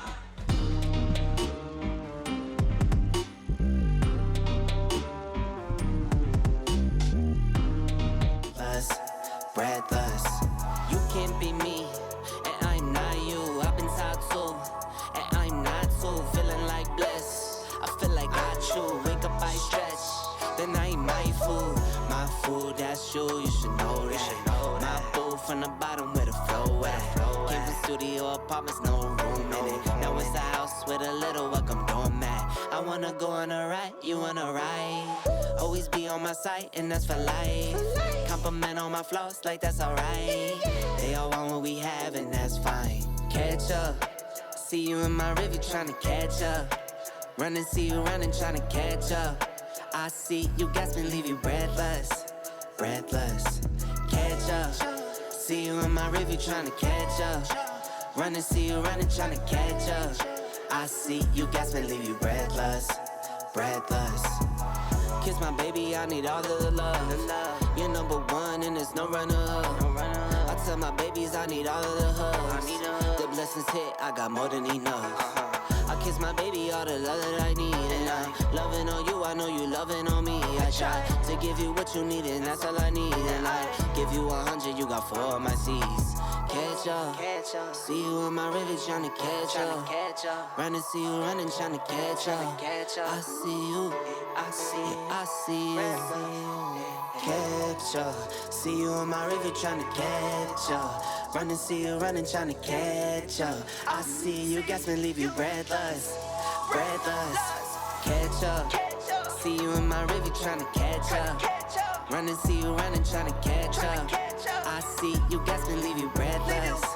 Catch up. See you in my river tryna catch up. Run and see you running tryna catch up.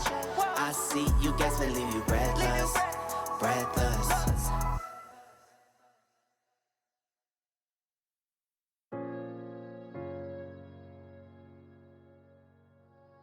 Yeah. Conscious. Matic.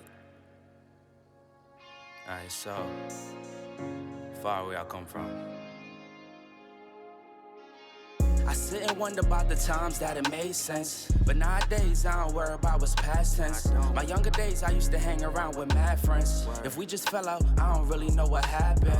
A lot of people come around to keep you stagnant, distraction. So yeah, don't show them no compassion. We was really out here grinding, really rapping. Stacking them Franklins, them Grints, and them Jacksons. Imagine if we would've never chased our passion. We probably would've never knew what happened. They was all just talk, we showed action. Once they leave, don't you let them back in. Just pack up all their stuff and send them packing.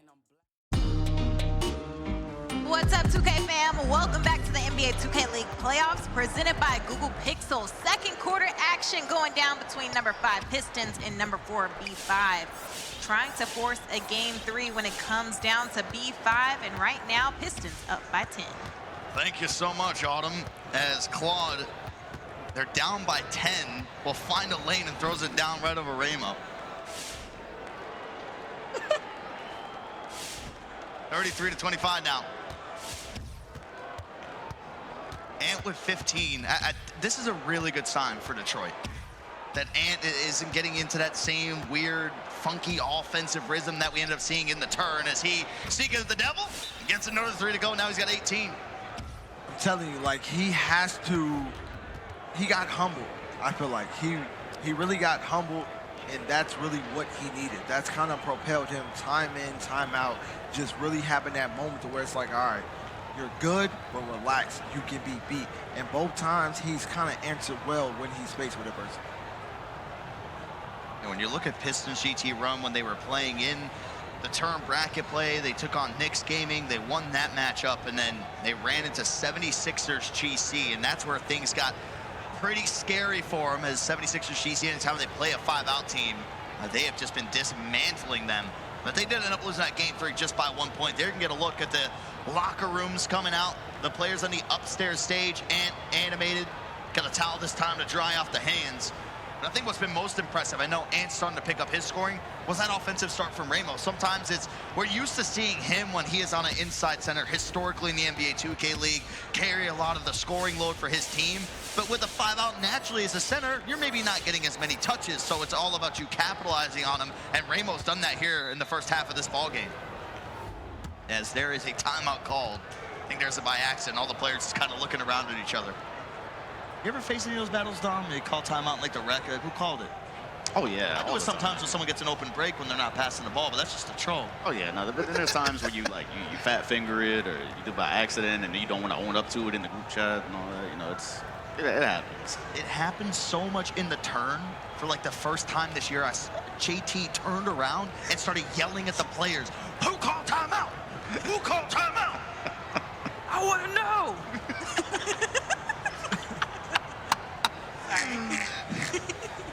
It's PTSD. Y'all have never got a timeout call for $250,000. And it's 9 years later, nobody admits it to this day. Like, at this point, I don't care. Just own it. Oh, my God. And most of them were league players. Actually, all of them ended up being league players. See, so now if we can just get Autumn, if you can go down to that tone, but with the N1. With the N1? Perfect. Oh, I did. I got it in the bag. You got to get it in the belly. Like, you know what I mean? But your like N1s all the are way so deep down. But they're so, like, treble, so high. No. Okay, do the next one. All right. Because that came out the belly. Your last statement, that came out the belly. I really turned around and looked at Dom first, and I'm like, no. I was like, oh. Yeah, she hit her in a gangster. I like it. I've mastered the N1. Mastered, crazy. Let me get in my bag. It's 39-25 here in this one. They get it to Ramo. Now it's going to be stolen there by Jomar. 3-on-2 break. Ramo is able to get an angle right in front, and it will take his first foul of the ball game there just to slow things down. I ain't gonna lie, these gummies go crazy. Lifesaver gummies, give me a bag of them.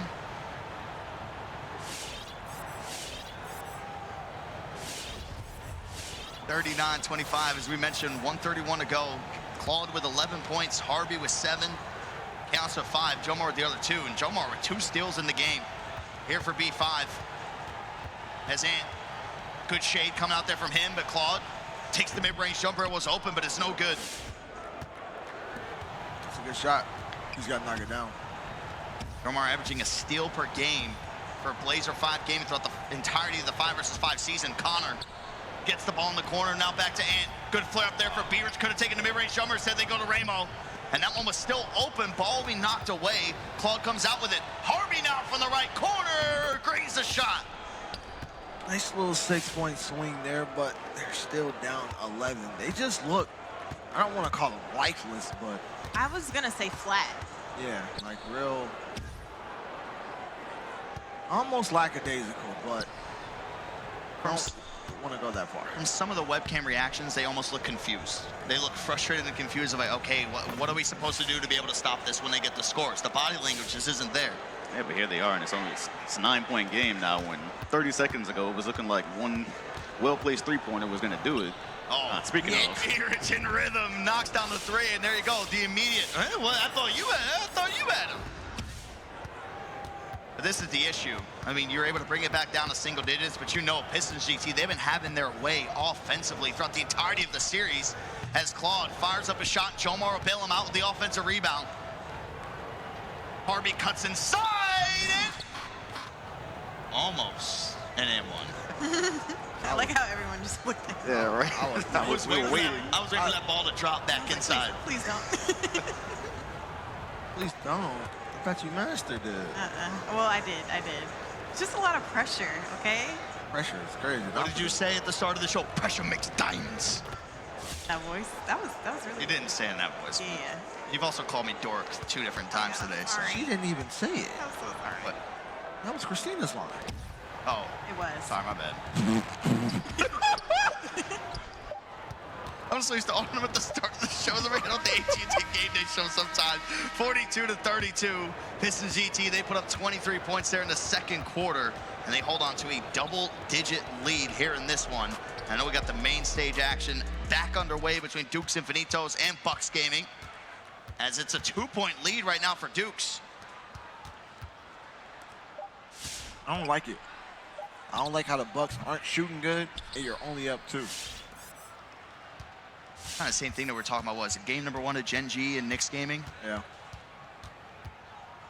It's still a balanced team effort. It's actually Lord Beezus and Loki Godlike after a 3 drops there for Cooks. They combined for 17 of the 30 points for Dukes Infinitos. That's a mean ball fake, and both of them played the slip because either one of them didn't talk or both of them made the same call. Ooh, that would have been Killy an goes ultimate switcheroo. win. And there's the team takeover off the miss. I was going to say that ball fake got me too. I was looking for the roller. I've been noticing, I think players are banking on them double clutching with the same hand, but there's been a couple times. Saw it in the previous game, Ramo dropped from the corner. He jumped, and as he was coming down off his jump, they double clutched, and it just switched right there for Ramo to be able to block it. 15 seconds on the shot clock to work with for Vandy. Team takeover activated for Bucks Gaming. They get the completely smothered contest over there on the hash as Killy, his offensive struggles continue. He's now 1 for 9 in the game. That MVP talk maybe going out the window as Johnny Red lights it up, puts him up by 4. Let's head down to Harris. Thanks, Eric. Yeah, you got to see some coming out from the Dukes and Benito side. Right now, all the energy is on the side of Bucks Gaming, including kind of their emotional leader in the middle, Dog6. But you come over to the Dukes and Benito side, and it's all Lord Beezus, smacking his chair, trying to get his guys hyped up. Even in the huddles, he's the one barking out orders, trying to get their defense aligned. It's going to come from Beezus, or may not come at all for Dukes and Benitos. Yeah, we've seen Lord Beezus, JT, since he came into the NBA 2K League. Non-stop energy, non-stop emotion, as there's a steal, as Killy will throw it down. Duke's backcourt right now, Killy's 2 for 10, Vandy's 1 for 5. Y'all know y'all down 0-1, right? Just check. Just check. 7 points for Vandy. Great offensive performance in that game, number 1. But Killy has really had all the eyes on him of when is he going to be able to turn it up. Now with 5 points in the game, does have 5 assists, just 1 turnover. Walnut pump fakes, gets Loki Godlike up in the air. Just taking him to school in the MASH game, but that's what that man does. 6 points now for Walnut. Loki Godlike from downtown, you got to guard up on that. He has been, would you say, the best big man shooter that we've had across the entire 2023 season from 3s to 5s? I agree, 100%. Bit extra, but... Oh, bumpy down from the right corner. Too much. And they are just starting to green every single open shot they take. That's what's even scarier, though. Killy's 2 for 10. Vandy's 1 for 5. They're down 1. That's spooky. They can just limit the scoring coming from elsewhere and do things just like that. It could turn around as Cooks finds himself under the basket, throws it down. It's now 41-38. That's a skill gap, too. When you're a guard and you make sure you're in position to take a cross-court pass, I see so many go over guards' heads because they're just not in the right spot or don't hit a button at the time they should. Vandy dancing around, double clutches on this one. Dog6 will get the rebound. And now Bucks Gaming, they can hold it to last shot. It's a big possession here for them to extend it to a 2-possession ball game. I'm looking for an off-ball to J-Red. Cooks from way downtown, can't get it to fall, and Walnut with another offensive rebound. He's got 13 boards in the game. 2 seconds here for Dukes. Killy to Hez, he gets a score! I don't know how that happens. It actually makes me very mad when I see it. It makes me want to punch something, bro. 2 seconds, 94 feet. Like, what the hell are we doing? I'm moving. You're just gonna get frustrated and just, whoa. That's something as you do. Hey, in the third quarter in this one, 3-point ball game, and it is Cooks and Johnny trying to combine together to push this team forward for a sweep. And also, I mean, one while Walnut looking oh so very comfortable down low, Dom. Yeah, no, right now it's looking like he might end up being the difference. So second chance points, being able to be in the right position, rebound, put back. Right now it's a difference. Well, we saw in the difference fourth quarter of game 1. I mean, we don't want that to be a repeat. I mean, it was 16-9 coming from that Bucks. Like, what does Dukes Infinitos need to come in and do to close out this one, JT? Their backcourt has to show up. You didn't win the ticket to at least not go to a game 3. Right. The backcourt has to arrive. Killy, I heard it. Think you're an MVP candidate. So far, this round, this series, you ain't showed me much of nothing. And the MVP showed me everything in these moments. So is it all on him? No. But back-to-back bad performances, this has to be where he delivers. You're playing bad and you're down 3. You give me 1 good quarter, we're going to a game 3. Come on, Mr. MVP. I should be in the talks. Show me right now. Or if not, shut up. Right now, Killy with 5 points, Vandy with 7. Yeah, I need an offensive spark coming from this team. The only player in double figures right now is Loki Godlike with 13 points. 16 for 30 from the fourth. They just got to get when they get the openings, being able to capitalize on it too. You know, our guy grading out there in the chat was saying, is Chaos winning? No, Chaos is losing by 10 right now.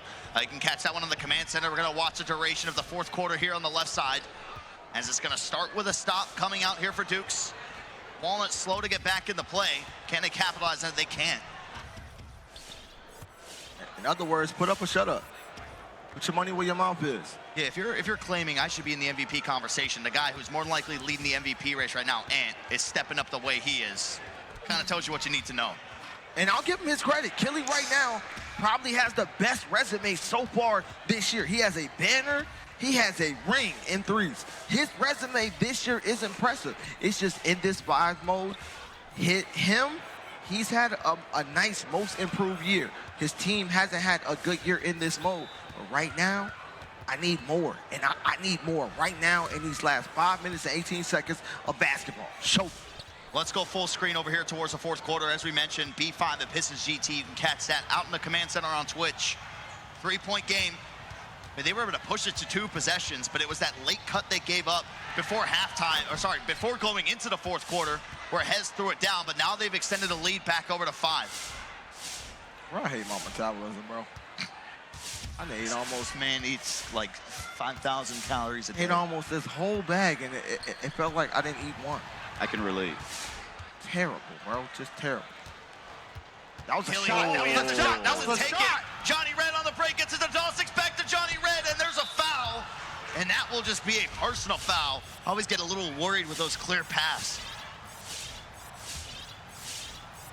Yeah. Good way to get back as Cooks passes out of that one, an open one. Now it's Bumpy down for 3. He gets it to go.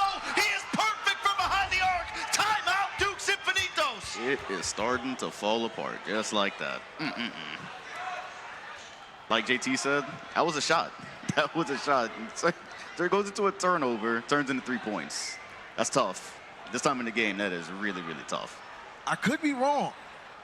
If Dukes loses this, the Bucks have taken out, in the first round, the steal winner and the ticket winner. I'm pretty sure they're the Bucks are who took out B5 in threes. I could be wrong, though. Could be. Probably not, but could be. I was about to say, you know, when I was making my sheet, I was like, should I go back to 3v3 records? Like, that is just way too much to track down. So I'll just focus here on 5 versus 5. I'm gonna go find it. Yeah, no, I think I'm more likely you're right, because every single time that B5 ended up playing Bucks Gaming, Gradient confirmed it. Whatever Gradient said is always true in the Twitch chat. You're right. I'm a damn dog. What's new? Appreciate you, Gradient. Looks flooded B5 and 3s, he said. Definitely did.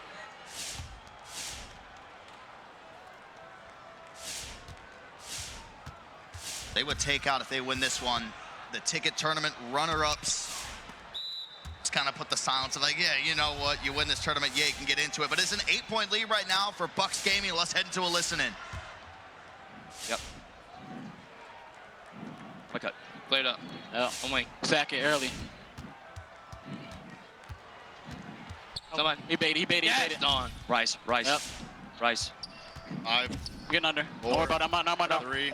I got a circle. Board, Nutty. Let's go. Good board. Up. I tried. We have a timeout if we need it. Up. Shit. Let's go. Come on, fellas. Keep it going. I got my back door. We have pals to get. Stay down. Pals to give the timeouts. I'm trying. He got down there. Foul that. I know. Just foul. I was owing it. No need to press now, John. Yeah, I didn't really try to, being honest. Can't get crab within 4. We know that, though. You're not. Right. Oh, shit. Switch. Desperate. Yep. Slip. Get back. He's on me. I got it. Slow down. I'm staying down until you guys coming up. Call me up when you're ready. A lot of timeouts, dude. Coming. Watch Gilly at the side, probably. Big slip. Yep. Come on, let's run it. Come here. I'm in. Coming for late one. 7. 5. Where? Oh my God, Johnny. Come on, Oh my God. Come on, 10. Come on. Yo, no fucking right here, y'all. I'm out. Yep. Middle. There. Yes. Good D, Red. Yes. We have fouls. Cut, Don. I'm back. D, fellas. Second. Call, boy. I'm here with you. I'm dead. Yes, no. You good. A lot of buttons. You good, though. Adam box, though. Hit Johnny. Watch them try to use their fouls. Oh, we're good. We win the game, fellas. Don't play fucking Watch the blitz. scared. I'm out of here. Yes, Cooks. Shot, baby. Yep. Up 10. Got a lot of fouls to give, fellas. Anything here, foul. Anything, bro. Middle. If it gets open, foul him, bro. Get ready to hold it. Yeah! You a god! Come on, man. Slow, Red. Slow. Hold it. I'm back. Come on. Ready, go to the coming up top. Move. Come here. Wait, wrap it, Johnny. All right, You're good. Yep. I got Vandy on me. 7.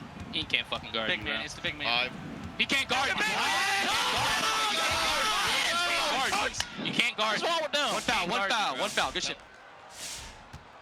A dazzling display coming out there from Cooks, which led to a 3 with Loki godlike on him. His whole team saying he can't guard you, and it showed. Big time. Go ahead. I was going to say, what do you make of Loki godlike being the one that's just been sticking in the pick and roll? I know, again, we don't have a whole lot of centers who guard PNR here in the NBA 2K League as Cooks goes back to back. I just feel like they're trying what they can, but the defense is not the problem. It's their offense. Like last game, great game from Bandy. Kelly was absent. This game, the whole backcourt is absent. And this quarter, we're seeing it. Big time players make big time plays. Fourth quarters is where the boys separate from the men. And right now, we're just seeing it be real lopsided. What are you seeing from the Bucks, Dom? Just flat out execution. Walnut on the boards, like we were talking about the backcourt. But then also that 30-second stretch where Godlike throws the turnover after a stop, and you get the toilet bowl shot. That's the one that did it for me. I'm like, okay, this is probably a wrap. Is there any particular player on the Bucks side that's impressed you the most in this game?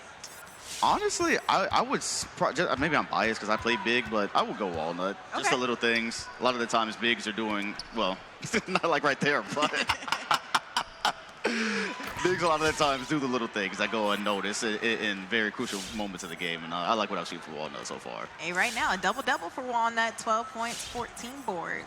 It's always nice catching the commentator curse in 4K. Every time. Literally, with him on the screen bringing up Walnut, he got the old double clutch to just throwing the ball up in the air when he was going to get a dunk. His Dom curse allegations are never going away. It's crazy.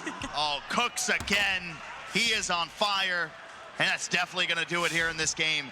I think the most impressive thing for me was that Bucks Gaming they did not skip a beat from that third quarter of missing open shots. They made everything that Dukes Infinitos gave them. Good morning, good afternoon, and good night.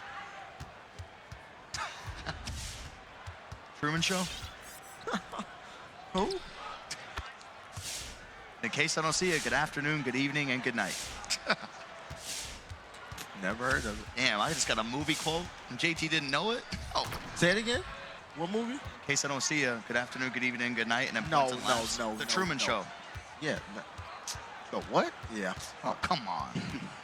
69-55 as Cooks just dribbles this one out. Is he taking a 3? He's definitely taking a 3. He's greening the 3. Cooks will finish with 27 here in this one. And your ticket runner-ups, Dukes Infinitos, will go out here in the first round as your reigning 5v5 champions. They secure the deal 2-0 over Dukes. Hey, Cooks cooking in this one, 27 points. I mean, it was a collective effort, 1 through 5, to get the dub and get the sweep at that against Dukes Infinitos. Even Johnny Red pouring in 19 points, a double-double coming in from Walnut, as we mentioned earlier. Ooh, okay, let's tap into this B5 Pistons game as well, because this is a fun one over here. Pistons taking this one. Well, not really fun. Okay. I was gonna say, fun if you're a Detroit fan. Yeah, the fact that they're going to get the sweep as well. I was about to say, if we had more than one game on, I was going to say, let's not. Oh, hey. My bad.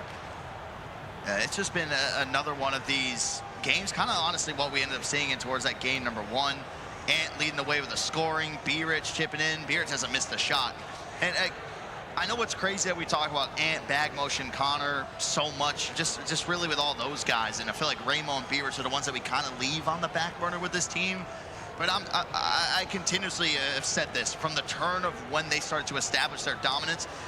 Yes, everybody picked up their play, but one person in particular, B-Rich, just ended up taking his game to a complete another level as JT just keeps funneling candy because his metabolism is nuts.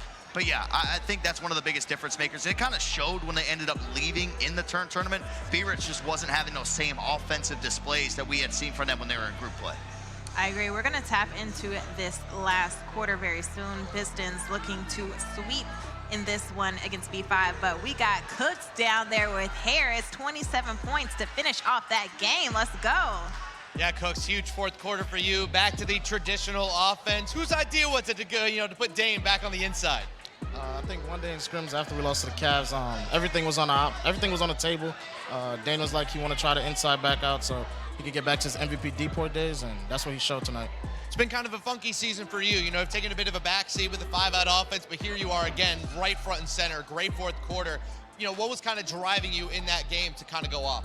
I had pop play badge and I shot a bad shot, and Johnny was like, "Where you got play badge? We don't need the house down." And I trust the MVP of the 2K League, Johnny. So my teammates, they just tell me what to do a lot of the times, and I just capitalize. MVP of the 2K League and a not so bad point guard yourself. Look, going for back-to-back titles. Is there a different mentality this year? Not too much. It's just take it game by game. Today, if you see, I didn't talk a lot. Just focusing internally on what we got going on with the team, and if another team is drowning, we're just gonna let them drown in their sorrow and not give them no extra motivation. Last question for you. T-Wolves Gaming up next. Huge matchup. Bit of a revenge game maybe for Minnesota. How are you guys gonna prepare for it? Y'all seen what we did to them in 3v3 playoffs.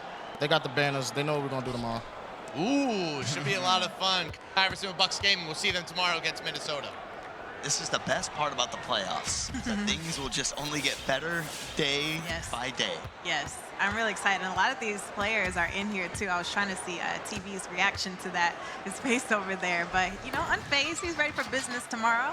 Excited to see how these matchups go down. We're going to see the 1 and 2 seeds tomorrow. Just so excited to see the bounce back. And from the early impressions that we are seeing of the bounce back of these teams that just play terrible in the turn, I think it was good for them to kind of have that 2-week break, which you've never really had in the NBA 2K League before, to kind of give you that time. But yeah, I mean, it can never sit right, Dom. If you're a team that you solidify your playoffs, but you solidified it maybe like even a week into the turn, and then you just go out sad. We're like, dude, what are these teams in this bracket right now for this tournament? Don't get me wrong, it made for a phenomenal tournament, but it still had everybody scratching their heads like, where are the juggernauts? So again, it's all about the bounce back in the biggest stage. Right. And yeah, looking at this bracket, this has been one of my favorite things. I feel like there's been years where I've come to the playoffs and I can kind of get a good read on who's going to end up winning, and you end up right. This one, I'm looking, and even me and Autumn were discussing it this morning, and you just don't know. From game to game, from series to series, really, you can have an educated guess at best, but it's tough right now. Then that's when the league is at its best, in my opinion.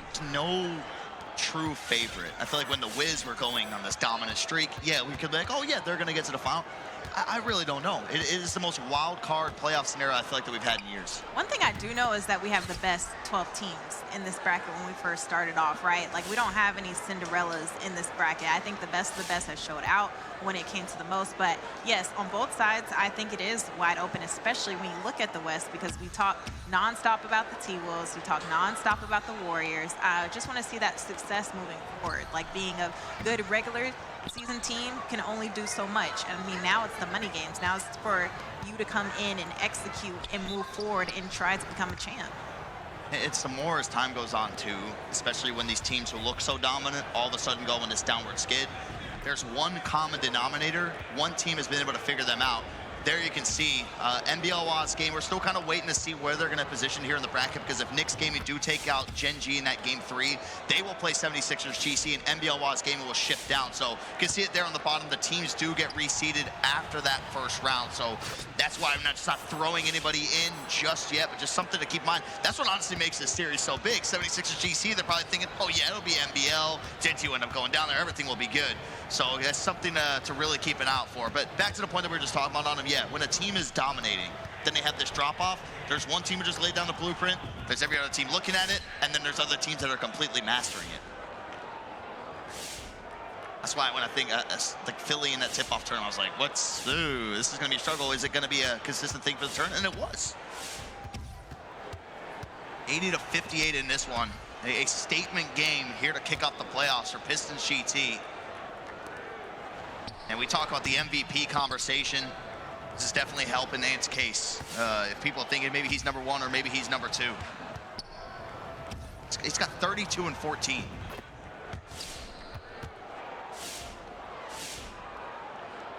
80-61 now. Claude does have 24 points, but Dom, I feel like when you're getting blown out in this fashion, like you're naturally going to get baskets because when a team's confident, they just want to get out and they want to run and gun. That's all they want to do. Yeah, you start getting risky. You start trolling a little bit sometimes, you know.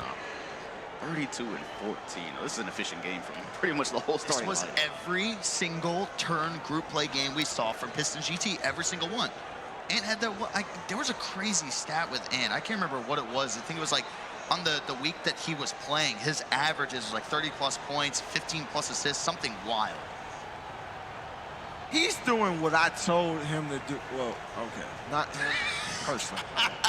He's doing what I asked from anybody who says they're MVP, from anybody in the MVP race. Like Ant, when he gets in person, his numbers drop. Today, they did not. But the real test will probably come tomorrow. That's why we're so excited to see how it goes. I mean, because again, the matchups get better. That's where things start to get more competitive. So maybe see something work out like this. But I did not. I knew Pistons GT was good. Knew what we saw from Blazer 5 with the way that they picked things up. I didn't expect blowouts from what we ended up seeing. Of course, the first game, there was a larger lead for Pistons GT. Blazer 5 game able to close the gap. But I wasn't expecting this in a bounce back of game 2. Yeah, I had to correct that. I didn't say nothing to Ant about no B5, no none of that. I'm just talking about MVP stepping up. Trust me, I don't care who wins because I don't get no money from none of y'all winning. So don't ever get that part confused a day in y'all life. Oh, team takeover off the bump and the double team of Ant. And they're going to force the jump ball. You come into this one and you look at Pistons as a 5 seed and, I mean, B5 as a 4. I mean, just the fact that they're seated underneath them, it kind of be a little bit misleading when you look at this matchup. And if you're new to the NBA 2K League, you probably think that this team is slept on, but I think they're a high caliber team that just kind of found some ups and downs throughout the 5v5 course of the season. But I think they're going to be a scary team when it comes down to it. You said it best, is that the seeding can be deceiving. And that could be said for, honestly, a lot of the teams that we have seeded. But specifically in this one, definitely Pistons GT have been the better team over the course of from 5 versus 5, especially just how good they looked in the turn. Right. But it's all about getting hot at the right moment. And that's why B5, it came down to it, to where essentially going into the last day, and right before the show, we got confirmed, it was like, Pistons GT's already clinched. I went up to the players and told them that, and they're like, are you serious? Because it was that down to the wire. So, yeah, and then we had the crazy scenario with Pacers Gaming. If they win, they would have ended up getting through. But that's why it is a little strange. So that's why you can never really go off of the seedings that you see, just more of like, okay, what's the eye test that we have seen all season long? Let's take a deep dive and maybe look into some of the stats. Will that end up backing things up? And Pistons GT stats, especially from the turn. It was a bad tip-off tournament, but they just kind of just renewed, reinvented every single aspect of their game. And that's why their numbers are crazy. 32-16. And that was pretty much consistently the sentiment I got today, asking around about the Pistons. They were just saying that's an extremely dangerous 5 seed. That was across the board pretty much the answer I got. Under a minute to go before we call this one final, but it will be Pistons GT getting the sweep here over against Blazer 5 Gaming, as Ant will take a 3, and now he puts him at 35 points, 16 assists. And guess what? He's only missed 3 shots. This is the part in the game where I start telling my teammates, wait, maybe I can get 20. I'm trying to get rebounds or whatever. I'm like, just maybe we can finesse it. Still out there fouling on the breaks too. It's a crazy stat line to put up in a playoff game. That's what I've been kind of waiting for. I've been seeing way too much remote crazy stats from him. I seen him come in person. He had not even probably half of the numbers he was putting up in that group play. But today, he showed up. All I could do is set my hat. He showed up and exceeded while doing it. I would be a little concerned if that first game that they played out here on stage, he didn't perform and then goes upstairs and then does this. I'm like, cool, it's what we have been seeing from Pistons GT for the past couple months. But coming out here, getting down on stage, putting up 33 points, 11 assists, coming out here in this next game to where you go upstairs now, you got 35 points and 16 assists. Please reconnect wireless controller number 1. That's clawed out of there. It's a 20-point blowout victory in favor of Pistons GT. They take it 91-71. 30 35 buckets coming from Ant, 16 assists as well. Every Pistons player in double figures to get the dominant win over B5. You see the sweep right there. Pistons will move on to round 2. Including them, we'll have Bucks, B5, and Pistons and NBL Oz Gaming move on. Now we got to see who moves on between Knicks and Gen G. We're getting that game up very shortly, but we're going to have a break before then. We have Dom 2K up here. I mean, just for you, the excitement of the night. What are your final thoughts? This was fun. You know, these games turned out a little bit predictable, but out there, before I got on, Gen G, I'm looking forward to this one. This game 3. You don't understand. The fans that they had in the crowd with that, it was crazy. I am looking forward to it. Yeah, it's been a fun experience, and I'm looking forward to more. Hey, we're going to get more in this game 3. Thank you so much, Dom, for everything. And it is always fun hanging out with you for sure. We got the best of the best for the playoffs, all the stars in the building. And before we go into our commercial break, we are coming back and we'll have game 3 of Knicks Gen G. But before that, a new episode of Behind the Screens presented by Champion drops soon on the 2K League's YouTube channel. And Miss Basketball sat down with Bag Motion to talk to him about literally everything, including how he changed his life to make it to the 2K League. Here's a little clip. I changed my job shift because I was working about evening or night sometimes. Okay. Sometimes I could work later. You know, all the prime series and the amateur scene is at night. At night, yeah. Yeah, so I'm like, I tell my job I need to switch to the morning. Mm-hmm. They tell me you can't switch to the morning because I just started working there not too long ago. Oh, so you on this 90-day probation? I already knew. I knew it. So I leave that job. Yeah. So, because I'm trying to focus on the bigger picture, like. And you got a baby on the way. You got responsibilities. Yeah, so I leave the job. Yeah. And I'm looking for other jobs at this point, but I'm like, all right, well, while I'm sitting here unemployed, I got a little bit of money saved up. So I'm still promoting my content, but I'm trying to like get better throughout the day. So I'm planning like the Tens lobbies through like early in the morning, late at night. I'm planning in Tens lobbies. I'm using my spare time on that. Then I'm like, all right, I get a job at a restaurant. Okay. So I'm like, okay, I'll be able to like keep funding my content. Yeah. So I buy a PlayStation camera. Dope. Buy a PlayStation camera, start streaming with my actual face. Yeah. so I start streaming. So I start streaming, and then with my actual face, that's crazy, right? Start streaming with my actual face. What other face you using, bro? Okay.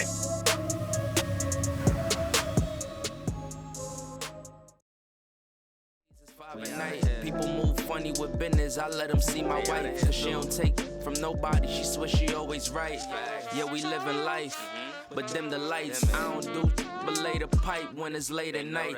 Bragging about how they took a life, but that's never nice. Till I call and catch back to them and then they pay the price. We was always nice, never scared to join a safe. Studied OGs like Tip Jarobi, Ali and Fife. Everything been cinematic like we signed a Johnny Shice. Gotta earn your stripes, ISO been a prototype. Yeah, it's on the man up, coming from the sandbox. Man, we had to find out where we at. We the illest tandem, ISO Nation fandom, side by side like Hov and yeah. Yeah, them guys that stand up, breaking through your sound box at any time of day.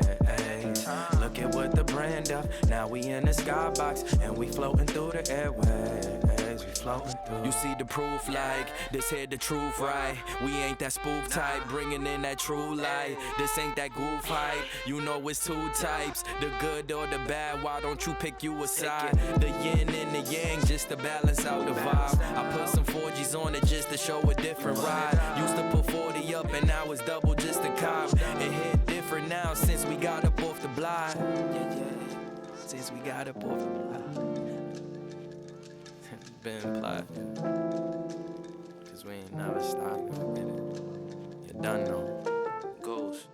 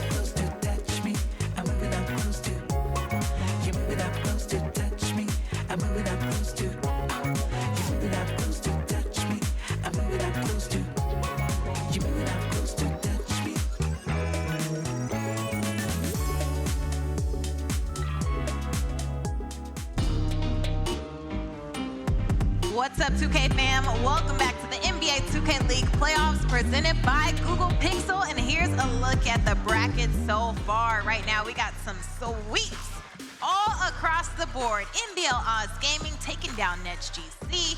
Pistons sweeping past B5. Bucks doing the same against Dukes Infinitos. But we get a game 3, y'all. I can't wait for it between Gen G and Knicks. And it was heated on this one. On the stage, Malik going at it, DJ going at it, Gallo stepping up and saying, hey, I'm the #1 overall pick for a reason. He went crazy as well. 31 points from Malik in that game too. It is going to be electric to close out in this one. Excited to see because Gallo is now finding that offensive consistency we've been waiting for as DJ will take his first shot of the ball game. Can't connect on it, but Crush flies in for a rebound. He made some big plays. I know he's not at the lockdown position anymore, but he got that snatch block in that game #2. He soared in, got a massive offensive rebound for Gen G to be able to secure that game as Gallo gets the mid-range fade, but no good there.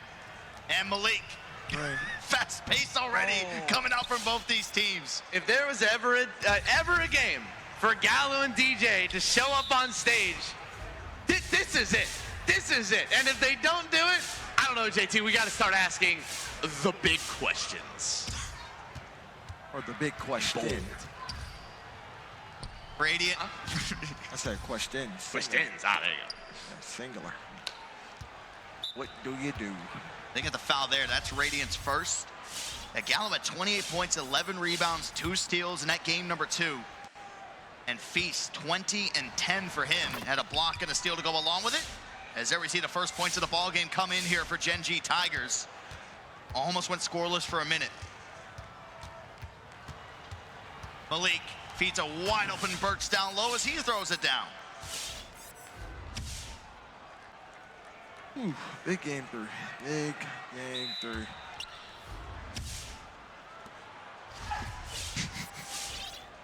Had a lot of time to cool down, which means that just either gives you either like lose that energy or you just rest up and regain that same energy. Gotta assume just all the preparation that they've been able to put into this one. 2-2 here early. Let's throw it down to Harris. Thanks, Turk. Well, I was checking in behind the Knicks gaming bench, and I wanted to see, are they going to be just as intense against DJ as they were the first game on stage? And let me tell you, yes, they were. Malik immediately pointing at DJ, trying to get at his head again. I wonder, when is Stick going to start getting into the action? Took him till about the second half last time to start barking at Gallo and DJ, and I bet you it's going to come sooner rather than later as Anais knocks down a 3. Now, all it's going to take is that one turnover, the one smothered shot, and then maybe he will get up and start talking. A good make coming out there from Anais. Still the story for me with Gen G a lot of the time is the more they can get their corners involved in the offense, the better things are going to end up being for this side. As they get the miss and Type will secure the offensive board. That was a great shot by Anais. I thought he could have stopped and shot it, but he faded and still greened it. So don't let me tell you what to do. By the way, today has been the day of, original 102 centers dominating. You got Sick One with MBL, Ramo, Pistons GT, Walnut with Bucks Gaming. Let's see if it's going to be Feast or Type getting it done today. Oh, Radiant doesn't take it. There's a jump coming from the back of Anais, but they do feed Type down low. I mean, he has been, the one thing I've always loved about Type's game, from the moment that he came into the NBA 2K League when he was playing a big man to all the way up until now, is his offensive consistency. Always been such a solid player. So easy for him too, right? Makes it look so much easier. It's funny, I had a couple of kids over there asking me like, what's it like to play in the league? I was like, just watch the centers and you'll see. Hey, it's a very fun position. You don't have to do a whole lot. You don't have to worry about the shot timings or if you're on an inside big.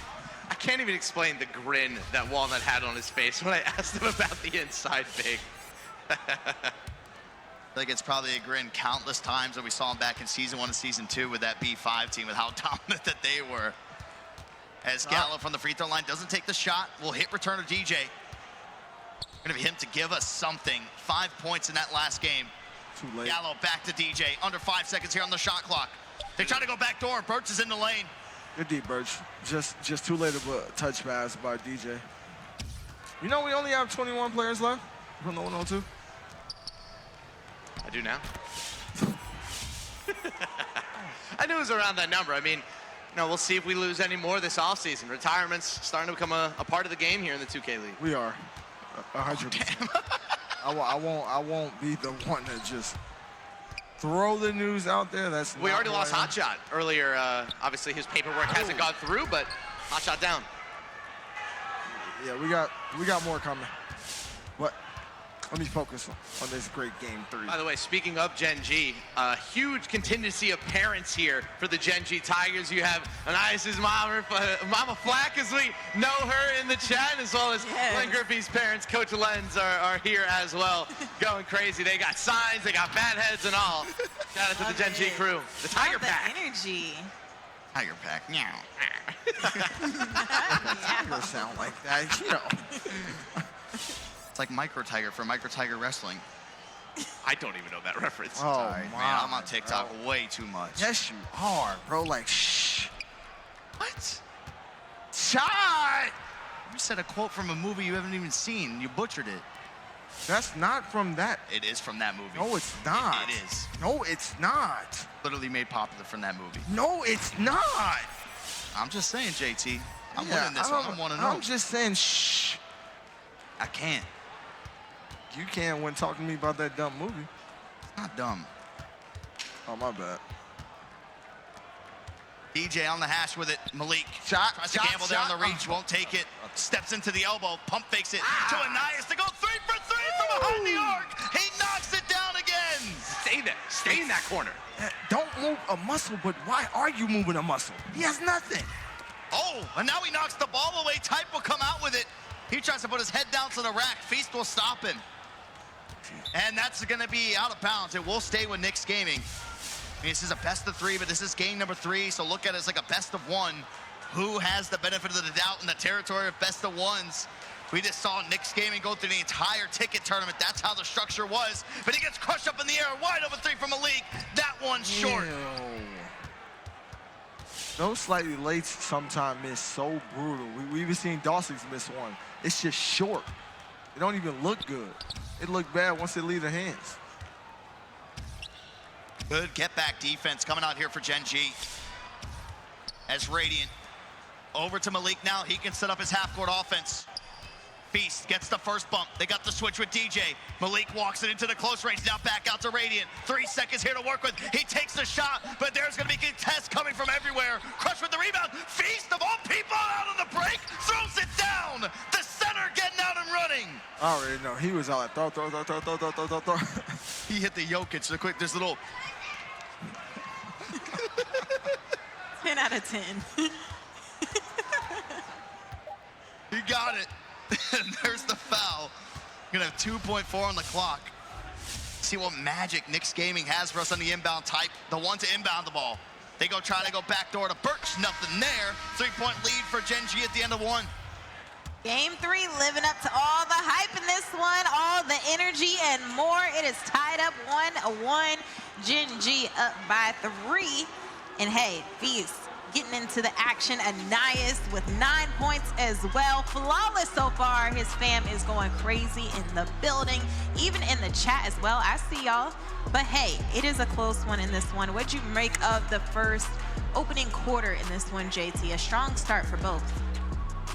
I feel like that will be the Knicks' worst quarter and Gen G's 3rd best quarter. Remember I said that. I just don't think the Knicks came out as strong as they could have. I feel like they had their chance to gain momentum and they just didn't. So I need more from Knicks game. Gen G, cool first quarter. Knicks, game 3, I need bigger, a statement quarter from them and a pivotal game 3 for them. Need a statement for sure. Type making that statement so far with 6 points. I mean, special interview with Harris down low. I see him with all the fam down there with Gen G. What you got, Harris? Yeah, we got the Tiger Pack right here. We got Mama Flag, we got Mama Len, and Dad Len as well. First of all, Mama Len, I mean, who made the signs? I saw you guys last year in Indy with them. What went into the sign? A lot of work. So Len sent us the photos. We just feel like it represents very, very well, and we want to show these guys that we love them. Honestly, it's been a really fun season for you guys. Mama Flag, you are always in the Twitch chat. Now you got your big heads. What's it like to see your son play in person? It's been such a long journey getting here. Awesome. All right, we'll take the one answer. Dad Len, what is it like seeing him go toe-to-toe right now with Knicks Gaming? Such a huge matchup for him as a coach. I mean, he's got these guys ready to go. It's incredible. The whole season is right here on the line. It's absolutely incredible. Well worth the flight from the West Coast this morning at 2:30 a.m. So we're here to win it. 2:30 a.m. Hey, that's when most of our gamers go to sleep. So thank you guys for coming. They'll be here the entire night. That's what makes the NBA. All about. Yeah, that's what I'm about to say. That's what makes it so great. A 2:30 a.m. flight. Sheesh. You taking a 2:30 a.m. flight? Hey, for my fam, yeah. That's love right there. No, not you, Dirk? I know you would. Ah, get me on the 9 a.m. I know about those flights. Oh, brother. Our Tiger Pack.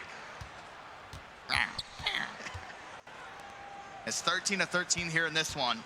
Your classic Eastern Conference style of play coming out between these two teams right now. DJ had the shot, didn't take it the first time, and can't get it to go on the second move. He's just second-guessing himself a lot now. I need more from him. He has shown me almost nothing today. I need more from him right now. Now or never. I mean, I think that's kind of like the sign, especially the games that we have seen, right? You said you haven't really been seeing anything from him. When a player starts to second-guess shots that we have seen him the entirety of the 5v5 season when they were remote take, that's an issue, as Crush on the flare-up can't get it to go. Feast with back-to-back offensive rebounds. As Anais will get it, they will have to call timeout. Really, really slow start for the Gen G backcourt. 0 for 5, 3 turnovers to open things up. I'm not gonna lie, I know that I don't love this Knicks Gaming 3-2 zone.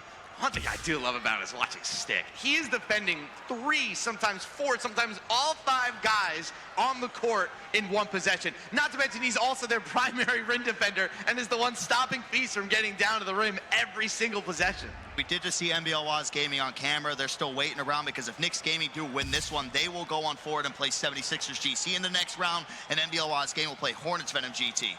By the way, I was trying to get an answer out of Big West and saying, I was like, who do you want to play? Come on, tell me, who do you want to play? Great structure. They're like, we don't care who we're playing. We'll take either of them. And I'm like, all right. I was like, you sure about that? That is going to be interesting to see how the game one's going to play out. Obviously, with Crown having to serve the suspension. Big Perm going back to his center roots. I said to, so I went up to him in the hotel lobby today. And the first thing I said to him was like, hey, Perm, you know what happened last time me and you were out in D.C.? I beat you. And just awkward. Well, good news for him, you're not out there. That is true. Yikes. And he'll be out there for game 1, and then Crown will come back for game 2. Jam God. Still scoreless for the backcourt of Gen G. Where's Connor? I think that's our first of the night. Connor right there laughing and talking. Oh. Snapping up moves. Connor is the end of the TikTok where it just screams, "Say!" That's Connor. I was waiting for it. I was waiting for his redemption after his woo. Crush with the steal. Throwing at a power forward like that is crazy. I get guards. Throwing at a power forward like that, absolutely frivolous. The man takes no prisoners. Like, oh boy, you're D-Crush, man. He sets the screen, nothing connects, and now it's gonna be Birch coming out of the corner to get the steal. Malik pump fakes it down the raid, and he pump fakes. He went to the smallest guy on the floor to try to finish down low. He would have ended up getting a layup. It would have ended up getting blocked. Timeout called for New York. Looked like a double tap a square there. I don't think he meant to do that. I'm going back to the rap. On raps, for those watching back home, come off of the turbo button. When you're rapping a guard or rapping in general, when you holding that turbo button, that pass will drag you, which allowed that corner to make an easy steal. If he's not holding turbo there, it doesn't drag him, and he actually makes that corner player make a decision. This Gen G backcourt. Like, hello? It's time to wake up. And you can even see Stick. Malik's not even yelling at him anymore. He's done his work. It's Stick now. Yeah, Stick talking to Crush. Stick's going crazy. He's talking to Crush, if I'm not mistaken. 7 turnovers for Gen G. Ugh. Honestly, for them to have 7 turnovers in a quarter and a minute, and for the game to be tied, it can't do much worse than 7 turnovers. No. You can't do better, though. Hot take. Well, I see somebody out there in the Twitch chat, 2eel, I'm sorry if I just butchered your name, says, we wish we could hear the players, so let's take a listen to Gen G. Oh, shit. He just do it anyways. Yeah, he do it anyways. Come down, D. I'm coming. Careful. Be careful, baby. I just told you. Bro. I'm corner. Stay. I got Radiant. I got Radiant. I got paint. Means go left. Means go left. Yo, come on, though. Come on. Let's not wait. Come on. Two. I'm live. I got Malik. Good. Make sure y'all talking on this. I got my cut. Good. I'm good, Mihawk. Wing. Good, Mihawk. I got my cut. Good. You under. I start. Hell no. Seal. Under. Here. 6, 5. Don't sitting. Don't watch 3. I'm sitting. 2. I came down to crash. I got you. Oh my God. It's cool. Come on. 4 points. We good, bro. I can't beat us. Without yellow. Wait for me. Don't get blitz. Come on, Beach. Yep. Did it? Bro, Yo. What the fuck, my nigga? You good? Yeah, I don't know what the fuck going on, bro. I'll plug it in. Yeah, hold on. I don't know. That's just me. Fuck it. I don't know what the fuck going on. There we go. You see, sometimes players got to go into their settings, see if anything feels weird, especially once they start to get a little ahead of themselves with the dribbling. Control it. It's the hardware. Sometimes as a PG, when you input your stick commands too quick, it gets out of control. That's all it was. Gallo's got some quick thumbs, so that's maybe all a it little was. reset's all he needs. It happens to any and every guard. We see guards go out of the game and come back into the game to kind of fix any input delay that they feel they might be having. Or maybe it's more of a mental refresh thing versus anything. Who knows if it's real or not. Man. That's real. I used to play. Spoken like a true point guard. No. I'm not even big on those like conspiracies, but just I know how it is when you thinking what you want to do and the thumbs moving just a little too fast. The game can't always catch up to you. Birch has had one of those games to remember on the defensive end. He's got 5 steals right now for Knicks Gaming. He has the second highest average in steals per game, right behind Stick with 1.29. He's doing it all right now, but it's still just a 1-point game. You think that maybe with having that, you have a little bit more of a lead? I'm going to hit Gen G with the same thing we hit Knicks Gaming with, which was Gallo played so well in that first quarter, and Gen G was only up by 1. This is about as poorly as the Tigers could play through a quarter and a half, and they're only down 1. I mean, their defense is really saving them. That's a shot, Stick. That is a shot. They get it to Malik. Tight comes back to set the screen. Defensive 3-second call bails him out. That no. One word. Inexcusable. That is bad. That's a stop. That is a stop right there. I just got a foot out. That's Radiant's first points of the game. Now they're gonna score. The one free throw off the defensive 3-second. Malik from the hash. Can't get it to fall. That's a huge miss. Almost went up there for the rebound. That's a massive miss. That could have been a huge momentum swing. Whoa, again with the timeouts. They're down to 2 again. In the second quarter, 2.5 minutes left. This to me, JT, this is all up here. This is the mental game of playing on stage in big spots like this. Right now, Gen G is not getting it done on that side. 8 turnovers, but that's the crazy part, bro. 8 turnovers, 6 for 14, and they're only down 2. But that's part of that is they're 4 for 7 from 3, while Knicks are 1 for 8. Ooh, boy. I'm looking back at the Gen G bench right now, and Coach Lynch is telling them, talk, guys, talk. You're going to call timeout. Say you want a timeout. We can't just do these things as a one-off. I think right now this Gen G team, they're playing really tight. You can kind of tell fist clench a little bit. Maybe the palms are getting sweaty. Got to calm down. Everyone's impressed, too, by Birch's impressive defensive performance, 5 steals. But a lot of people asking, wait, how did he get that? What have you liked from his defensive pressure that he's been able to provide for this team here? A lot of his steals have either come, coming off of inbounds, but also there are a lot of late shot clock steals. And it's really just the entire team defense of Knicks Gaming forcing them into bad decision makings. And then at the end of the shot clock, Birch has been there pressing the buttons at the right time. For me, this is a timing problem with the Gen G offense right now. Nobody is doing anything coordinated or syndicated. It's all just one-offs. And then sometimes you get a nice little and it works out in your favor. Oh, I bailed you out. I'm not doing the next one. That's why she got that big Kool-Aid smile. I bailed her out. I'm done. Oh, yeah. I'm done. again, for how poorly Gen G has played in this first half, and I'm not even going to mince words, they have been #bad. They're up by 1. But I can flip it, though. I was about to say, we took a listen into Gen G, so now let's take a listen into Knicks Gaming. Shot. Good shot, E. Hey, let's go. Ethan, take me home. Huh? Take me home. Take me home. Take me home. One foul for the quarter of your stick. It can't be you. You got 3. Right. Be smart. Julie, no, Leaky. Come on. That's D. No, E. Why you he missed. Committee. Yeah. I thought he was going up. Hey, gritty game. Let's take anything easy here. First one, pick right here. So patient early. Good decision. Hey, Let's go. Shit, baby. Good stuff. Come on, one play at a time. Yeah, I ain't gonna lie, they got nothing for Ethan right here. They have 1 foul. Oh my God, bro! This kid fucking sucks. He's not shooting that. Holy shit. Hey, that's our 1. That's our 1. You're good, E. That's a good blitz. Oh my God, bro. Blake, I have to call a rotation. Back. Ready, reverse stack. No foul. Reverse stack. Come on. Oh my God, we gotta steal those. No foul. 8 seconds. Watch quick slip. No. Throw it, he missed. Throw it. X. I'm another corner. Take me the fuck home, Ethan. Take me the fuck home, E. Come on, E. Let's go. Stay disciplined here. No foul. He's going left, because he just went right. No foul. He's an idiot, bro. Reverse stack. Put the swing stick. Reverse stack. Go. Oh my God, let's go. Damn. He's good. Okay. I got you.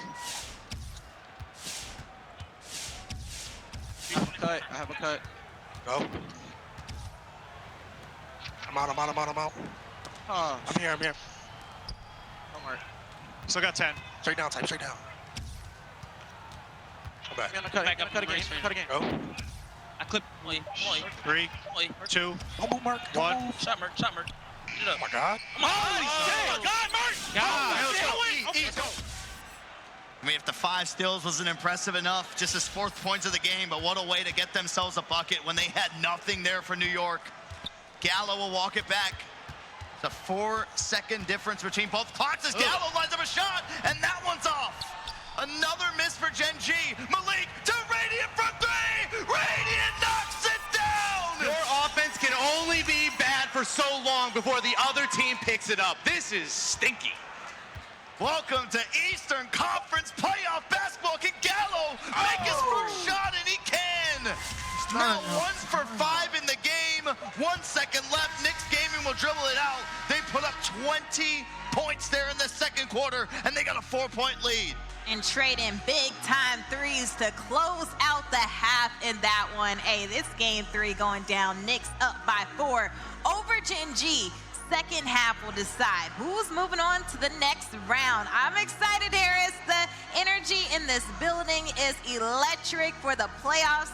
It's been exciting through and through. Dominant performances, a lot of sweeps too, but the performances have been out of this world. That has to get a Snickers tonight. Oh, it does, Autumn, and this is a really, really difficult one. This one's hard. We have a lot of great options tonight, but for me, I gotta go with NBL Oz Gaming. They are my Snickers most satisfying performance for today. Just an outstanding, outstanding performance from Oz Gaming, whether it was Jaden with the energy, Harry with the intelligent play, but how about Sick One? Back-to-back huge double-doubles to help lead them to victory. The first playoff win in franchise history for NBL Oz Gaming. And also, Autumn, it helps that it was a beef game as well. NBL Oz Gaming gets it done. We will see them tomorrow, but against who? We do not know yet. The second half of Gen G and Knicks Gaming will decide that. We'll look at Jaden with the crazy eyes. It was fun talking to him after the game. It was a really fun series overall, and you gotta wonder, Autumn, one other big question. How does this affect the Rookie of the Year race? Perhaps people are starting to give second thoughts to Green as such a far and away favorite, but that is a question for another day. For now, the Snickers goes to NBL Oz Gaming. So much fun watching this team in their first year make their first playoff appearance and get the dub. Not even a dub, but a sweep, taking down Nets GC and Jaden coming in with 2 consistent great games, 18 points in that game too. Harry as well with 18 and a double-double for Sick. 26 points and 12 rebounds. Sheesh. Love to see it. Congratulations, NBL Oz Gaming. All right, y'all, we're gonna take a quick break. And then on the other side of this, we're gonna have Knicks and Gen G.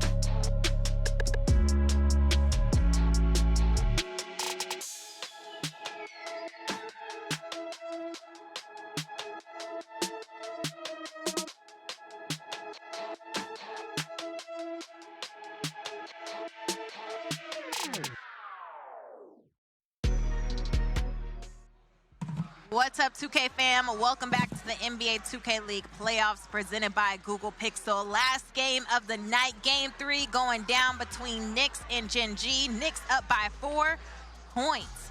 And it is all going to be decided in this next half. Who moves on to the next round? And it was Knicks in full control of that one. We saw Radiant also come alive. That big-time 3 to close things out in that first half, Harris. Yeah, that was a huge shot. But even on the other side, you know, Gallo and DJ starting to get into it a little bit. But honestly, Autumn, may the best backcourt win. There are no excuses for either side. You both have a game. You have one half of basketball, a small lead. Whichever backcourt is better this half, that's the team that's going to win. Simple as that. And if you're Gen G, this is the moment you've been waiting for. You're down by 4. All you need to do is win the half, and you move on to the next round. No excuses. I don't want to hear any of it. You get it done now, or we're going to have some big questions come this offseason. This half has to be what I like to call an exemplification of want to. I shouldn't question that. I shouldn't ask for it. This half, if you want it, one of these backcourts is going to show me. I really need it from Knicks. Birch is having his career game. His career game. Really is. Honestly, he's gotten a couple He's gotten a couple big rebounds too, coming off the right side of the rim. Nobody's boxing him out. This is a legacy game for him. He has been one of our lesser defensive power forwards this year, and he's bringing it for him. One thing that we have to look at too, I mean, just specifically here in this game 3, the last time we saw Gen G before today was in that turn bracket play matchup against Pacers Gaming. Then they put up 48 points in that game number 1, then 50 points in that game number 2. So a lot of questions around the offensive side of things. And yeah, we've seen it in those first couple games that they ended up playing. But this is exactly the nightmare situation that we saw from Gen G when they were bounced from that last tournament. I hate to say they can't play much worse on offense than they did in that first half, but unfortunately, we've seen that they can. There is a worse level for them to hit. And unfortunately, if they're not going to start hitting threes at a high clip, I don't know, Dirk. I don't know. I don't like how this feels. If somebody can get the separation from Eastern Conference basketball and play some Western Conference basketball, somebody can break open with this. I'll be honest, man. It's got to be Gallo. It's got to be the #1 pick. It's now or never. You got to be the guy picked at #1. You won Rookie of the Year last year for a reason. It's time to show it. This is your series. This is a beatable defense. You got to hit your shots. You got to get open. You have to make smart decisions. It's now or never. See, I got DJ. He hasn't shown me nothing all damn day. It has to be now. Give me one good half so I can see you tomorrow. Give me one good half. Oh, Radiant takes this one, and Chris able to get over to it. Brother. We can be like the guys from El Dorado. Both sounds good. I'm cool with both. Both. Cool with both. Gallo just with 5 points. Returner DJ with 3 as Anais. He is now the first one to enter double-digit scoring here for Gen G. He's got 11. Saving them right now. I mean, huge makes. When is the last time that we've sat there and been like, wow, Anais is leading the team in scoring? You don't ever see him or Crush get a lot of production, but that 3 for 3 from behind the arc is magnificent as Malik drills a 3, just a second make from behind the arc. Chalk asking, why are Malik and Radiant guarding top? What did I miss? So that's the wonderful 3-2 zone defense that they've been running recently with them two on the sides and Stick basically playing the centerpiece in the middle. It's a tricky defense to go up against. It's beatable, but honestly, when you have the talent that they do, you can beat anybody.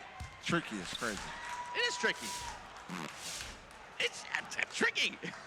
It's not good, but when you got a lot of talent, when you got Stick, Type, Birch, Radiant, Malik playing like this. Hey, Chalk, you one of our better point guards of all time, Chalk. How, on a scale of 1 to 10, how hard or easy is it to break a 3-2? And I feel like we wait. I feel like it's the way that they run it right now. Zero is boom! But that's the thing. It's not a just 3-2 zone like a traditional where they're just stuck in the same spots. He's actively playing on the back end, so it's not like a 3-2 zones where they are just stuck in those positions that you can sit there and break it down. Stick is still moving around. It's like a weird kind of box end 1-2, but it does leave the corners wide open. He's moving around, but the way they play it, he's in the paint a lot. Yep. Against a big that really knows how to score, he's going to get dominated, but it's just like people don't take advantage of that. What I'll say the tricky part of it is how fast lockdowns move. The show and get back is something that you're not going to see. Maybe with the right power forward, maybe with the right center. Oh, there's Mama Fleck holding up the sign behind the team. Also, it needs to be said how insane Stick has been playing. Whether it was the ticket, whether it's now, since they've swapped to this new defense, he has been absolutely outstanding. Very hard to find a flaw in his game so far. But that's also it, too.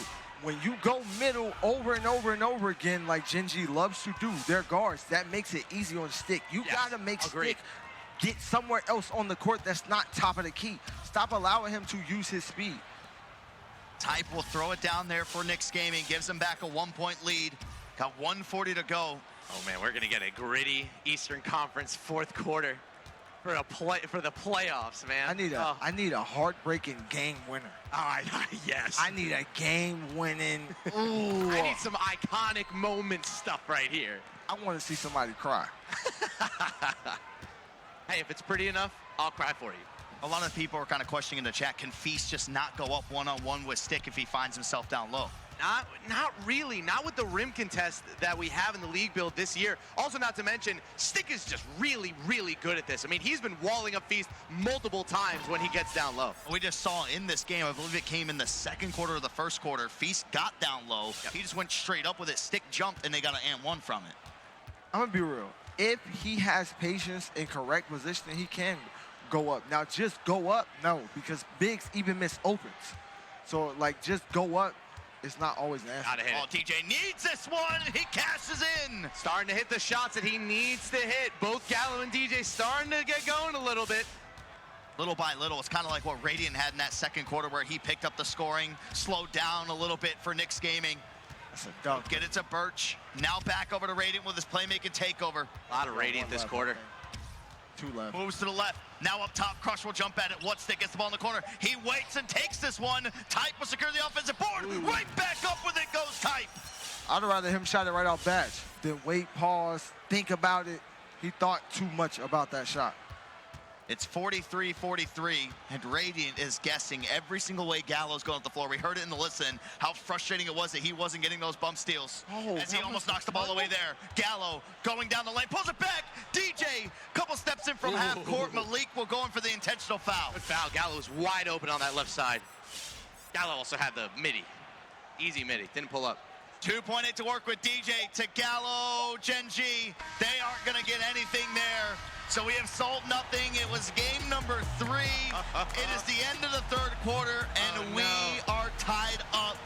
You win this quarter, you advance. I mean, this is why we play 2K, right? This is why you play basketball. Tie game, tie series, fourth quarter. I mean, come on.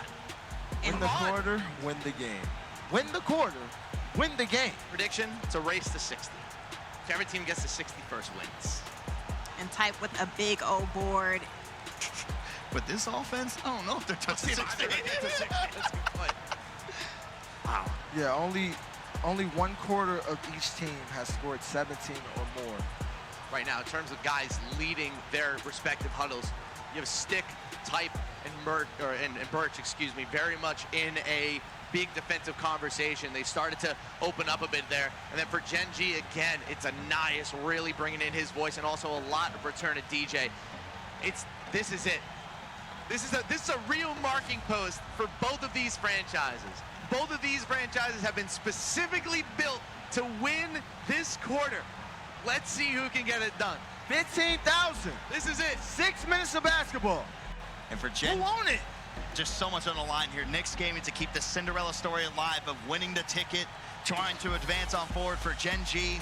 Made it to the playoffs last year, got to the second round where they fell short to Wizards District Gaming. A lot on the line between these two sides for two organizations. Mama Flax pumped up. She's ready. I think Malik about to have a crazy quarter. Hey, he better. But we just started to see DJ and Gallo both slowly start to pick up the offense. We'll see what happens here. Fourth quarter, now getting underway, will be Knicks Gaming starting off with the ball. And this is huge right here, just to try to get something, get the odds going in your favor. Radiant still with the takeover, walks it back, Anais. Malik. All up on him. As he passes out of it, and that's gonna be Knicks Gaming ball, so it did deflect off a Crush. That's the one thing I say. Crush might be on power forward, but I promise he pulling his shorts up to guard ball. He's playing. Hey, that's what happens when you got Feast back there, right? And you have one of the best pick and roll bigs ever. Can do a lot of fun rotations. Here's Crush into play again. Malik trying to find an angle, gets the dunk meter and throws it down. And he is slightly late on that too. I mean, we see those go in all the time. Yeah. Now, earlies and lates, like no slightly, no. Did Malik just turn on the dunk meter like a couple games ago? Oh, get mashy. Oh, it's not possible. I mean, it's always dunk meter just automatically on. Oh, interesting. Because we never saw him use it for most of the year. It's really just been Chess and Kai. Oh.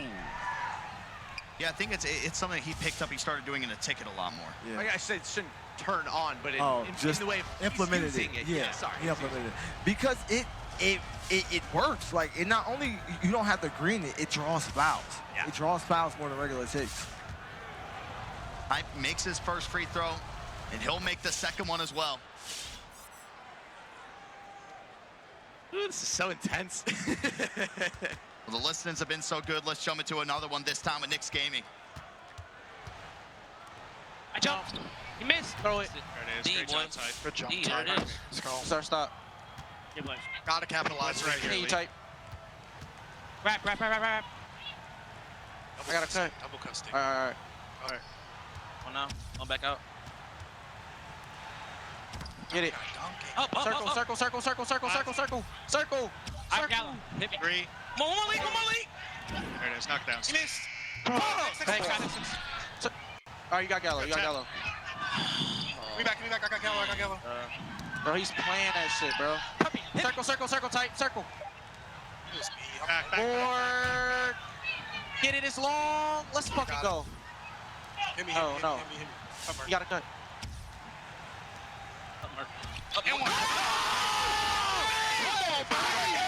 Huge play. Come on, Merk. Come on, hey. Green this, Mark. I need it. Green this shit, boy. Huge play, Mark. Great job on the offensive glass there. Damn, bro. Get back. Go, guys. We're a few stops away. Let's stay disciplined for 2 more minutes. Play badge. They got nothing. Don't give up no fucking Worse. Let's go, Stick. Come on, touch us. Back to me. We're good. Back out to the top. Anything right here. Anything. It's gonna be me. All the momentum. Come on, E. Come on, E. Max. Get back. You're good. It's a great shot. I'm right. Watch a quick one, type. Yep. Man, that shit. Come on, Sticky. Somebody, Right. please. We're good. We need these, E. It's a fluky. They picked it up. Yeah, I'm going left. Wrap. Go down the middle. Set me. Hey, wait, now. Hit me back. Yes, sir. Come on, bro. Let's go up. You might expect JT when you jump into a listening and they start to run the break, you're hearing circle. Because guess who's circle for Knicks Gaming? Malik. In that listening, we heard, let's stay disciplined. What did you make of that listening? Oh my goodness. Oh, Well, man. it's whatever Genji is not doing. This is 3 turnovers now in the 4th quarter, and all of them have led to Knicks Gaming buckets. Whatstick has been insane in this one. Even Birch, I mean, in the and one play, but Whatstick really causing that pressure and flustering them on the defensive end. I'll be honest, that 6-point swing where they missed the wide open corner 3, multiple offensive boards, Merck gets the and one. I don't know, JT, that might be the game. It might be. Like, what I'm really seeing, I'm kind of seeing the usual. Gen G can play defense, but at times they just can't score the damn ball. And when they can't, they look horrible. Remember what I said? It's a race to 60. Genji's got a long way to go. Let's see if they can try to turn it around. A lot of game time left here in this, but everything going in favor right now at Knicks Gaming. It's 14 points for Anias, 15 for Feast, carrying the offensive load. And for Gallo, he's got 7, return of DJ 9, and in the playoffs, in this type of environment, that is not going to cut it with that low of scoring coming from your guards. I just can't have 7 for my #1 overall pick in a game 3. Can't have it. It's tough because I promise this is a good team. Gen G is a good team, but it's every they have no middle ground. They have no middle ground. That's the problem. They're either red hot or they just cannot buy anything. Return of DJ now working with the ball. They're trying to go backdoor. Does end up getting to Anias after the tip from Type. As Gallo has it, kicks it over to DJ. Trying to find anything, ball knocked away. Return of DJ will take the shot, breaks everything on it, and Type palms the rebound out of the air. Gotta hit paint there. Might be it. Here comes a real Malik type shot. Oh yeah. Here comes the hero shot. And as smart shots arrested away, they send Type to the low block. Malik working out one-on-one, trying to get over the dump here. He's pulled out of it. Malik getting at it. He's as animated as we've seen him on stage in a long time. Oh, I saw some people out there in the Twitch chat asking for it. Let's jump into a Gen G listening. Fuck. We only got 220. Fuck, bro. Come on, we need a bucket. Keep playing. What's up, the key, bro? Okay. One down. Shot Gallo. Come back, play. He's not leading me anymore. Sit down, please. Okay. But I'm dead, bro. He fell. Yeah, the shot though, Gallo. Yeah, you're just overthinking every ring now, bro. Come on. It's down 9. Come on, bro. Good. Up, Gallo. Go down. And one. Come on. Good God, first. I'm here. Okay. Come on. Back, bro. Don't use the felt. We got enough time. Man. Back. Get under this. Get up. Go. I got my good, bro. I saw. Stack it. Go. No. Oh, please. Go. Swing. But listen. He said stack. I was about to leave. This is all fucked up, bro. He's stacking off my ball, though. Yep. Come on. Just get through the game, bro. This is bullshit. Stupid as fuck, bro. I'm going out, Yellow. He's dead. We got it. I'm kind of. Oh, shit. Got it. Shot, yeah. Damn, my nigga. Fuck, bro. No, like, it's just. A direct quote. This is stupid. Let's get out of this game. Sounds like a team that's given up. Yes. It's just done the fight. Like I'm telling you, you can see when you really want it. Right now, Gen G's just don't want it enough. I feel like nobody tell me different. I feel like we hadn't had a get me out of this game type shot in a long time. Now we got one. Yeah. With a direct quote to go along with the shot. Honestly, I go back to the 6-point swing, the wide open miss into the multiple offensive rebounds into the Merc and one. That felt like the game to me. I think that's going to come true here. They just cannot buy a stop right now. I mean, usually this is still a game that anybody can go out there. I mean, it still is one of these. If they can start to mix in some threes and get the stops, but now, JT, you're in the territory. You got to start forcing turnovers.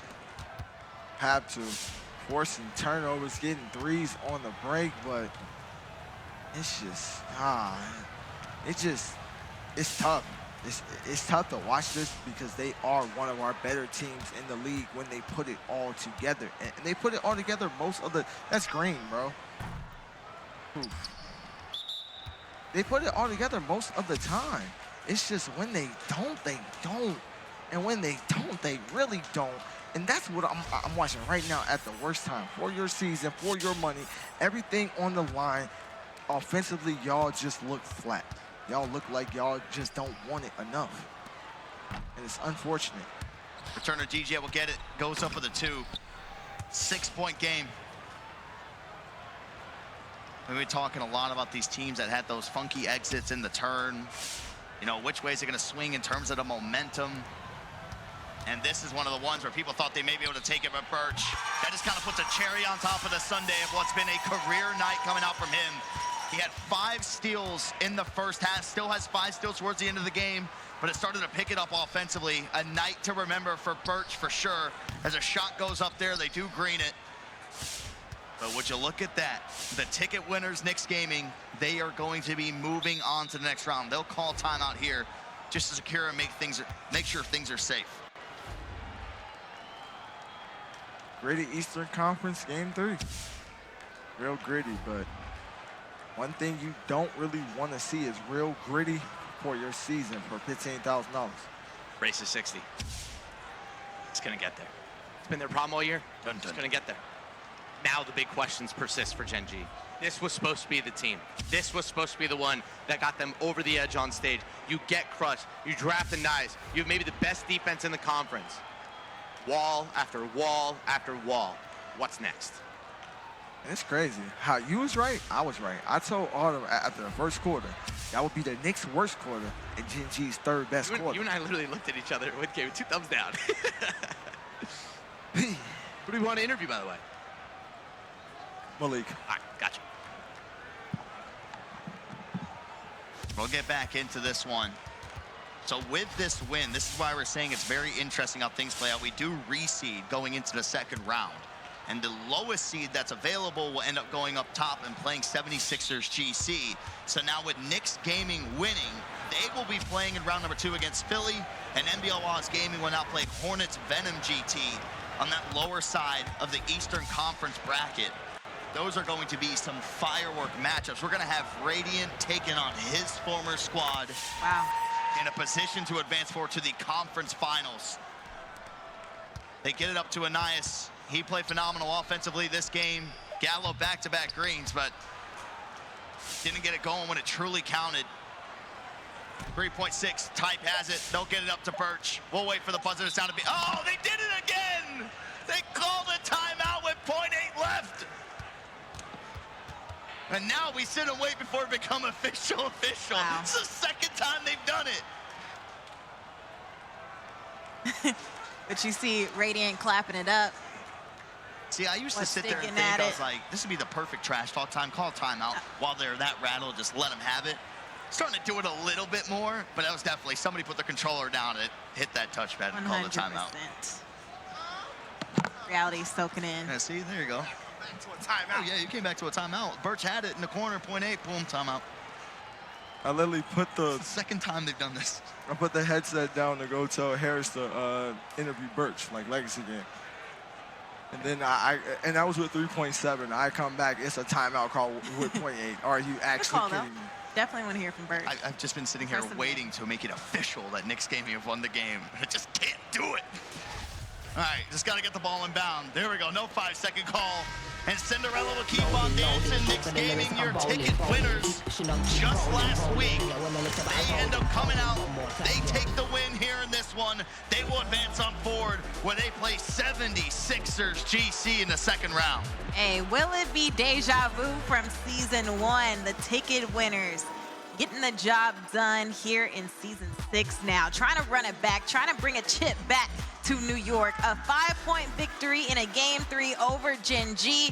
And what a collective effort it was. Original Malik pacing the squad with 20 points, but Radiant alongside him getting 15. A legacy game coming in from Birch, 10 points from him. He did not miss, 4 for 4 from the floor and 5 steals.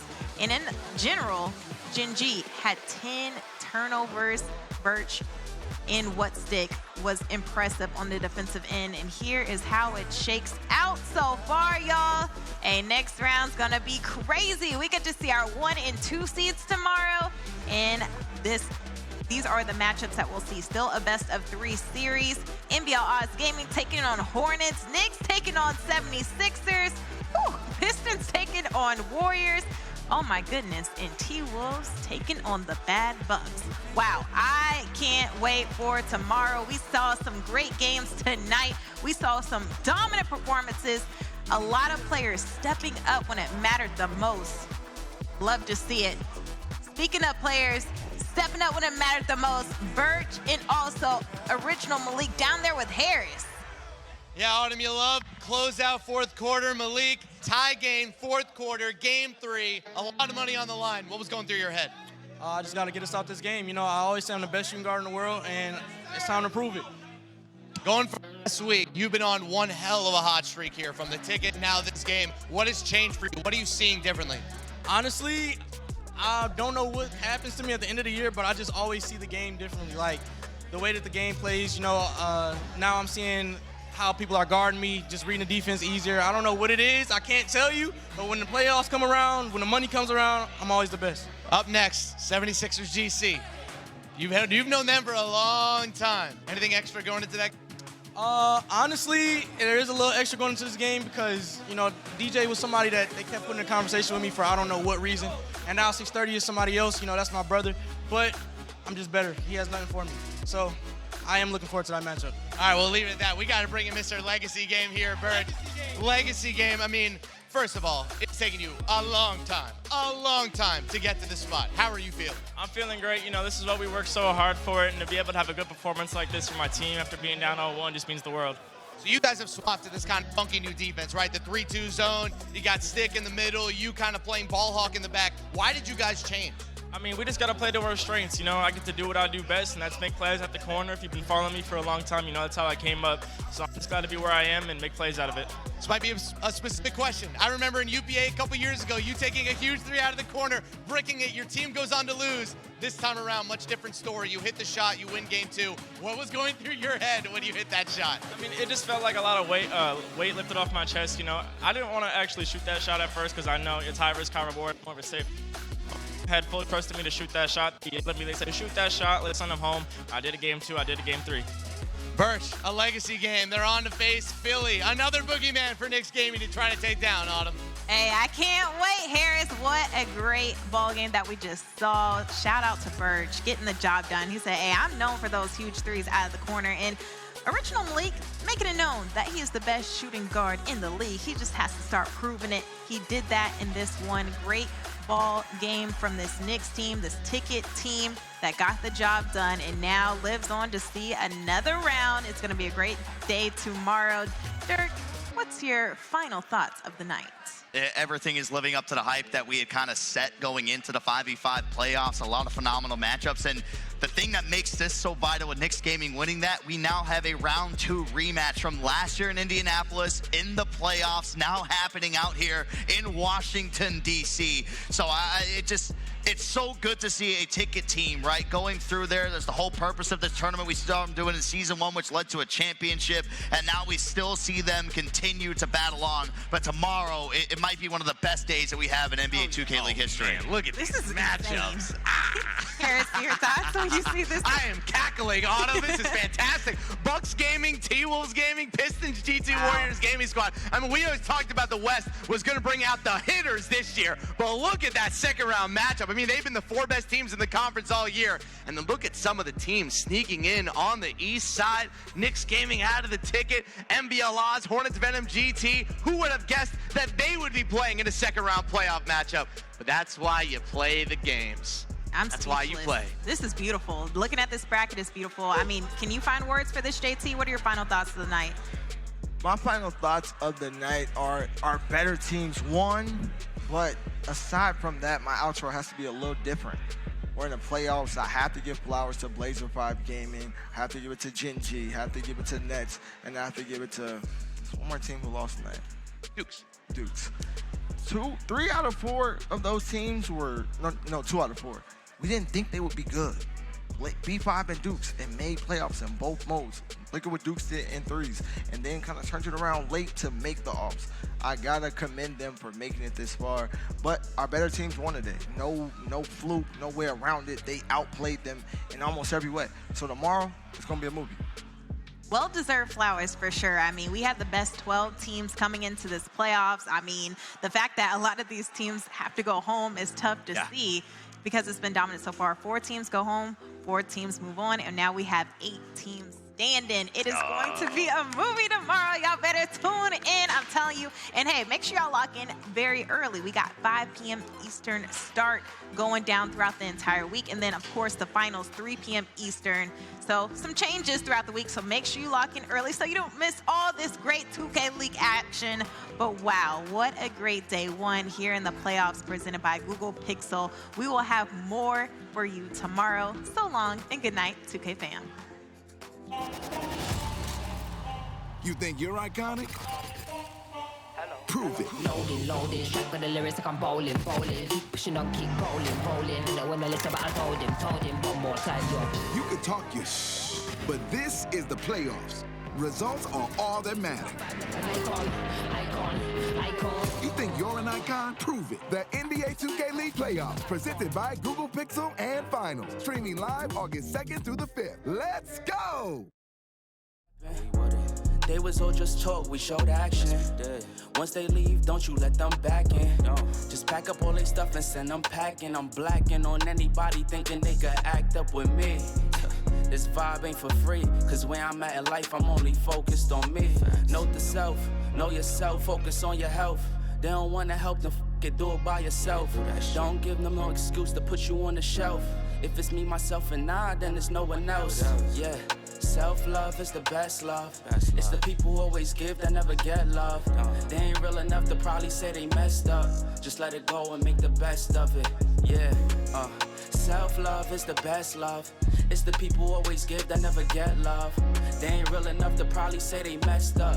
Just let it go and make the best of it. Love yourself. Yeah, practice what you preaching, but clearly they not practicing entitlement and pride. Yeah, those 2 things they factor in. Spiral out of control just from all the bantering. When they accustomed to talking behind your back with all that chattering, I remove myself before I abuse myself. Talk about self-love, but you gotta do it yourself. Yeah, I won't act too good for no help. Well, y'all healing now. Said some things about me that ain't true. How you feeling now? Even at my lowest, they tried to find a way to bring me down. Big y'all up for years, ain't talking just the brand or the sound. I don't throw things around, I do it from the heart proud. Mama just wanna see her sunshine, removing them dark clouds. Yeah, self-love is the best love. It's the people who always give that never get love. They ain't real enough to probably say they messed up. Just let it go and make the best of it. Yeah, self-love is the best love. It's the people who always give that never get love. They ain't real enough to probably say they messed up. Just let it go and make the best of it. Love yourself.